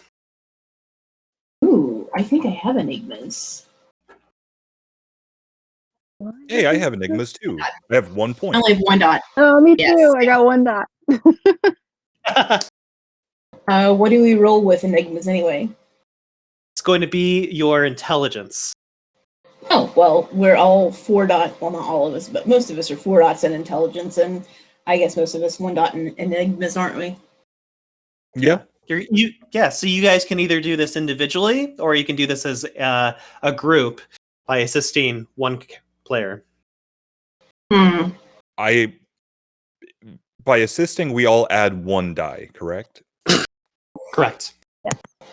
Given that we would all be rolling 5 die individually, it kind of sounds like it makes more sense to roll individually. That works for me. So I'm gonna come over here and start like puzzling at the altar, seeing if I can find any hidden buttons or anything. Okay. And I guess roll enigmas and intelligence. Yes, please. I will do that as well. Sounds good. I'm going to let you do your thing. The only person without enigmas. Oh. Well, At least. Ooh, yes. Also sounds like I'm the only person without 4 in intelligence. you're really? dumb. Also, I am really hoping that the difficulty was 6. It was. Okay, then 0. Difficulty is I- 9. No. Okay. Well, even if difficulty was 9, I'd still get 1 success, but I actually got 3 Okay. successes. 3 successes. Woo! Okay. See, I can just see me rolling, and the difficulty being a 9 or something and getting a botch and just taking the relic and be like, oh, I've got it, and just smashing it to pieces on the altar. So Bronson will kind of look at the altar, and it doesn't seem to mean anything to you. Perhaps if you were to like examine the crayon page or the crayon map that was given to you, you'll have a better idea of what you're looking for. And for Jay, you will know just by like kind of like studying this puzzle that's going on in this room, that the sigils up on the altar have to do with symmetry. They are seeking symmetry in order to be activated. So two of these sigils have been activated because the symmetry is correct. Two of them are deactivated because the symmetry is incorrect. And then you just get a sense with that last dot of enigmas that the center one will activate when symmetry has been reached. Ooh. Do I have any visual aids to assist me in making this aligned with symmetry, or is this just a thing that I have to roll for to try to align it?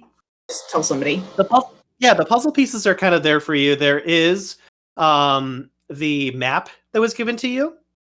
Mm-hmm. So that gives you like a clue of what might lead to the correct symmetry. I'm The gonna graves. I'm going to start looking at the graves down here because they're all circled in red. Yeah, that's what I was. I'm gonna go and see if we can get that aligned. If you don't mind us taking a moment, and then just wandering down here. Boop-a-doop. Is this all like text that like we can read? Say that again, Nicole. I can't hear you. Is this text that we can read? It doesn't seem to be anything of importance. Like you okay. just take a moment and you read it, and it's like that really doesn't mean anything to you.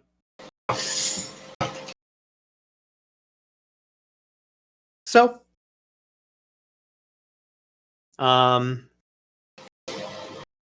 for Bronson, you will kind of notice that these coffins that are on the floor, on the grounds, can be moved in the Skinlands, but they cannot be moved in the Shadowlands. Two of them appear to have symmetry already locked in, and then two of them look a little bit askew and don't have any symmetry to them. Do we have anybody that can interact with the Skinlands? I can do that. Sorry, who is that saying that? That would be Richard. Okay. Hey, Richard, the sigils need symmetry, and those two over there, pointing at those, seem to be pretty nice and symmetrical already. Do you think you'd be able to make these two also symmetry with, or symmetrical with those on the other side? So you want me to line them up to the other two coffins on the other side? Yes. Okay. I think I see what you're saying. Yeah, let me activate my embody power. And once I have embody activated, I should be able to excuse me. I should be able to move these objects into Skinlands. So first I need to activate materialize.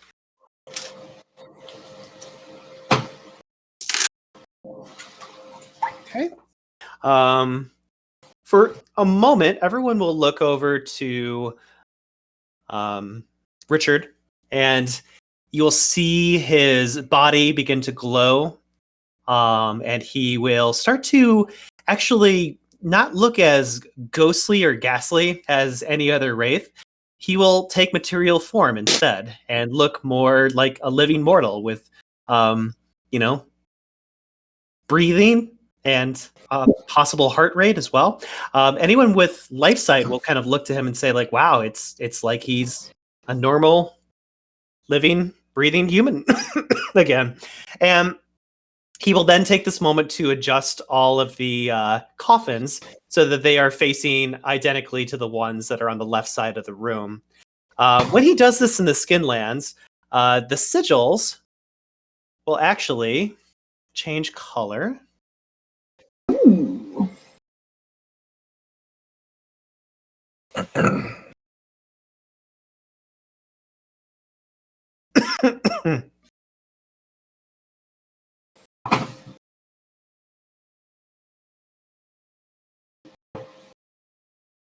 And when they do this, they begin to glow fervorously, and you'll hear a rumbling and a mechanical apparatus begin to shift and kind of shake the ground underneath the altar itself, as if it is awaiting people to stand upon it so that it can start descending. Well, let's not keep the nice altar waiting. Me up? No. The moment that everyone steps on top of the altar, you will feel your bodies begin to shift into the ground itself, as if something has been built upon this altar to go into the earth itself beyond the Skinlands, and just purely remarks on the Shadowlands itself. So without taking any damage, excuse me, everyone will become incorporeal for just a moment, floating into the earth itself and being lowered down by this elevator. Thanks, Richard. You're welcome. Beautiful. Mm-hmm. Thanks, And- Dick. Sorry, did you say fish stick? I said thanks, Dick. Mm. As you guys are getting lowered further and further deeper into the underworld, you start to feel the caves around you with the dripping of moisture and water. You can hear the excuse me, the echo of the walls themselves going on for what seems to be almost an eternity. It is dark and damp down here. Truly, no one has been down here for many, many decades. So, give me a moment to activate everybody on this new screen, which hopefully looks a little familiar.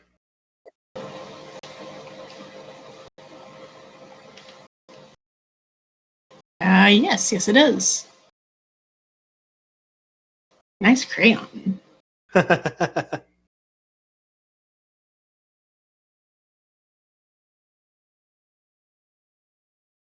Okay, there is Nicole. There's Alex.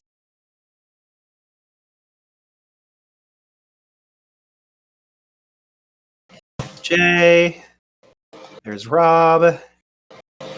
Oop. I can get Richard down there too. There we go. So, everyone is now down into this cavern. We will all get off of the elevator, which now everybody realizes it looks more like a skull than it does a platform to be standing on.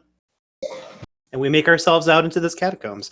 I'm going to let you guys discuss what you want to do from here. I'm going to go grab some water because I'm coughing like crazy. Fine. I'll be right back.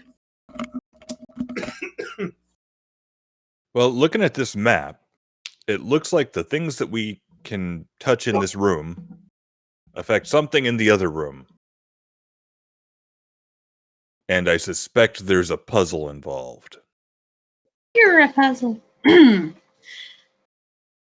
I've been called a puzzle before.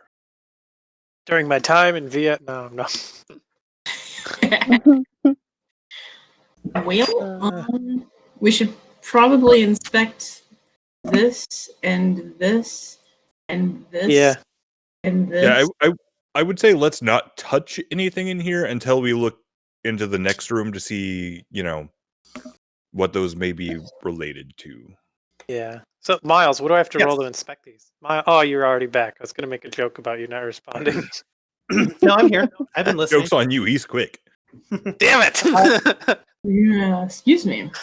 So what is our consensus for this room? What do we want to do? We want to figure out what these things are. Okay. They appear to be caskets, but not enough to fit. Like, it looks like you would have to disassemble an entire skeleton in order to fit all the bones on the inside of it. So it's a little too small to be a casket for a body. But it looks like with enough force, you should be able to lift the lid off the top of it. This belongs in the Shadowlands, or the underworld itself. So it is something that you can actually physically lift if you want to. Does anyone want to try to lift one of these, the lids off of one of these caskets? It looks like it might take a little bit of strength to do so. I have Not 3 dots in strength. Does anybody have better than 3 dots of strength? No, but I really think we should not open them until we have some idea of what's going on in the next room. Yeah, let's That's follow not up. what I had. I just wanted to know if anybody had better than 3. I have a 4. Oh, all right. Well, if we decide to, I will nominate you. Because you can explode 10s and I can't. Okay. Anyway. So, Richard, we'll look to you guys and say, so what's the plan? Where are we going? I think we're gonna check these objects are somehow connected with something going on up in the next room. So we want to, before we touch anything here, I guess we want to see what's up there, so we have an idea of what we might be affecting. Okay. Lead the way. Look ahead. Keep an eye out as I'm going for booby traps and whatnot. Actually, while you guys do that, I'm going to be a rebel and see what's over here. Is this passable path, Myles? It is, yes. Okay. No matter what happens, Jay, if you find strangers, don't talk to them. Eat an ass. Anyway, I am going to be actively looking for any sort of traps or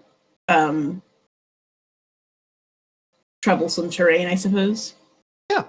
Nothing to really jump out. It looks like no one's been down here for a very long time. There is an opening that seems to kind of come out of the ruins up here in the north. Is that where everyone wants to go next? I want to yodel at it. I want to test and see how echoey it is to see if there's... Or we could look through it before you yell through the opening. Can I even see? You can, yeah. Oh, well, then I'll actually look at it then. Okay. Or, I mean, or you can scream into holes. I'm not telling you how to live your life. As you guys look into this next room, it seems to have been dilapidated. It's clearly fallen apart piece by piece. But strangely enough, there is some sort of sorcery or magic still intact down in this room.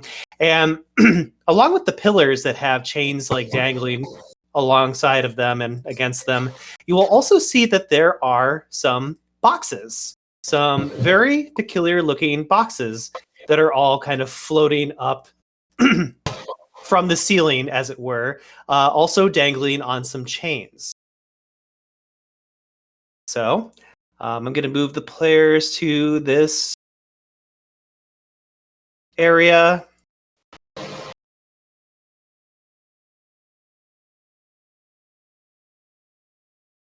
I need to get the characters in here too. oh, we're at the 3rd layer already. Neat. What's that? I said, oh, we're at the 3rd layer already. Neat. No. So all the Oh. boxes that you see in this room are all floating up in the air. So try to think of it as, them being Above. above you. Yes. So you can't stand next to them. They are unfortunately above you. So Excuse me. What's this? That appears to be an area that is caved in. It looks like some of the rubble has kind of like fallen down.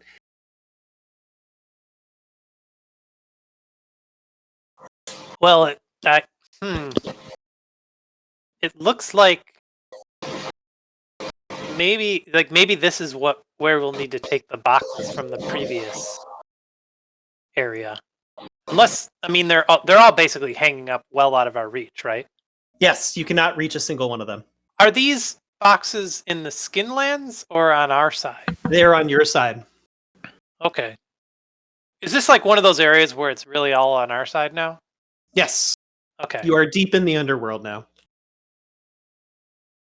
So, if we brought in those boxes, would we be able to stand on or stack them in such a way that it would get us closer to the boxes above us? In order to get to the boxes, you would need to probably throw something at the metal chains and break them. Okay, let me take it. Throw a wraith? What if taking the lids off the boxes will lower these boxes to the ground? Yeah, that's what I was going to suggest, is have the strong person go into the other room and move one of the boxes while some of us stay in here and see what happens. Sounds like a good idea. I think so. Yeah. Failing that, I can try to shoot down the boxes, but Let's not jump to that one. just saying. Said we could throw something at the chain. I can throw This is 780 foot-pounds of anger at it. This is the test of sagacity, not accuracy. Look, I'm just saying, sometimes a clever suggestion breaks the sound barrier. Okay. So it I'll sounds like go some people down. are... Okay. Arwen's going back to the previous room. Go with, I think, because we don't want to send one person off on their own. So you two stay here. I'll go with Arwen, I guess. Okay. Sounds okay to me. Yodel if you need help. Yodeling. Who has the most points in yodeling? I think I know. I mean, look, yodeling in a rickety underground cavern that looks like it's abandoned and barely standing and already has cave-ins, I see no problem with this. What's up, Rob? TPK. Oh, sorry. It's okay. I was wondering why you're moving everyone over there. Oh, I'm just trying to indicate that the two of you are down here now. So Okay. I guess we're heading towards the boxes. Okay. You make your way over to the boxes. You think it matters which one we move first? If it does, I certainly have no idea.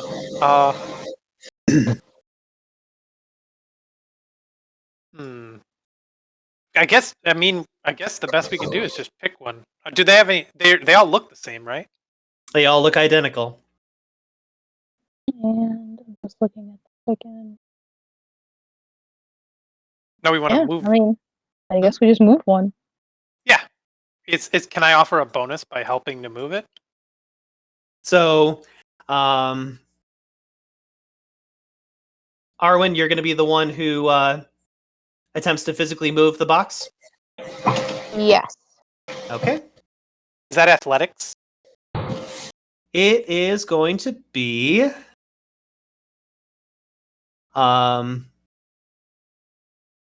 it's going to be strength. And it will be athletics. Strength and athletics. Okay. Because I have athletics and I can assist. Cool. Okay, so then that will give me 4 plus 2 plus 1. Actually, I'm pretty athletic. I might be better for this one if you only have. Good. Putting in athletics, I think with assistance, I would be rolling a 7. I'm also rolling a 7, but I can also explode 10s. Oh, okay. I'm sorry. I thought you said when you counted out. I thought you said with the bonus it was 6. Then yeah, you're definitely the better one to roll. Sorry. No, it's okay.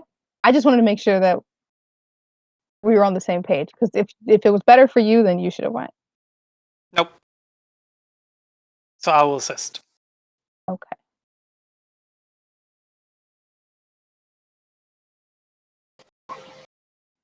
Difficulty of 6. Yep. 4 Nice. successes. You said 4? Yes. Okay.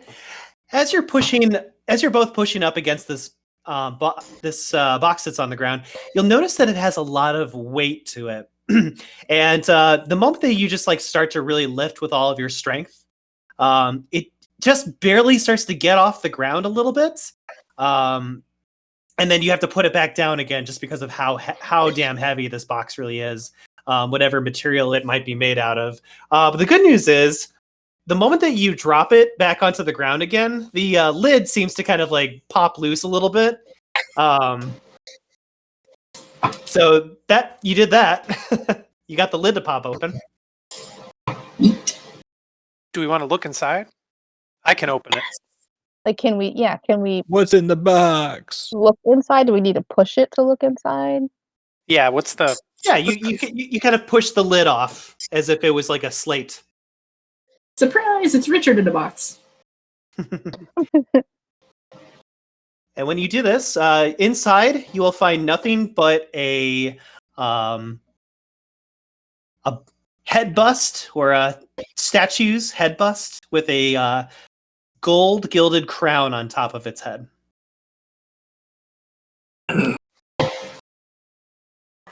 Do we want to maybe... I'm thinking maybe we'll want to see if there's a similar bust in each of these chests. Maybe we're not taking the boxes there, but the busts. Sure, why not? So let's go open the next one. Yeah, let's do that. Okay. I need one of you to roll your strength plus athletics. Difficulty 7 this time. I Man. will defer to... I'll let you roll. Or wait, Okay. if Wait. is it because she's rolling twice? Like if I did the roll, is it 6 now? If you do the roll, it's a 6. Then maybe I should assist you. Okay. So let's see. I would be... I'm strength. Oh, we do have the same roll. I'd do it. I'd be 7 with assistance. Although you explode. I don't.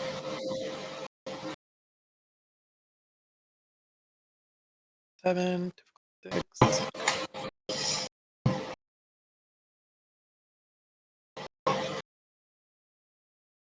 Five successes. Okay. With 5 successes, the two of you are able to lift and push the lid off, and you will see another bust just sitting in the bottom of this box as well. Do we want to try? I mean, I'm not going to do something without asking people who are person who's with me. Do we want to try picking up, at least see how heavy these busts are? What if Let's just open. you all have the to boxes. lift all 4 at the same time? Yeah, let's not touch the bus until we have all the boxes open. That sounds like the best idea. So shall we? I think we should. One. Yeah, I guess we'll alternate again at difficulty 7. Sure. Okay. Yeah, You can go first. All right.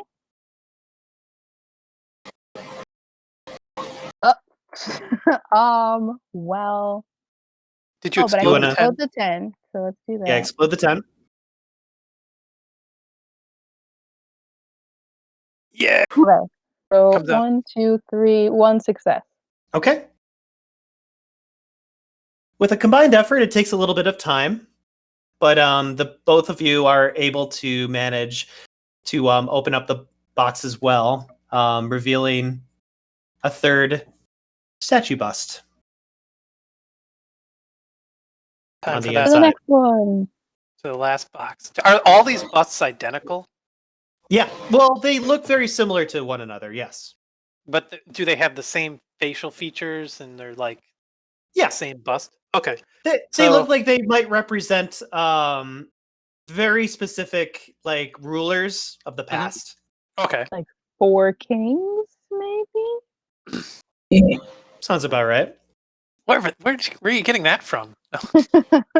Okay. Here we go. I'm going to make the roll. Difficulty 7. 2 successes. All right. With 2 successes, you will open the last box, and you will indeed find a 4th head or bust on the inside of the box. So, 4 heads total. So, do we want to check back with the others before we make any changes in here, or do we want to try to carry some of these busts back in? I think we might want to bring the others here. Yeah, I say we bring them in here, and then we can discuss how we want to move it. Okay. The bus just jumped on top of you. It's on my face. Ah! It's an ambush! They're alive! All right. I'll just stay here if you want to just go get them. That's probably a good idea, because someone might come along and take the bus or something. That way they don't bust free. Oh boy. You know what? Screw it. We're not going to go back to the rest of the team. They can just... Abandon him. I'll just head out. Has anything changed here? Nope, nothing's changed. Boxes are still hanging from the ceiling, and the environment looks exactly the same. Well, then I'll tell them the boxes were heavy. We weren't able to move them, but when we got them open, there's a bust with a crown on it. Looks like a king's head in each of them. So we figured before we touch anything else, we'd want us all to sort of take a look at it, see if we can suss out what we're supposed to do next. Good call. So I think that while they did that, nothing moved in here, right, Myles? That is correct. Nothing moved. Nothing changed. The environment remained exactly the same while they were investigating. Then there is no point in us staying here, so may as well go back with them. Okay. I will move everyone back, and I will make sure that people can be in the main area again. So you guys will be back on the map again, along with Richard. I'm like, what's that, Oliver? Did Arwen find a head in a box? And then they just follow me like I'm Lassie and Timmy fell in a well.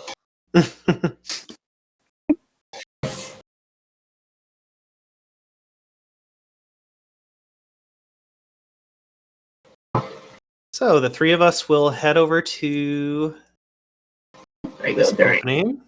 All right. What would we like to do?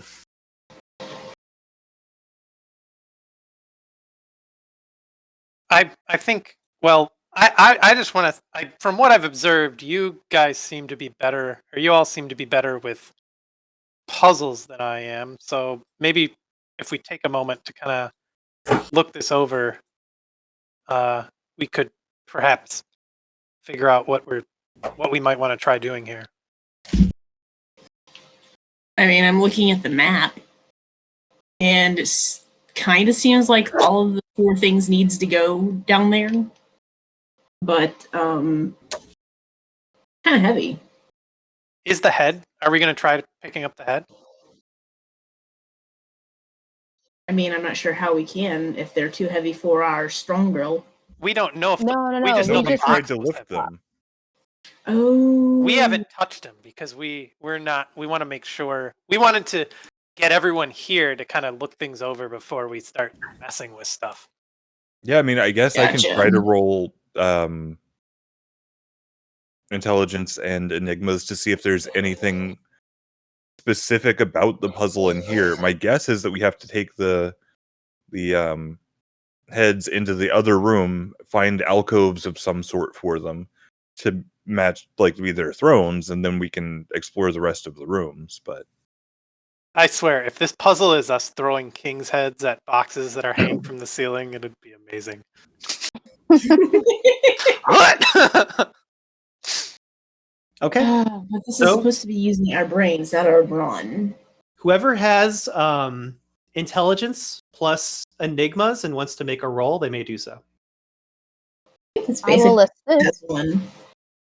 well, I mean, it's the same as last time, right? Like, we all have a total of 5 on the roll. So Yeah, let's all just roll our own if that's a thing we can do. Yeah, it is. Okay. Okay. Because most of us can explode 10s. I'm just Not gonna. that I can't assist, so I'm just gonna stand over here and try to look important. Stare at this Difficulty- red herring. This red herring on the wall. It's just a fish. Difficulty level 6 or 7. It is a 6. Oh, good. I got 3 successes. I got a bot. You got a botch? Yep. How'd you do, Alex? I got 1. Okay. So starting with the botch. Nicole, you feel that everything that you guys are doing in here is incorrect. You're supposed to be in the other room right now. Opening the lids to these boxes was all you had to do. So now you need to solve whatever's going on in the other room. With 1 success, Alex, you definitely need to find a way to get these heads into the other room in order to correspond with something else happening in that area. And then lastly, for Jay, if you look at the maps that you were given that have the crayon on them, you'll notice that the heads, if the heads are going to be placed in the other room, they need to be facing in specific directions in order for something to work. So if you remember the puzzle that was, or not the puzzle, the riddle that was given to you by Lady Fate, the faces of the kings need to be placed in specific directions in order to make the puzzle work. Okay. I will be like, guys, we got to get these down there somehow. And they got to be facing specific directions. No, that doesn't sound right. I really think we were just supposed to open this, and we're supposed to go in the next room. They have to be facing impossible directions or impassable directions. I don't know which. That it was a typo and it could go either way. Tell you what, you go ahead and take a head and go back down there because that's... I can't stop you from going down there, but I can ask you to take a head to go around with you. I'll reach in and try to pick up one of the heads. Okay. It appears to be completely rusted over and almost melded into the box itself. So you try to lift it, and it's like, wow, that thing is stuck. If only we Use a had some solvent. Use the solvent. Well, so before we do that, it did say we have to awaken the kings. So that may mean that we just have to open the box and pick them up. Well, yeah, you're right. And the line about they would prefer a throne over a simple chair. Who's got the crowbar? Somebody use the crowbar to open up the rest. Wait, all the boxes are open. there? Okay. I guess if somebody will hand me the crowbar, I'll try to pry it free. No, you can have it. I mean, we never really distribute the items, so Yeah. just assume So you have what you want. I'll just very, very carefully trying to do as little damage to the bust itself. I'll try to pry it out because we don't know what these things are made of or what the solvent is. I don't want to melt part of the puzzle solution. Okay. If we can avoid it. Bars were probably to help us open the box. Alex, please roll your dexterity and your melee. That is much better than what I was expecting you to ask me to roll.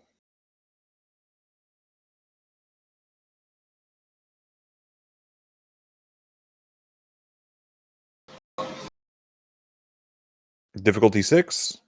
Yes. That would be 3 successes. All right. The moment that you kind of like pry the crowbar at the bottom of like the neck part of the head to start dislodging it, the crowbar will actually have so much resistance against this melded piece that's stuck in the box that it'll actually chip away, and a piece of the bust will actually fly off. Just a small little piece. Well, like it's melded good into that box. Somebody else wants to try solvent, be my guest. I mean, I'm still thinking we're supposed to open it and then just go up to the next level. Well, I went in there, and nothing had changed though. When I looked, Nothing had changed. now these. So, Oh, sorry. Go ahead. no, go ahead. I was just gonna say. I was just wanted to make sure these things are literally melted. Like the bolt cutters would be of no use here. the bolt cutters would not work against these heads that are melted into the box. I mean, I would say this seems like a clear-cut case of solvent to me, but I do understand also how if we make this decision, we're taking a risk. I mean, if we try with a very, very small... Well, actually, an idea. Can I find the chip that went flying off? Yes. Let's find the chip that went flying off and test the solvent on it. Because we've already broken that piece of it. So we'll just put a little bit of the solvent on. And that way we know how much of the solvent to apply to the others to remove the corrosion without actually melting the metal. Great. That's a great idea. Yeah, let's do that. Okay. Does anybody have science? I have 1 dot in science. I have 2 dots. Okay. Nice. Can I'll I need leverage? you guys. Sorry. No, go ahead. I was going to say, can I leverage my background with construction here for like a repair or some other skill? You might need that repair for later, yes. Especially the fact that bus just lost a big chunk of it. Okay, itself. but it's not enough to tell me what will happen with this solvent or anything like that. No. Okay, just checking. No problem. I will assist, though, and lend you a die, Alex. Okie dokes. It locks. So science and intelligence? Wits and science.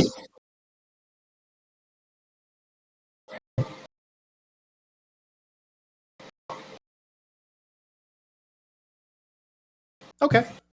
So with 1 success, Well, you yeah. I get to explode my 10. Oh, wonderful. Thank goodness. Oh, do it again. So I didn't realize it would do that. That is hilarious. I can just roll 10 all the time? This game just got a lot easier. We could have beaten the Archangelic if we just thought to do that. So I just that is a noticed. legitimate. so can I It's a explode? legitimate 10 again. You can explode the 10 again, yes. Okay. Oh my god. Okay. Okay. So with 2 successes, 3. Oh. Well, so 2. 2. Oh, How is it? 1, How is it 2? 2. because one of those you just said rolling 10. Right. Wait. You Yes. rolled a literal 2. 10. You No, basically I get it. I get it. My brain just skipped a groove. We're on the same page. Okay. So with 2 successes, you will apply the correct amount of solvent onto the piece that you have. You will notice that the acids within this container will start to ebb away. If anything, you notice that the material on the piece is starting to kind of like separate some of the other foreign ingredients that are on it, and it'll make the statue's bust a little bit more like cleaner and more like, I hate to use the word robust, but it seems Doesn't to it be. blow up? Yeah, it's no, it does not blow up. It looks like it No, actually. you can get a glow up Oh yeah, with a G. it looks like it improved in quality thanks to this helpful little solvent. And most likely, the solvent will be able to melt away the material that is stuck between the box and the heads. All right. I will say. Blah blah blah blah blah blah blah blah blah blah. Blah? Yeah. So, Oliver. Yes. You said that you had some construction experience, right? Yes, I do. Any chance you could reattach this chunk to this one while I go loosen up another head? Let me take a look, and then I will take a look and attempt to repair it. Yeah, you get a sense that you probably would need to use some of the material on your clothes to kind of like wrap it around so that you can just kind of like pressure the piece back onto the bust itself. But if you wrap that around, it'll at least keep the piece in place. So Yeah. Is that what you'd like to do? Hey. No, sorry, never mind. Now I would have to destroy my disguise clothes, or can I use Just a part of your disguise. Nothing too relevant. Just a piece of your disguise. Okay. I would suggest out of character. See if Dick over there has a handkerchief that you could use instead. That is a good. Well, I mean, why suggest that out of character? If you see me about to rip my shirt, you could just tell Well, me. if I notice you start to like go after your clothes, I'll be like, wait, could we like not rip our clothes? Because these things are made of hope at this point. Does anybody have any other fabric, like maybe our previous clothes? That was going to be my question. Can I summon up my previous clothes? Is that like cost of corpus or something? No, you can summon up your previous clothes, but you would have to take off your current clothes. So Oh, it'd be baby. I mean, does anyone have cloth in their inventory? I can just give you some of my outfit. Who's saying that? Richard. I mean, if it's not too much trouble, I mean, because if we destroy our disguises, we might get picked up by the.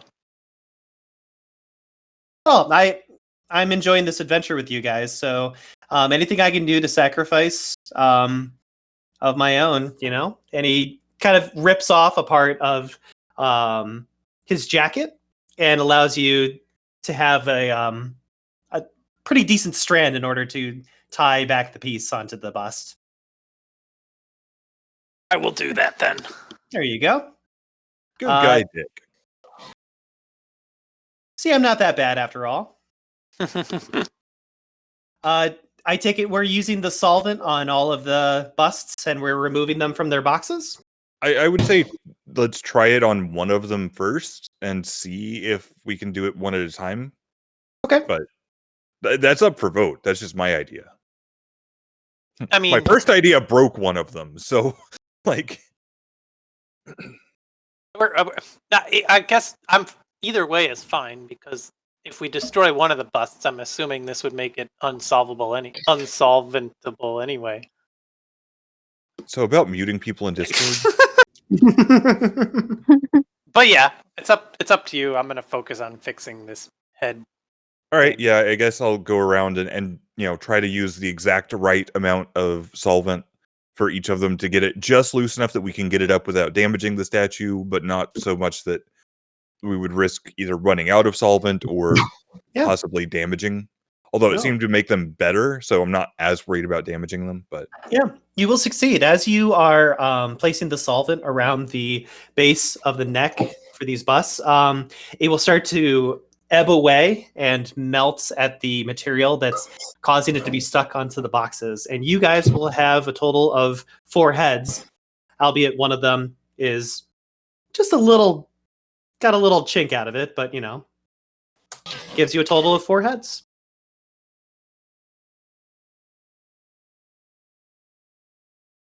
There you go. Can I attempt to repair the one with the chink in it? Yes, you may. Okay, what do I roll for that? That's going to be your dexterity plus repair. Okay. I don't see her. 2 successes. Yeah. I'm glad I didn't get a repeat of Edith with the sword. And everyone's like, thanks a lot, Oliver. You're able to set it exactly the way that it had broken off previously to the crowbar.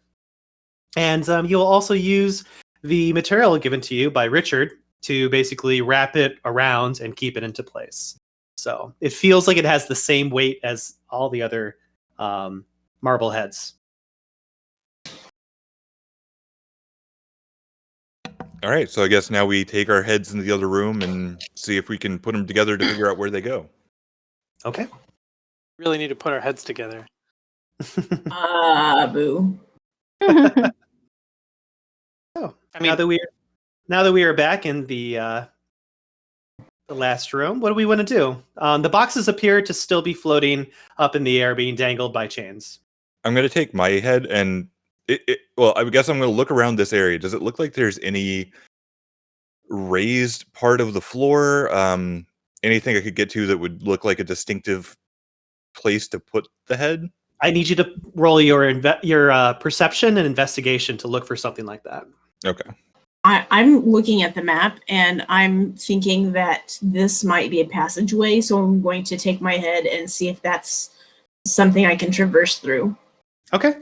You just kind of like bump into the rubble and you're just standing there in front of the rubble.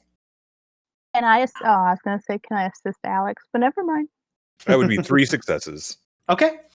With 3 successes, you're able to walk along the floors, and you will notice that there are indeed some indentations of where something should be settled in, but it is very box-shaped. It is not head-shaped. It is very box-shaped. So some of them have larger indentations in the floor, and some of them have smaller ones. But they are definitely located very similar to the ones found on your map that was made for you. I'm going to go up here with my head and then have it face... well, the map has it kind of aligned going this way, so I'm going to have my head facing this direction. Okay. Well, like this direction, but... And you place it in the indentation? Yep. Okay. Nothing happens. Hey, So where are you headed? Can I look around up here to see if there... Boo. Say that again, Alex. Nope, fine. Bronson just No. walks away. No, Boo was at fucking Rob, My joke. who asked, where are you headed? You probably Oh. didn't hear me say the joke because you've probably muted me by now. No, I didn't hear because all I heard was boo. Well, I did that directly in response to Rob, so It yeah. must have overlapped. I don't know. Anyway, Yeah. I'm You guys gonna... you guys take some time and you place one after another these statue busts into these indentations that are in the floor. You face them in the direction that you believe is correct, and nothing seems to happen. Well, what I was trying to say is that obviously the solution isn't to put the heads in the square holes, round peg square hole when we're surrounded by hovering squares.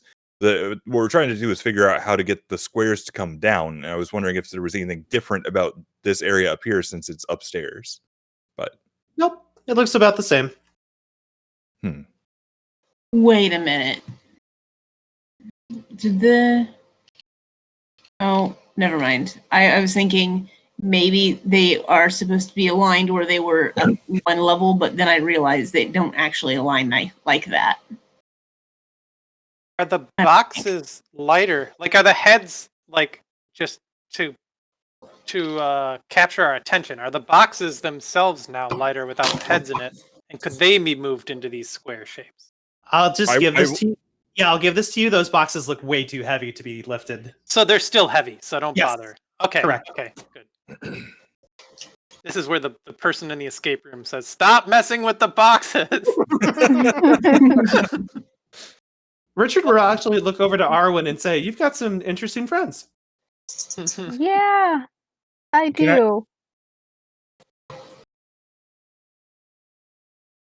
Are there chains? Didn't you say there were chains on the boxes or like near the boxes or Yeah. something? There are chains on the boxes that are allowing them to dangle from the ceiling. We have bolt cutters.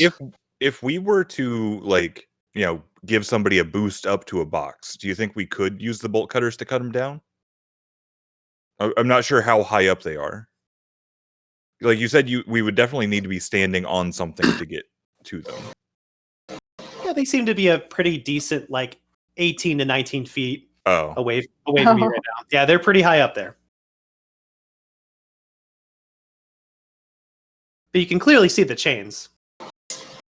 if I look at the top of the chains where they're affixed to the ceiling, does it look like they're just bolted in, or does it look like there could be some kind of mechanism? It looks like they're bolted in. There's no way the throwing stars would cut those things down, right? You don't know. And there's I like the way this one thinks. All right, who wants a throwing star and who wants to try it? What do you roll to even do that? Yeah. That is your melee and dexterity. Okay. 3 dice. So that would be 8 dice for me. Jesus. Oh, you win. Yep. I will assist you. I'll be your shuriken spotter. If there's any way that I can help, I will assist with the dice. Yeah, if I can assist, I'll do that. If anyone with melee can assist. I would say the number one way that you can help is not be standing under a box as I look meaningfully at Jay's character. Where am I at? Hold on. On the top. You're under a box. There I am. Sorry. Like, in fact, I would stand pretty darn far away from any of the boxes, just in case. Okay. I'll come back here. Come in the middle. Look, I'm not your mom. I just don't want to get blamed for murdering any of you. Because, Thank like, goodness. I don't mean- want to miss and then hit the wrong box and then everything gets weird. You don't want to get blamed. Yes, no, I hate getting blamed. Blame is the worst, especially when it's my fault. So I guess I'll get to whatever the appropriate range for a shuriken is from this top box up here. Okay, sounds good. I'll pull out one of the shurikens, kind of test it for weight, see, okay, how far do I think this is going to fly? And then I guess I'll look at the chain for any kind of a weak spot that might have rusted through, like the heads had started to, or corrode, whatever.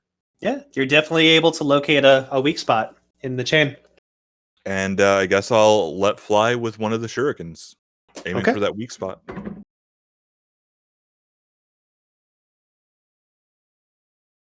Watch me botch this. Oh, yes. Don't forget your assist dice. Oh, I had forgotten about that. Thank you. You need some. Never mind. Unfortunately, I pulled a U and already rolled. Fortunately, Wait, how do I get it out of full shouldn't screen? you have at least 10? I don't know. 1 second. Pat, you're in All right, full I thought I was only getting 1 assist die. So I know you got one from me, and I thought Jay said she One was for me. giving you one. So just roll Oh. 2 separately, and then explode your 10s if you have 4 in the stat. I do have 4 in the stat. So roll 2 more dice where 1s can cancel for the assistant. Well, okay. So wait, I rolled 90-10, which is mine plus 1 assist. What other assist did I not account for? More, I think. 1 more or 2 more? Did everyone assist? Yes. Then it's 2 more. Okay, I didn't realize Jay was helping. Yes. Okay. And roll them separately because the Yeah. okay, so that So cancels those out. 2 cancel each other out, and then I'll explode my 10s. And the 1s won't cancel on that one. Sorry about that confusion. So assuming we're going for a 6, that would be 1, 2, 3, 4, 5, 6. 6 successes. Okay. With 6 successes, you throw the shuriken with absolute precision, hitting the chain exactly where it needed to be hit. And thankfully, no one was around when the box comes tumbling down and crashes down onto the floor. Does Yes. it seem like there's any effect? Effect on... Like the room itself? No, room seems... It has an echo because it's a loud noise, but no, the room seems to be stationary. Okay, so now can I go and put my head on, like, not my physical or incorporeal head, whatever, my golden or my bust head on top of it, facing northeast? Certainly. Do you want to move the box so that it's inside the indentation on the floor? Oh yeah. Okay. Yeah. All right. You do so. Let's see if I can make this. There it is. Yeah, there we go. Give me a sonar of which direction you're pointing it. Towards the indentation. I can't see the indentation, so I don't know where it is. Oh no, the head. Which direction do you want the bus to be faced? Oh, Okay. Done.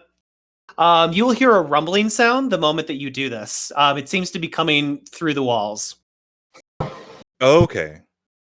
So I'll take a look at the map and come back to the group and say, okay, so what I think is happening, feel free to correct me, is I believe that this has just opened a door in another passageway that we don't have access to yet. I think if we go and do basically the same thing to the far southeast, it'll open the door into that passageway. And then the other two open doors within that passageway. Do we want to open all of the doors inside first? Or open the doorway into the first chamber of this second passageway, see what's in there, and then open maybe the second one. That way, if there is anything dangerous in there, we're not face pulling the entire corridor. I was just going to say that. Yeah, I think we should go one at a time. Okay. So we agree that I should probably mess with this one next? Yes. I think Right. so. How So are we going about doing this? well, I mean, I'll eyeball the chain, see if there's any similar spots of corrosion. There just happens to be, yes. What fortuitous coincidence. Yes. Oh, Difficulty, glorious fates. by the way, difficulty will be at a 7 this time. That's what I was afraid of. Oh. Does it look like any of the other chains that are relevant based on the map? Does it look like any of those would be harder to hit? No. Or is it just okay? No. You should just knock them all down, man. Yeah, I'll just pull a Xena and just like aim it so that it just hits one, then the next, and chops them all down. Epic It style. would totally help you if you're going to try to do that. If I were if I were more insane, I would be tempted. But I can only imagine how difficult that would be. Easier with okay. some dice. It would. Does anybody have so to the people who had been helping, which I guess is everyone, what are the numbers that you guys can pull on a roll like that? The 4. melee plus dex. 4. All of you had 4? No, I Okay. believe. I said 6. Okay. All right. Well, I will at least try to open this next door. Oh, actually, before I do that, I will look around for the first shuriken and see if I can find it anywhere. Unfortunately, you aren't able to find it. Okay, somebody with really good perception. Try to keep an eye on where the shuriken goes and see if we can recover this one, maybe. I have really good perception. I have 4 in perception. All right, I want you to keep your eye on the shuriken. Probably won't work, but it's worth a shot. Let me check the map to make sure I'm shooting down the correct one. Yeah. And so the indentation in this area looks about the same size as the box near it. It does. Okay. So same drill as before. I'll take really careful aim for that corroded spot. Test the heft of this shuriken. Do you want shadow dice? I mean, you succeeded crazy well last time. If you do it again, they'll probably think you're a ninja. I tell you what, Shadow. We pulled this off without you this time. You and me, we're going to talk about the next one. I mean, we won't have to. I mean, we'll see. I'll roll these bones. So I'll go ahead and take that shot. I assume the same people are helping me? Yes. Yes. So a total of... Okay, so I have 8 and 10. Can you... Okay, I hate to be that guy, but can you assist and look to see where the shuriken goes at the same time? Oh, that's a really good point. Okay, so I'll just have Jay be the spotter for the shuriken and take the other 2 assist die. Well, wait. Can Richard assist or do the perception? That is a good question. Richard, buddy. Yeah. Pal, What's up? friend. Hey. Hi. How are you at tracking fast-moving objects? Pretty damn good. All right, so I'm going to take this shuriken. Okay. Unless you just happen to be really good with shurikens, because if you are, problem solved. You can take this one. But I'm better with guns than I am shurikens, being honest. me too, but you do what you can. So I'm going to chuck this shuriken. Okay. All goes well. This big stone over here falls just like the last time. What I need from you is to keep an eye on this shuriken and see if you can track where it lands. Okay. I can do that. Cool. Awesome. All right, so then that would have me rolling 11d10.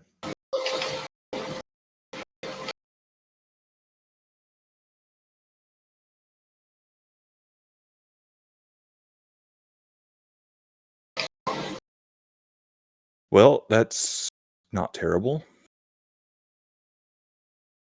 Pretty good. And you said difficulty 7? Correct. So with 3 successes, you are able to just barely hit the chain in the correct spot, dislodging the box to come down, and it just kind of like falls over on the floor. And Richard's just like, I see it. It's in the ceiling now. You threw it pretty hard. I was afraid of no. that. All right. Well, fortunately, we have enough, I think. So I'll go ahead and push the box over into this indentation. Okay, you do so. Anybody want to put a head or a bust facing east? I'll put my bust down. Okay. He also puts his statuette. Yeah. Oh, I was playing with the fact that there are 2 meanings of bust, and Looks like Ah. you're busted. Ooh. it's too No bad fair. that Peter's not here. He loves all these horrible jokes. I knew I liked him. You know what? We'll never get ahead if we can't work together. All right. And we're facing it to the east. Yes. Yeah.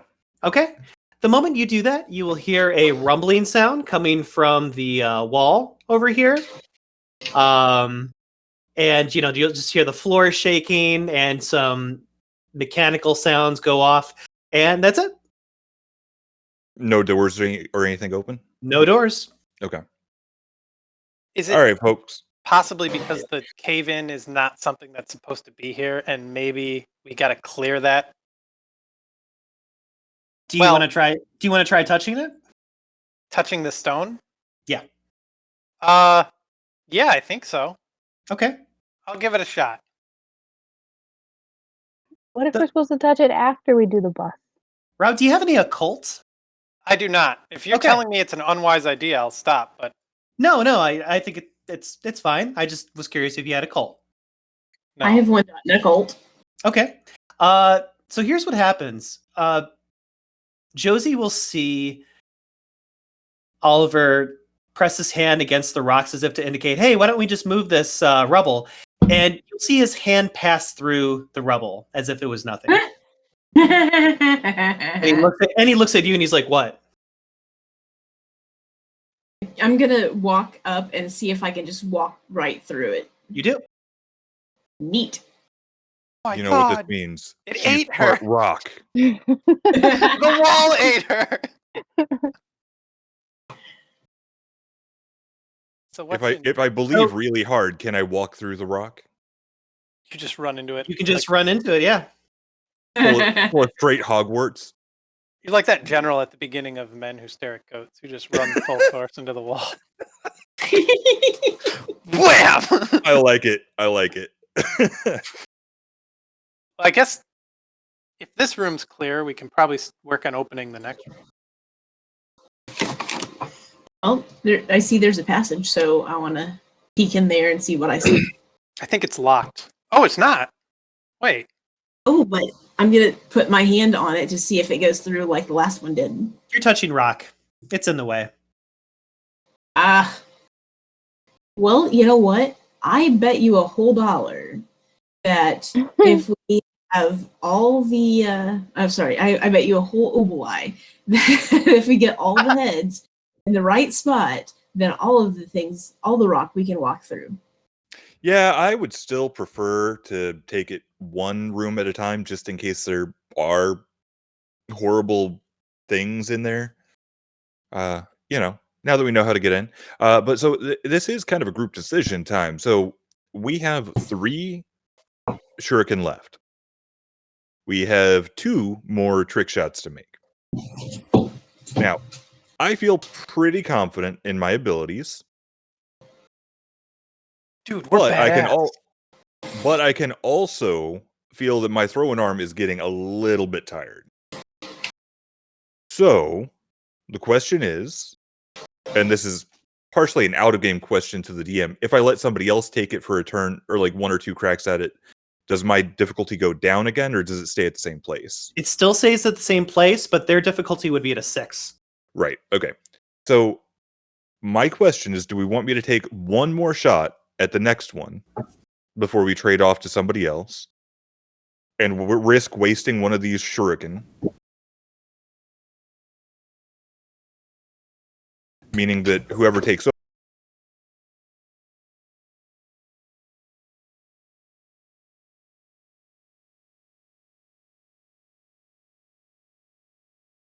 Or, Dude, don't be a wimp. You can do it yourself. We're gonna knock all these boxes down because we're badass. Hey, you know what'd be cool if you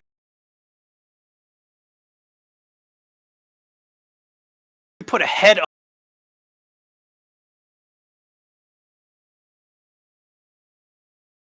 under a box.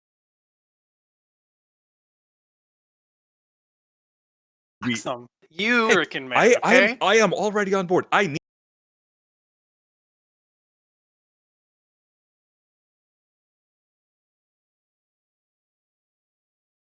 need your help for this shot.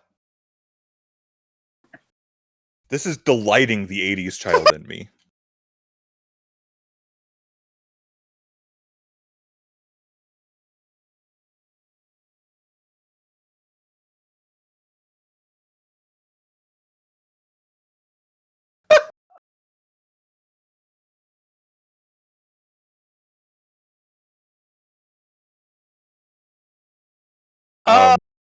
Tribe. It's Or will only have 2. wait, you're already better than me. I would be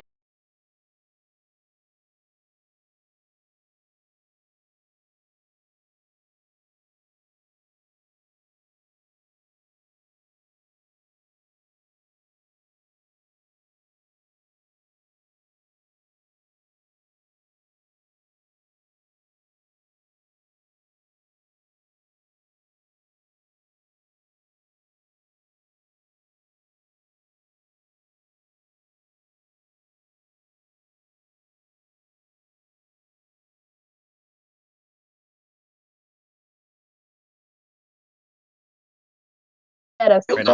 Oh, gotcha. Yeah. I wonder. Can we shoot it out of the ceiling? Question. Let's waste ammo for more shurikens. Question. Yes. Answer. So I have phantom wings, or I can use phantom wings. Yes. I'm assuming I couldn't just fly up to the shuriken and get it down. That is correct. You can only hover in place. That's what I thought, but I wanted to double check. What if we used our strength to yeet him up to the ceiling and let him hover there? Okay. It we seems dwarf like tossing people now. it seems like the best you could probably do is get him maybe 11 feet or 12 feet off the ground, but not enough for him to get close to the ceiling. Okay. Dang it. I'm not going to do this because this is out of character entirely. I'm not going to do this because it is entirely inappropriate in the context of the game. And B, it's a waste of pathos. But where is it? Can I Argos up there? How many dots in I have Argos do enough you for have? flicker. I mean, Is that the one I'm looking for? It is. Oh, no. Okay, never mind. So what I was looking at is using Life Web, I can create a temporary fetter, and then using Argos, I can jump to the fetter. So I could turn the shuriken into a fetter temporarily and then teleport to it and then Oh just my try to God. dislodge it from the ground and hope I can then use phantom wings to float down. Like I just mean, we do have the bolt cutter, so that I'm sounds not- like a more complicated way to just do. Yeah, it definitely is. Either way, I'm not going to do that because that's horrible, and I respect Myles too much as a DM or storyteller to do that to him. But it was I a don't fun want to thought waste the experiment. pathos if we don't have to, but I will ask, if we miss with all the shuriken and run out of chances to hit the boxes, is it physically possible for me to flicker up there and grab one out of the ceiling Yep, and then you will fall horribly to the floor. for corpus damage? Yes, So we'd but be trading corpus damage for additional chances. you would be taking normal corpus damage. It wouldn't be one corpus damage. But that's what Phantom Wings is for. He doesn't have phantom wings. Oh, Yes, I do. Oh, Yeah. wait. Yeah, he can. Yeah, so you could activate your phantom wings after you flicker up into the air. Yes. And then glide down. So, Yes. okay, worst case scenario, if we screw this up, we have Oh options. my God. Let's just I'm It is- sorry. I am so sorry. your Uh, shadow's like, just I'm throw the ninja stars. I'm bored. Anyway, all right. So it sounds like I'm going to take one more crack at this, and then I'll hand off to Arwen. 5. I'm all in on this with you. I want to feel like I'm throwing that ninja star. And I'm at difficulty 8 now. difficulty I'm 8. loving this. Go when you throw it. Go like, yeah. Say something badass. I'll give. Okay, I tell you what I'll do. All right, now this is me again out of character to completely slow the game down. So when he has angst equal to my willpower, I go into catharsis, right? When he has 1 point, 1 point of angst over your willpower, he can attempt a catharsis roll. Okay, and in character, I have no idea of knowing how much angst he has. Correct. Okay. All right, Shadow. I'll tell you what. I'll take 2 this turn, 3 next turn. Oh, we're not playing that shit. You're getting 5, and we're going all in on this ninja star. Yeah. Hey, this is the deal. Take it or leave it. I'm saying take it or leave it. You only got 3 tries, buddy. I can wait as long as it takes. All right, you motherfucker. Let's dance. Yeah. Oh my 5 God. dice. I just All imagine the other wraiths are just like staring at Bronson, like, is he okay? Yeah. Actually, you know what, Shadow? I tell you what. Give me 2 dice this turn. We make it. You get 5 dice next turn. And I keep going. What if I give you 5 dice both turns? No. You scary. You give me Wait. 2 dice this turn, 5 dice next turn. 3 dice this turn, 5 dice next turn. All right, let's do it. Yeah. I didn't mean to turn his shadow into a meth head. It just happened naturally. I am here for it. All right. So now that I know I don't really need to worry about having people watch for the shuriken, that's 3 support dice, 5 shadow dice. No, it was. I thought we took 3. Oh, right, shadow 3. dice. Right. Sorry. You're right. So 6 plus.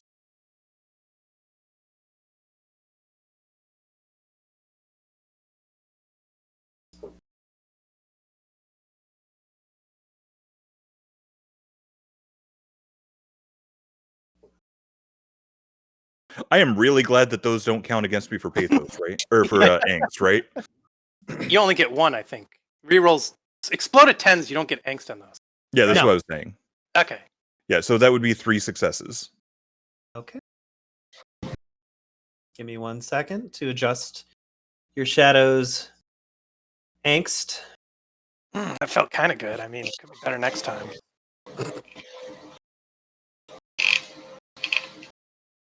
So, with those successes intact, you will hit the chain in such a way that the shuriken will pierce part of the coil itself, the box and the chain will start to rock back and forth in the air up by the ceiling for quite some time, and then just thankfully, because of physics, the chain will finally break and the box will fall down onto the ground. Which one did you aim for again, Alex? This one. Okay, yeah. So it takes some time. It's like you barely made it work out, but the box will fall down onto the ground.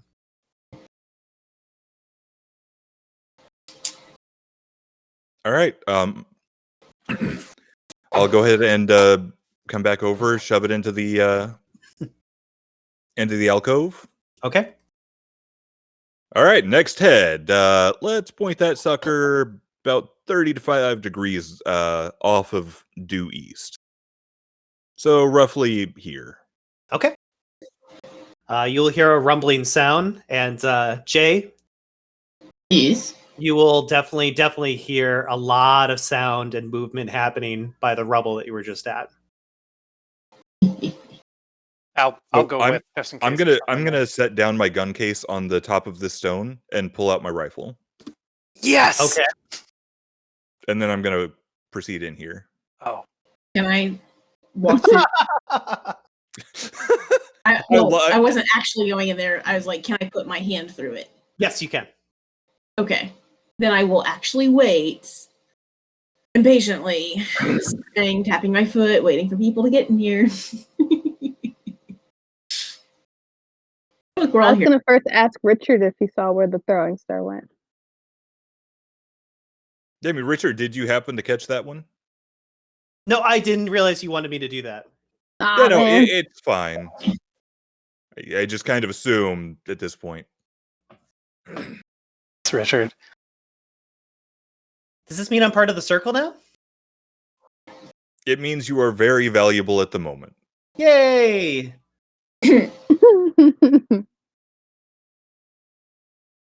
Is there anything interesting in this room at all? Nope. All right. There's a wall. No. There's a we have to wall. do the last one. Yep. Then I'll come back. This last one will open too. Won't it?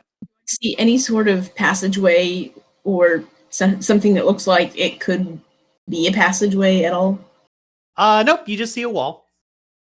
Well, so we've already opened one that's here, but there's another one right here. We already opened this one. Okay. Unless we didn't. Either way, I'll put my gun back in its case and, whatever. All right. All right, Shadow. I am going to regret this. No regret. I already regret this.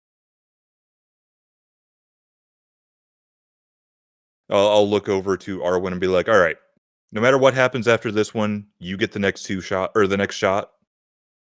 Actually, 3. Yeah. You get the next 2 shots.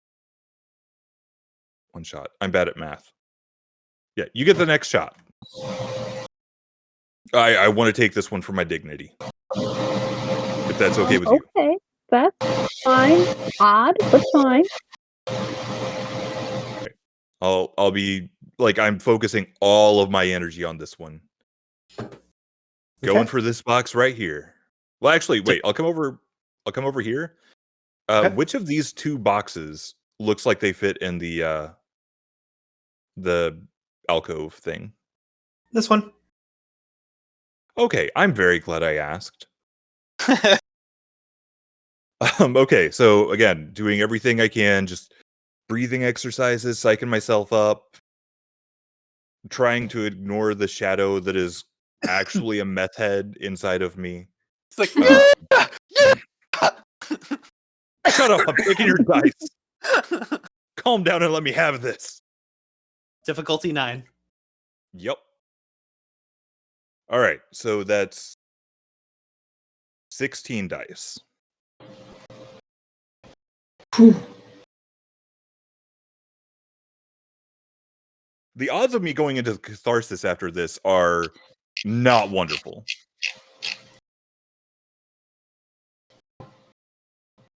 Wow. Holy shit. Wow. You said 9? Oh my god. Yes. Wow. That would be 6 successes. Okay.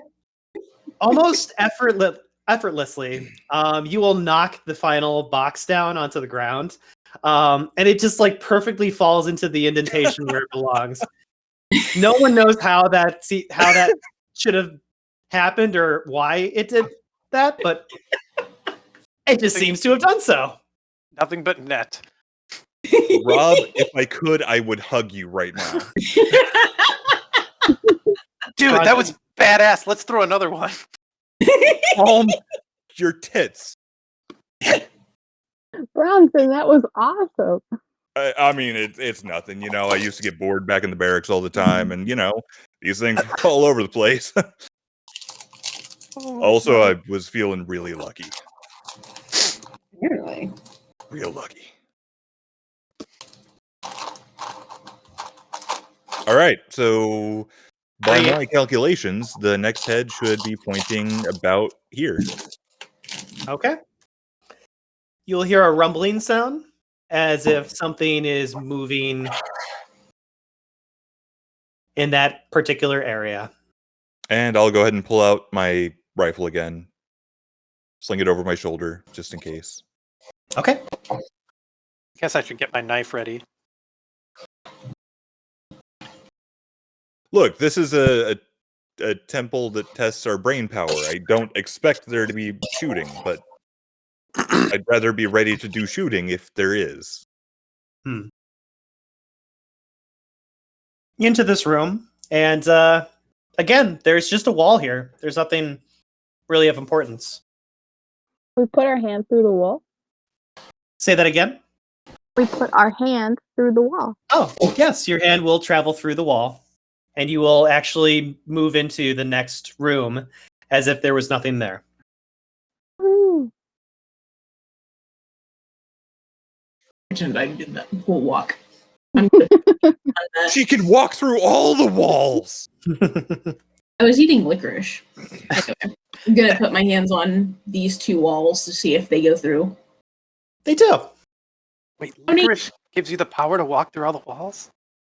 Yes, but My only whole specifically life. Dutch licorice. My whole life, I avoided it because it tasted like ass. Now I love I licorice. realize the powers I missed. It's All Dutch right. licorice, double salt licorice. This stuff is wow. Okay, yeah, you get a pass for that. All right. Who's going first? Down the mean- stairs. Not I it. can go first. I have burned all of my luck for the week. Yeah, I I'll can do- go. Going down here? Or The stairs are located here in the north. then I'll go up with Rob Oliver. Okay. Got it. So the order is Rob, Jay, Alex, Nicole, Richard.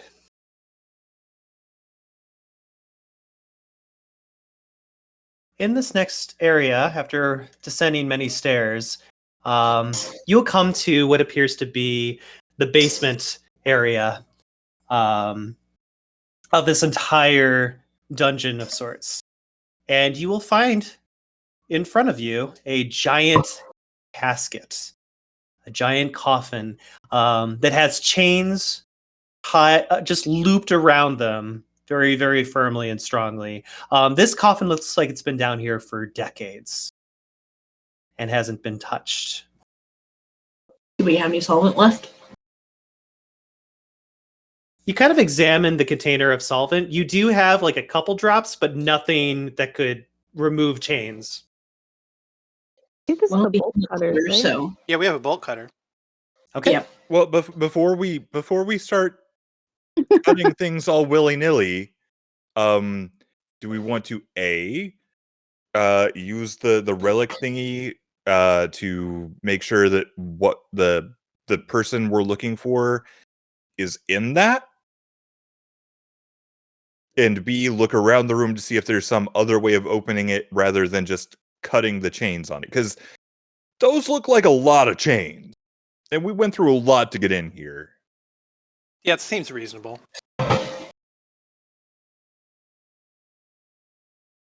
I mean, yeah, and on top of that, usually, I mean, there's always an inherent danger in cutting open a sarcophagus that's been so thoroughly wrapped up in chains. Yeah, normally when you wrap things up in chains, it's because you want them to remain wrapped up in chains. So yeah, Cannibalism. So I'll go ahead and use my sense strand. Okay. Please roll your perception plus life web, difficulty 8. Oh, good.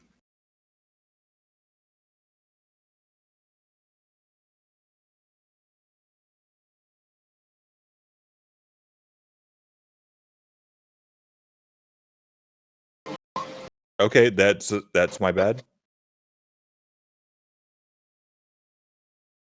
How'd you do? I'm working on it.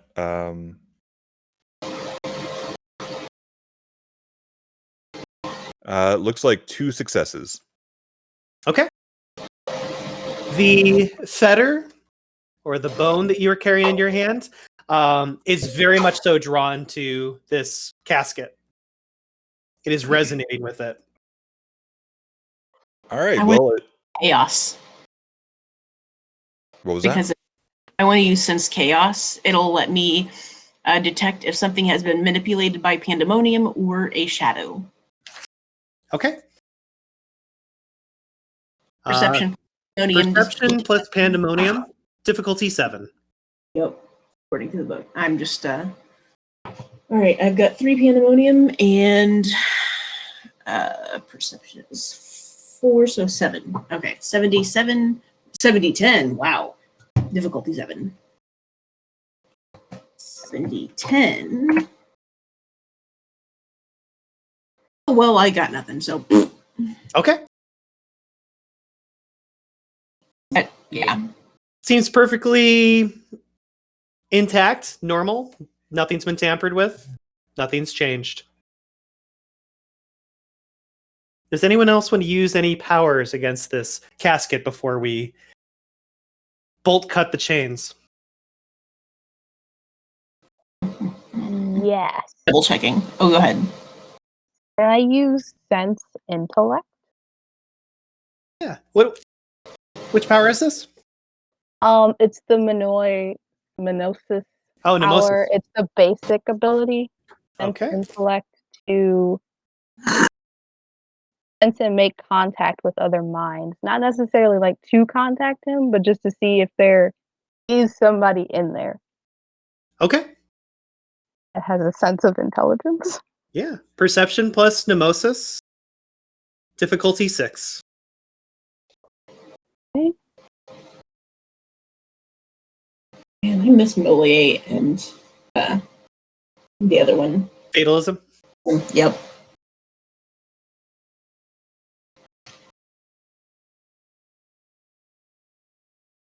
Ooh, and explode my 10. 1, 2, 3, 4, 5. 6 successes.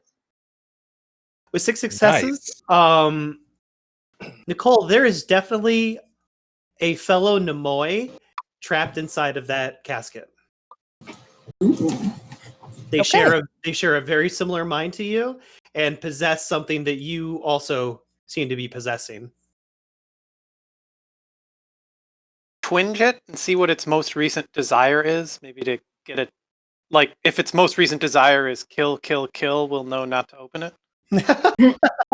I mean, this does seem an awful lot of work to have put in to just be like, no, you're grumpy. We'll leave you to nap for another 15 years. Rob, perception plus intimation, difficulty 7. Okay.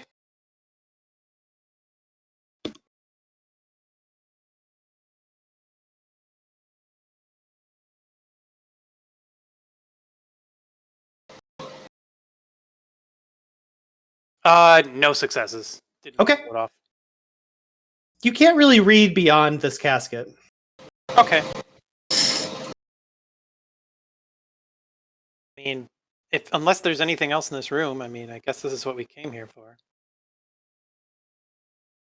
I'm gonna take my bolt. I guess we Start open it. snipping. I'm gonna chop, or not chop. I'm gonna snip.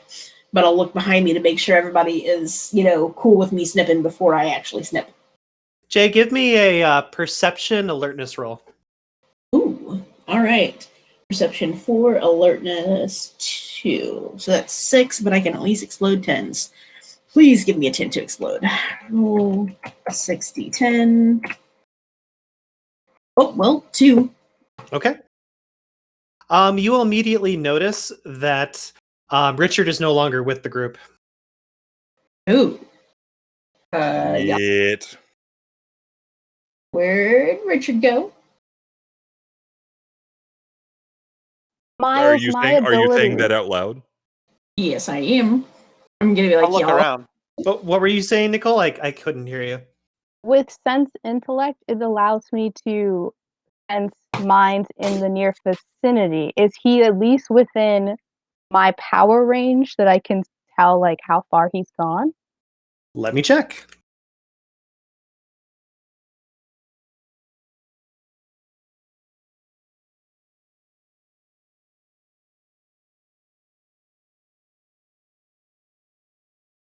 Let's see here. It depends on how many successes you get. He is not within 10 feet.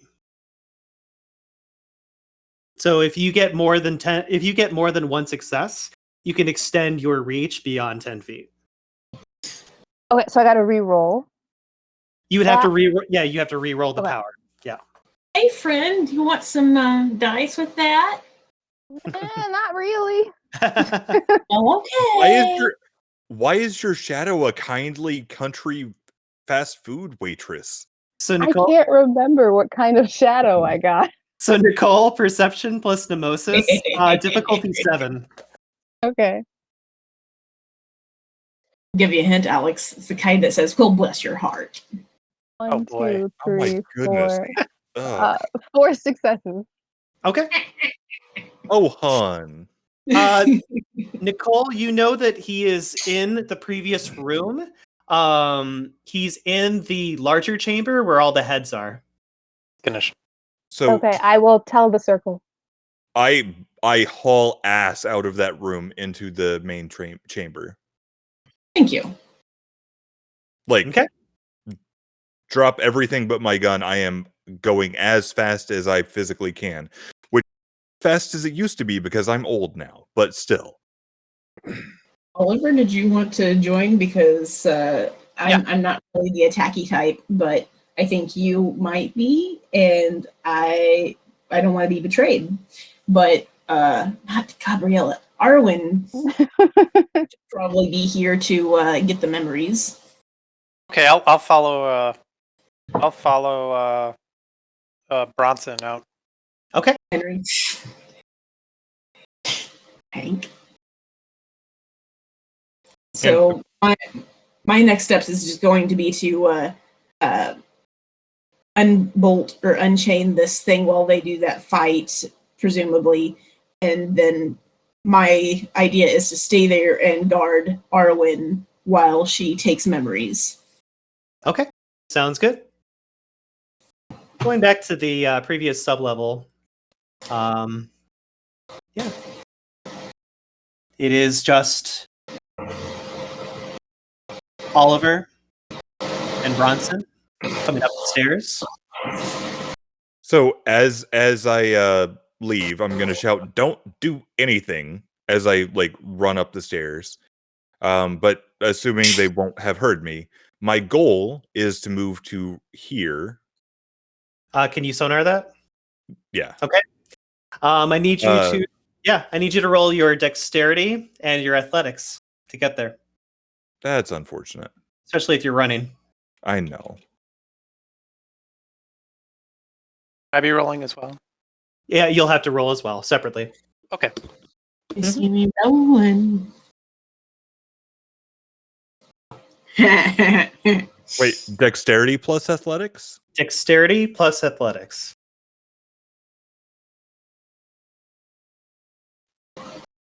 So that would be 2 successes. Okay. I will allow you to get Mount Sonar where you're allowed to stand after that good run that you just made. So you'll be able to make it at least here with 2 successes. Rob, did you make your roll yet? No.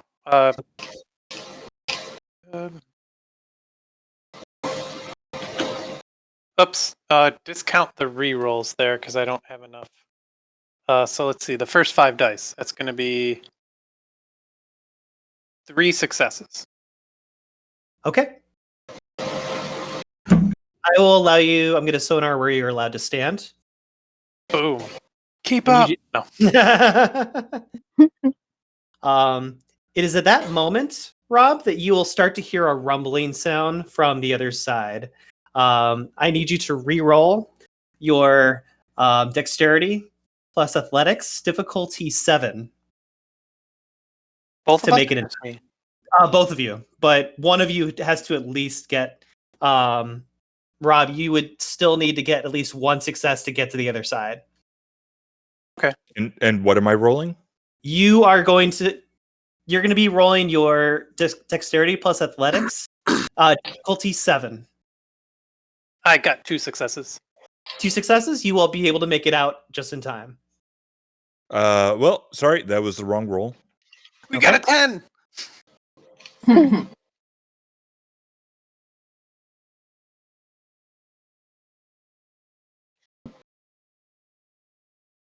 Difficulty 7?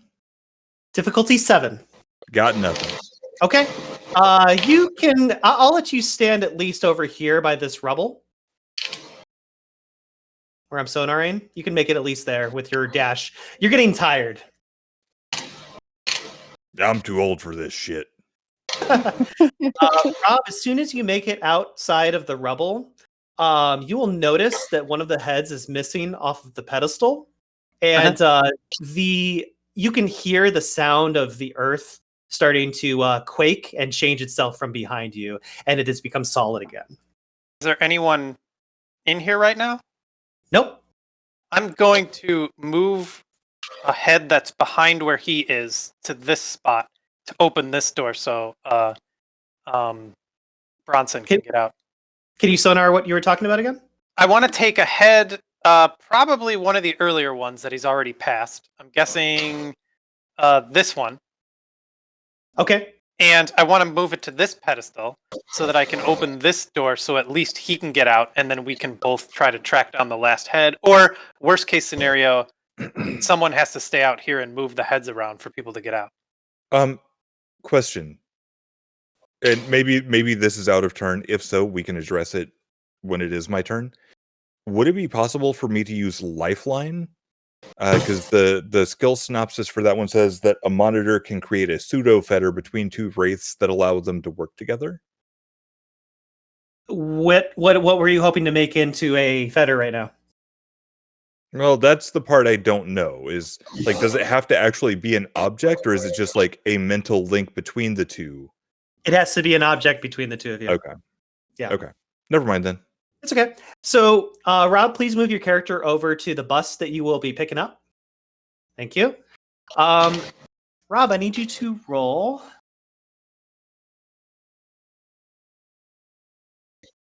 And I need to also check your equipment. While you're doing the checking, could I just use Flicker to teleport back into the main room? It is possible. Give me 1 second to address Rob, though. Yeah, no, totally. Mm-hmm. All right. Armor rating 2. Okay. So, Rob, I need you to roll your stamina plus 2. Difficulty 6.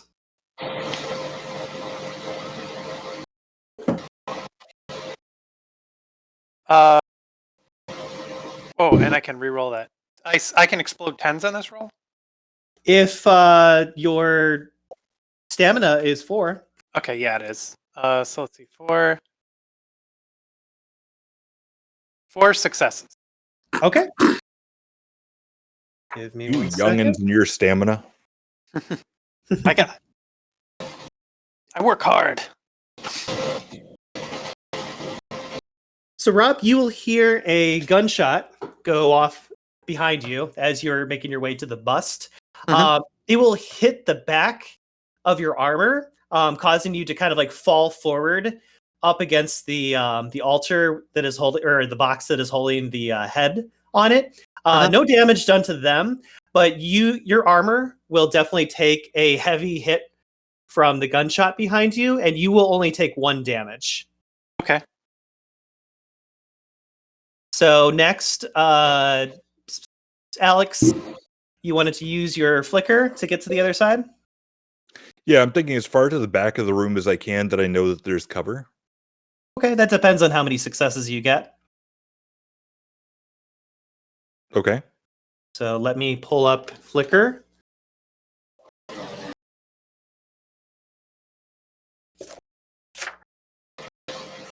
All right. Dexterity plus Argos difficulty is going to be a 6.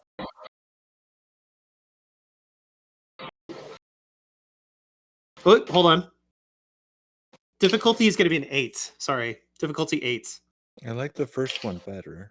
Yeah, I just read the rule. So with a difficulty 8. Oh, okay. Hold on, let me roll those 10s. All right. This is amazing. I didn't get any rerolls, so but still, 6 successes. Yeah, go ahead and place your character where you wanted him to appear as you flicker okay. over. As I flicker over, do I have any idea of what's going on in this room, or in this room, or is it just like, okay, as I last remember it, here were the boxes and stuff like that? Right now, as you have, and now that you've entered the room and are starting to survey like what's going on, the 2 things that you notice. Did you move your character yet? I haven't yet, because I wanted to know, like, before I start moving. Okay. Like, do I have to pick a location before I start moving? Yes. And if so, okay. So where are you? Yeah, where are you flickering your character to? So without knowing anything, I'm going to be moving over here. Okay, sounds good. So go ahead and move your character there. The moment that you appear over there, the only things that you notice right now is your colleague kind of like leaning up against the box in front of him that has one of the busts sitting on top of it. It looks like he's been shot in the back. Is there any role I could figure out like what angle he might have been shot from, or Yes. Perception plus awareness.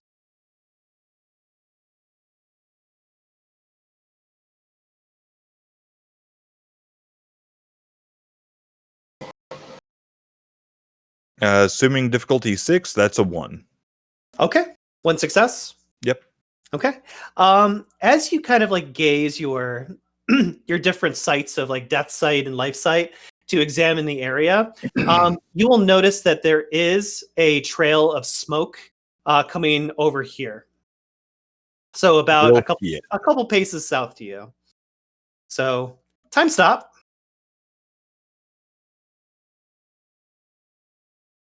Arwen and Josie are still in this room. You guys will hear a gunshot go off in the room previous to you. What would the 2 of you like to do in this room? I will look at Josie and go, do we help or do we get the memories? You know what? Let's go ahead and try to get the memories while we're here. All right, cut that thing open.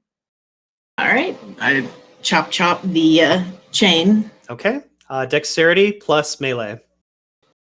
Okay. Dex is 3, melee is 2, rolling 5d10. Well, I gonna guess I have 2 successes. Okay. With a successful chopping motion with the bolt cutters, the chains will break and start to unravel and come undone from the casket itself. The casket still appears to be pretty well shut. Arwen, you want to go ahead and try opening it and I'll help you? Sounds like a plan. Is this strength plus, I don't know. It looks like you might need a crowbar in order to open this. Oh, hey, We have. Wait. Do we have it? I'm going to assume Alex handed it back to you because he had to, throw the shurikens. Oh, I did not have the bolt cutters. No, I the was crowbar. not- Crowbar. Oh yeah, sorry. After you Yeah, broke I would off of assume the- one. No, I only had the shurikens because I assumed someone handed them to me. Right. No, I'm saying that you gave the crowbar back because we handed you the shurikens. Yes, I would have put the crowbar down wherever it was. Somebody would have taken it. You would have taken it. So, Nicole, I need you to roll your dexterity plus melee. Okay. I have a 6. Do you have a higher number Dexterity in melee?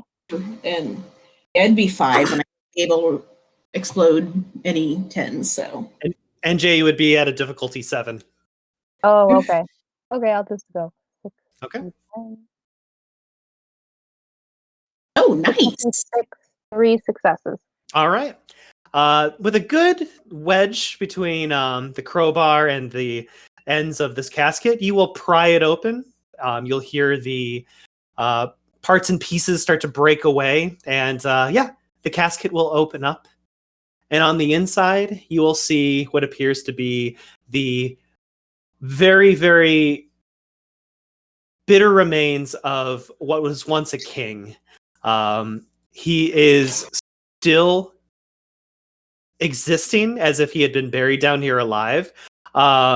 He can barely move, and you just see him lift up his left bony hand towards the two of you as if trying to reach forward and grab onto something.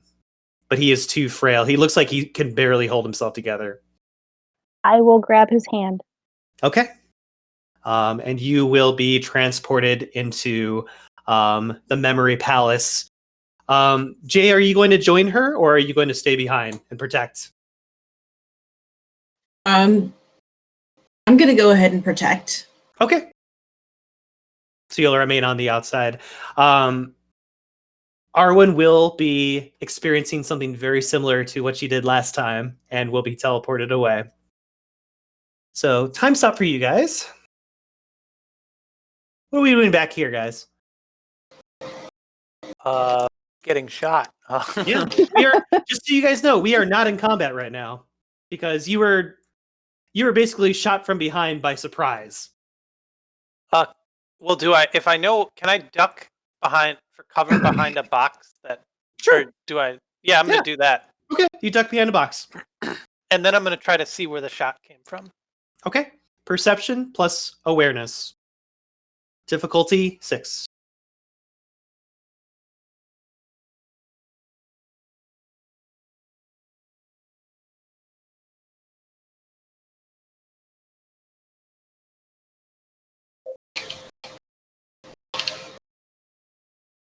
Uh, 4 successes, or no, 3, because I got Okay. 2 1s, not 1 1. 3 Okay. successes. Yeah. As you're taking cover behind the box and looking, you will see what appears to be the remains of the pathos that had fired upon you from the gun. But clearly that there's nothing standing there in the moment. Nothing is standing there aiming a gun at you. But that is exactly where the trajectory of the bullet came from. So it was a trap? Or there's no one there right now, and whoever was there that shot at me is no longer there. Correct. Okay. Do I know that Bronson's in the room? Yes, you will see him in the corner of your eye to the right. I'll kind of signal that he was there, but he's not there anymore, or kind of Okay. I don't know where he went. In fact, I'll just say that I don't know where he went.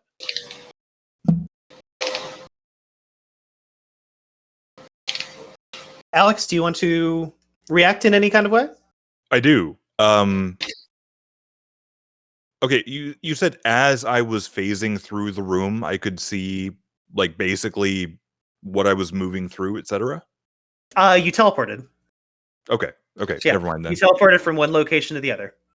So from here, Yes. I think I can see this, right? You can see the podium no longer having the bust on it, correct? Yep. I unsling my rifle, you know, work the action, make sure there's a round in the chamber, and I'll just yell out, "Move it, he's got one of the head or one of the busts." And I will bolt towards the exit. Okay. I will join him. Okay. You guys are heading down here to the south then? Yep. Okay. Go ahead and move your characters there. When I You get would- to the door, when I get to the doorway, I'll kind of peek my head around, see what's up there, and then probably move forward. I'm less concerned about caution once I noticed that there wasn't a bust there. Mm-hmm. I think he's trying to escape with it. And so I'm less concerned about getting shot in the back and more concerned with catching up to him. Okay. Sounds good.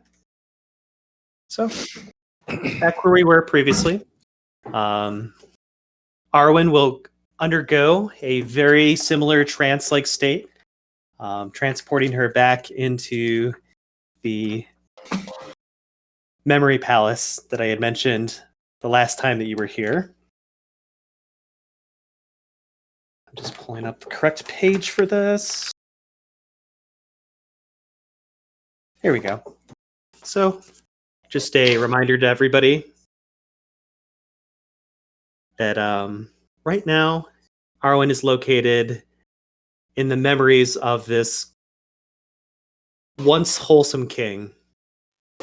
But right now, she is currently standing at the bottom of a spiral staircase. The blank Stygian steel doors are still at the foot of the stairs.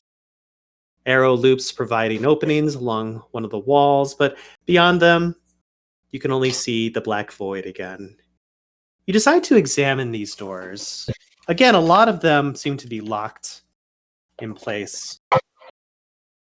And one of them that seems to be working and has the door slightly open for you is the symbol for Argos.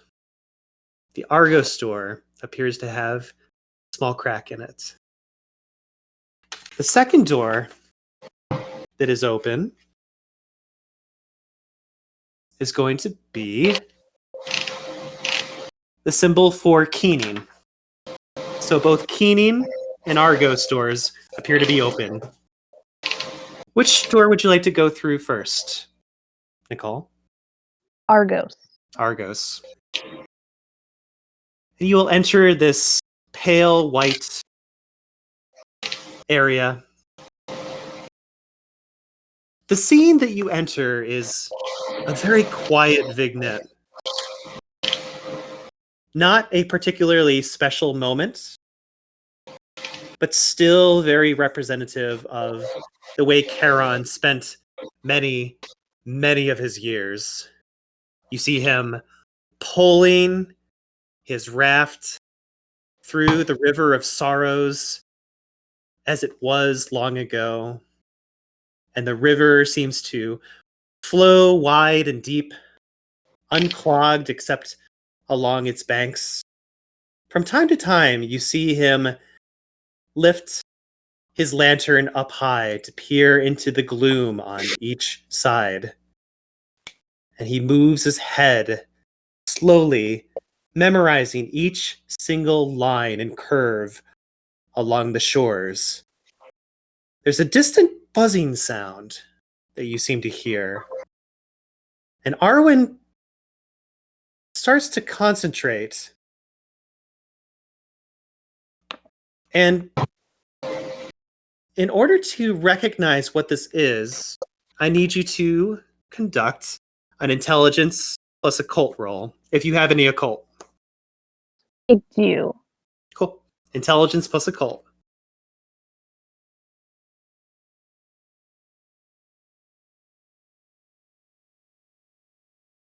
Yay, explode the tent.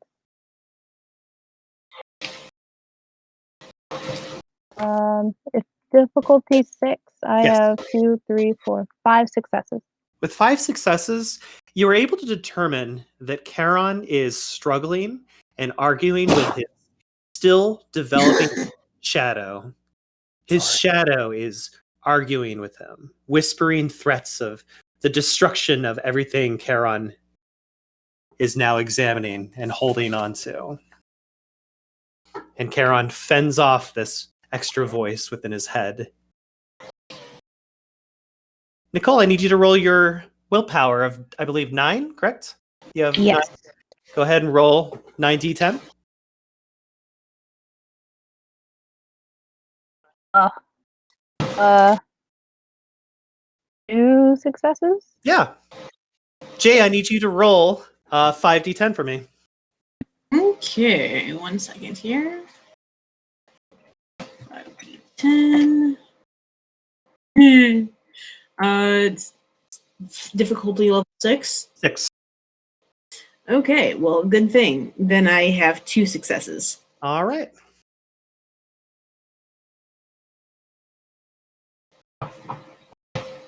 So Nicole, Arwen will feel herself transported back to the hallways that I had mentioned earlier, outside of the doors themselves. When this happens, you feel a calmness between you and your shadow.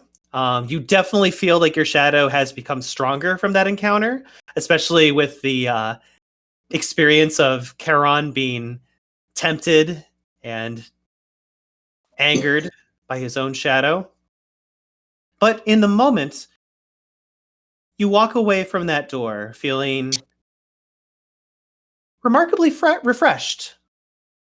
And your shadow will kind of feel almost the same way as you do, but for its own separate and selfish reasons. So, Nicole, did you want to go through the keening door? Yes, please. All right. As you enter the keening door, see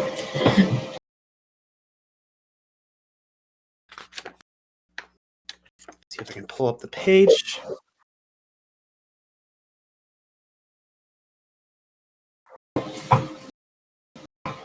There we go.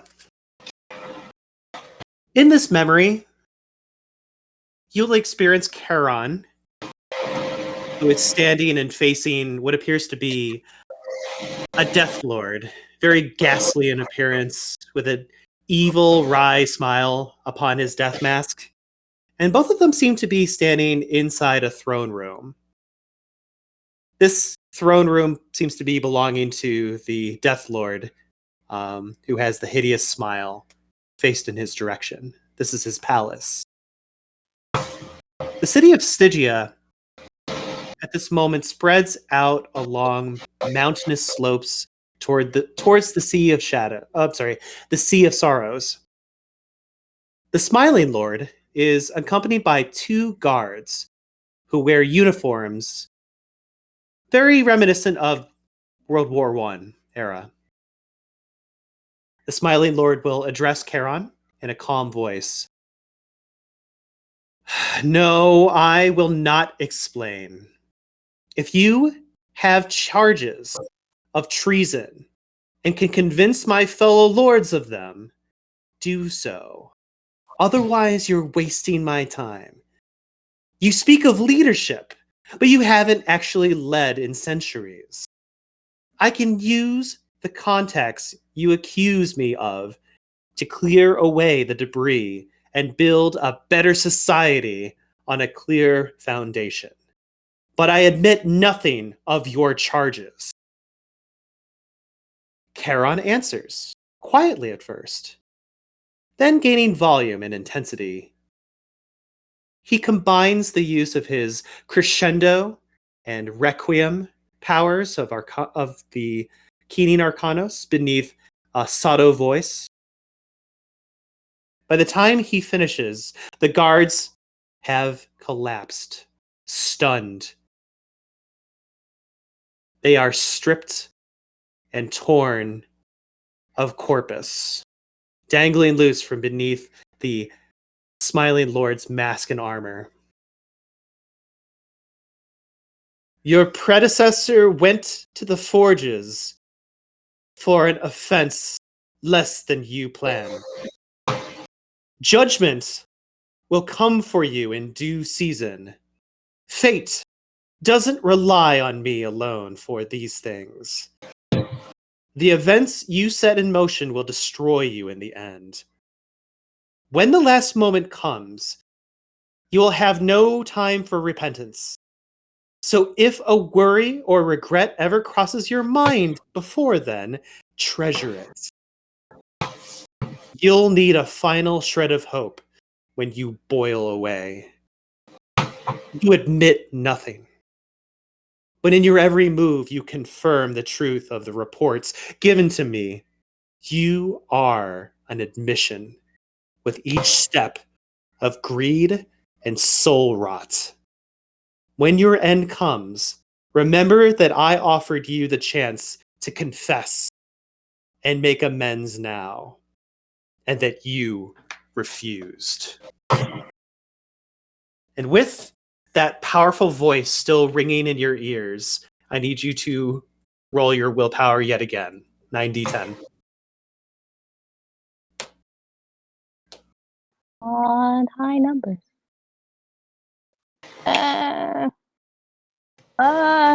Zero successes. Okay. Jay, I need you to roll 5d10 for me. 1 success. Okay.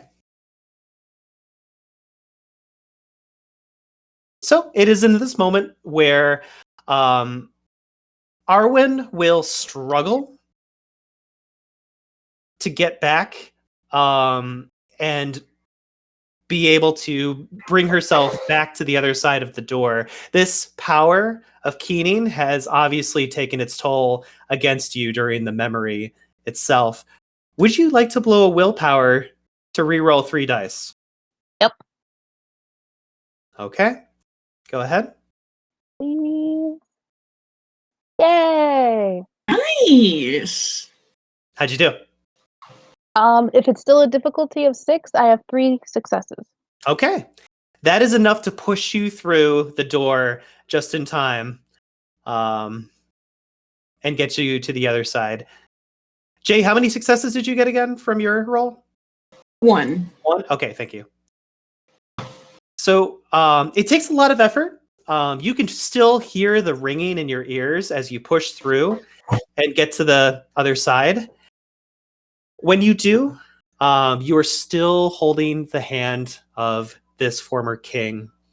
And just like Augustina before him, he will begin to dissipate and melt into ashes and dust before you, fading into the ground with a loud sound, kicking up the dust as he falls into pieces and becoming nothing. But he has successfully passed his memories onto you as a fellow Nemoy. And that is where we will conclude game today. No. Cliffhanger. So nice job, everybody. I was surprised nobody was prepared to be betrayed at the last second. That was I had a feeling, and I was just like, it's too late. When I realized that he was behind me. I thought about it, but at the same time, I felt that as a renegade, I would trust him. So I didn't. I played it that way. And see, I saw it as like be betrayed at the last second as part of getting all of them together, not like that individual section of it being betrayed.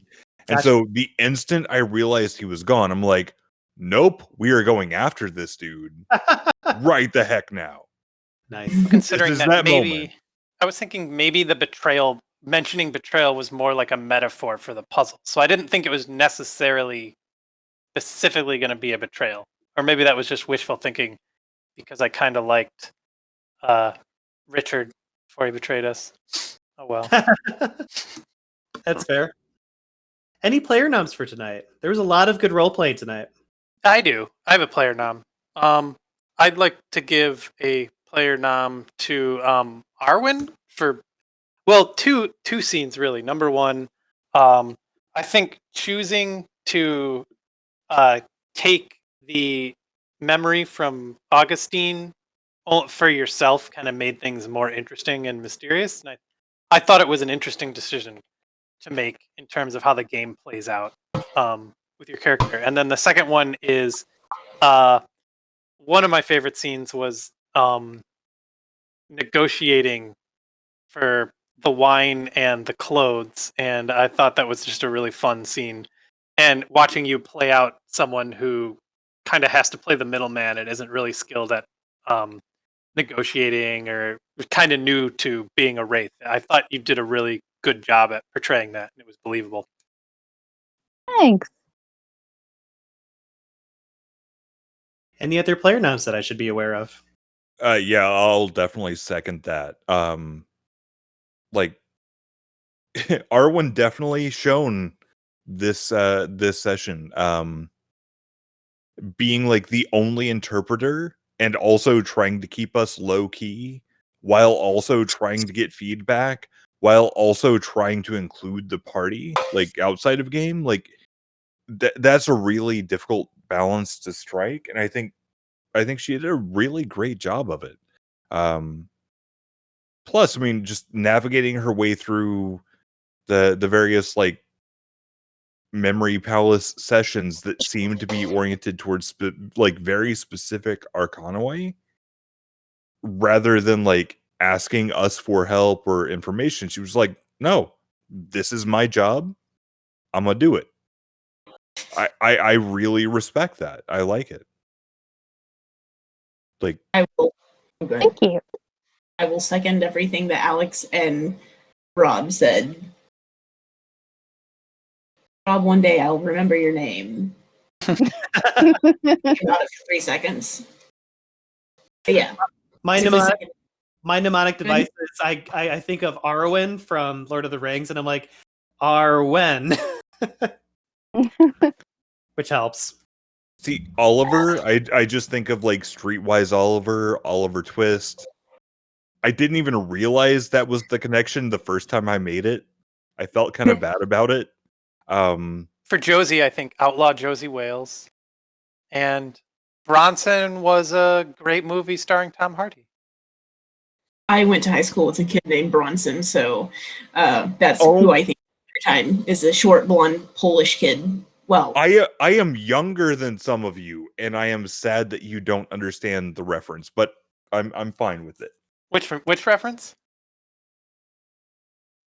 But don't worry about it; you'll be fine. the movie star. Yeah, I'm aware that there's a guy named Bronson that's a movie star, but when you Charles do it, Bronson. that Obviously, was an asshole, but also hilarious. I said Bronson because obviously no one would pick an obscure movie that Tom Hardy was in over Charles Bronson. It was a little of all three. Okay. And honestly, it started out as a name that I used as like an archetype to build a character, and then it just kind of stuck, and I couldn't change it. So, Okay. My staff nom tonight will go to Alex for 2 reasons. One, that shuriken puzzle was not supposed to be that easy, and you made it look like it was a walk in the park. I am so sorry. No, you shouldn't be. I was very astounded by your dice rolls and how much you and your shadow kept going back and forth of challenging each other and pumping each other up to get to that moment. And it was just astounding to watch. And I'm like, wow, they're nailing it. There's very little that I can do for this puzzle. It's just kind of solved. Yeah, no, I mean, a big part of me wanted to give my nom to Rob just because of how he played my shadow. Because that's what I wanted to do. I wanted to split it between you and Rob. I mean, I don't think I deserve any credit. Like, I would have taken, like, myself as a player, I would have taken 2, maybe 3 shots. Mm-hmm. But like, he really did a good job of psyching up that shadow of being like, come on, you know you want this. Because I did actually want that, you know. The second reason that you're getting my staff nom tonight is I had gotten you guys to a point using your athleticism to catch up to me that I had locked you behind a trap, and Rob was stuck all alone with me, and I started shooting him. And then you just had to come onto the chat and be like, hey, can I flicker over there? I knew he had you when he said that because there was just enough of a silence where I'm like, yeah. And I was like, shit. Yes, you can flicker over there. I actually felt bad asking that. But no, that is part of your I your really powers. did. That is part of your powers. And the book is like, yeah, even if he doesn't know where he's going and he doesn't see where he's going, it's a difficulty 8. And you rolled like 4 10s. Yeah, no.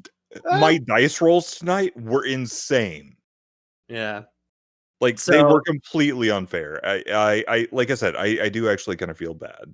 But the creativity of getting your character on the scene where Rob was changed the dynamics dramatically, because all of a sudden it's like, oh shit, now it's 2-on-1, and it actually caused my NPC to retreat because it's like, I can't handle this. He wasn't gonna bolt until no. Yeah, I was totally gonna just waste you. Oh wow. Oh wow. Yeah. And see, here I was thinking I made things worse. You did. That's why it would have been an interesting fight. But then all of a sudden, this Harbinger appears behind me, and it's like, I gotta go. With a sniper rifle. Yeah. Well, and I was sitting here thinking, like, okay, I know this dude is around the corner. Okay, can I bludgeon him with the butt of my rifle? Like, can I just punch him in the nuts? Like, what can I do with this person? But then I noticed that there was a bust missing. Yeah. And I was like, oh, he's not in it to kill us. He's in it to lock us in. He has the way to get us out. He was interested in killing Rob, to be fair. I don't like Richard anymore. In fairness, obviously, he was probably targeting me because I was a renegade. Fucking traitor. So the answer to your question is very, very complicated. But the important part is, why do you think you guys are not able to see him? Not able to see him? Because he embodied? Yeah. He uses Enshroud. Oh. Yeah. That's why you weren't able. That's why you weren't able to see him when he shot you the first time. I thought that works on Wraiths as well as Spectres? Oh yeah. Oh wow, that's cool. Nice. Oh, yeah. Good to know. I think I have Enshroud. I hope you do. And then I immediately led us in the exact wrong direction, running entirely away from wherever he probably is. Which is actually pretty in character, because I would have no idea what the fucking Enshroud is.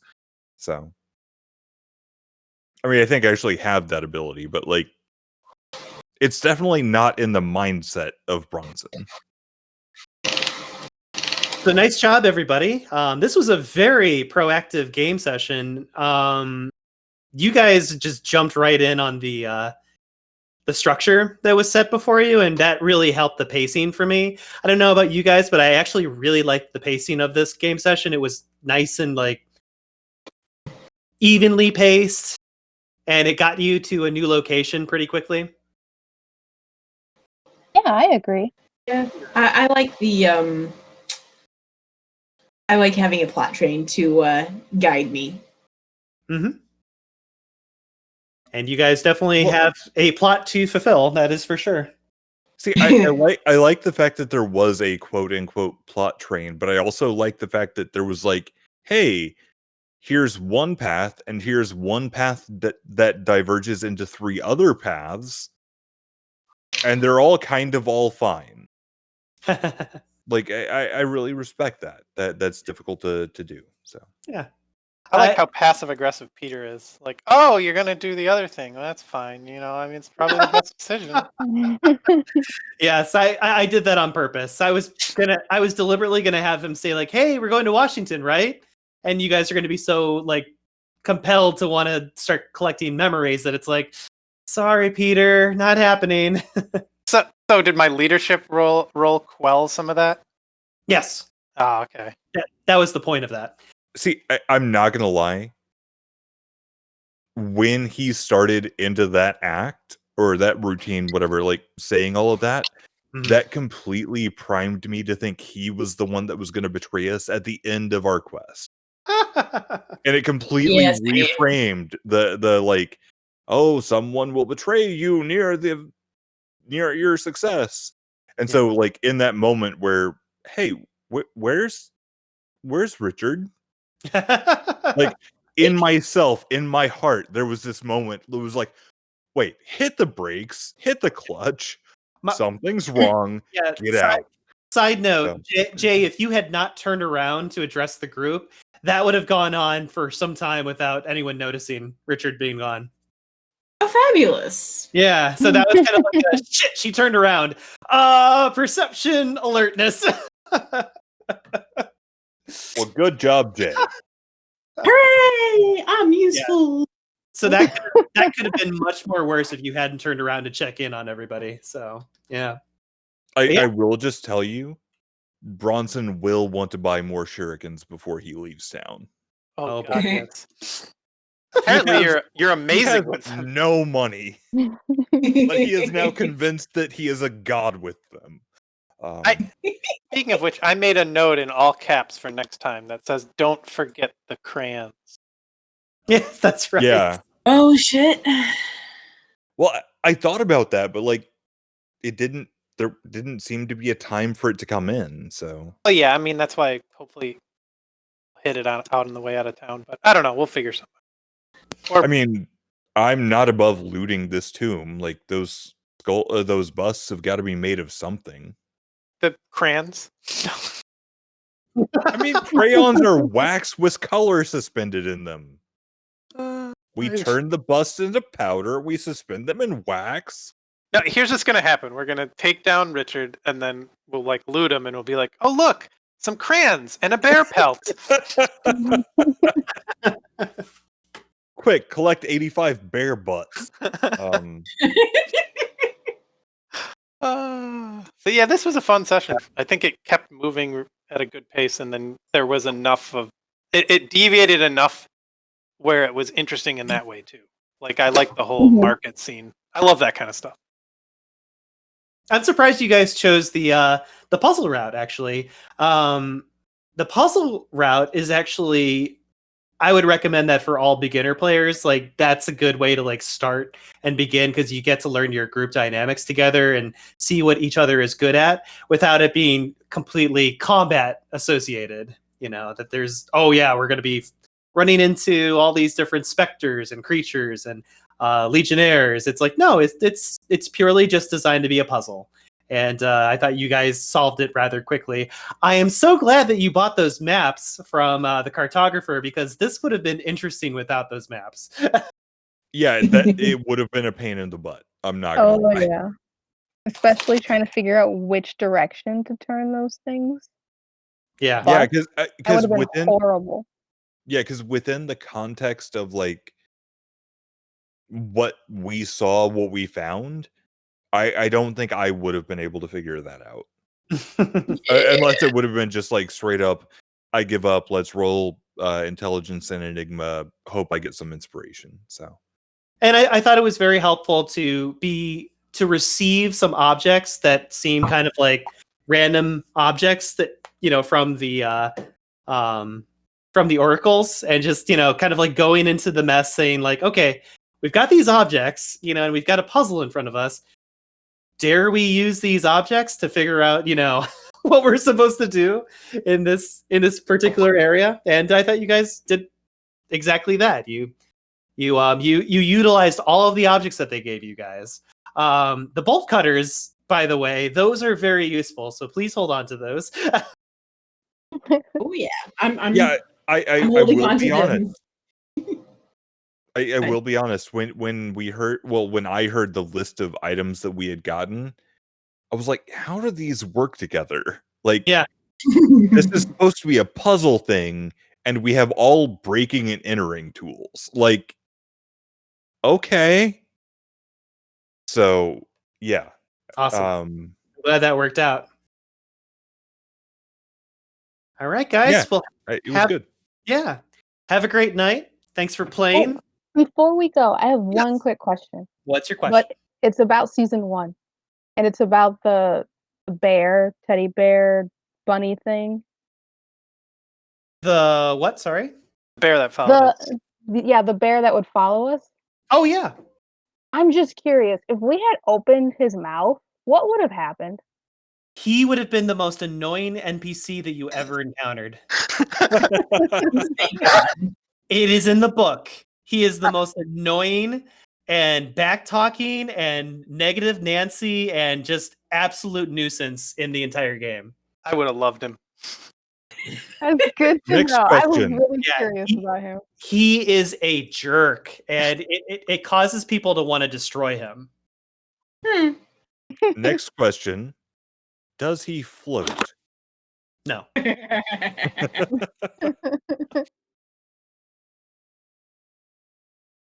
All right. Well, you guys have a good night. Let me deactivate Craig. I'm glad that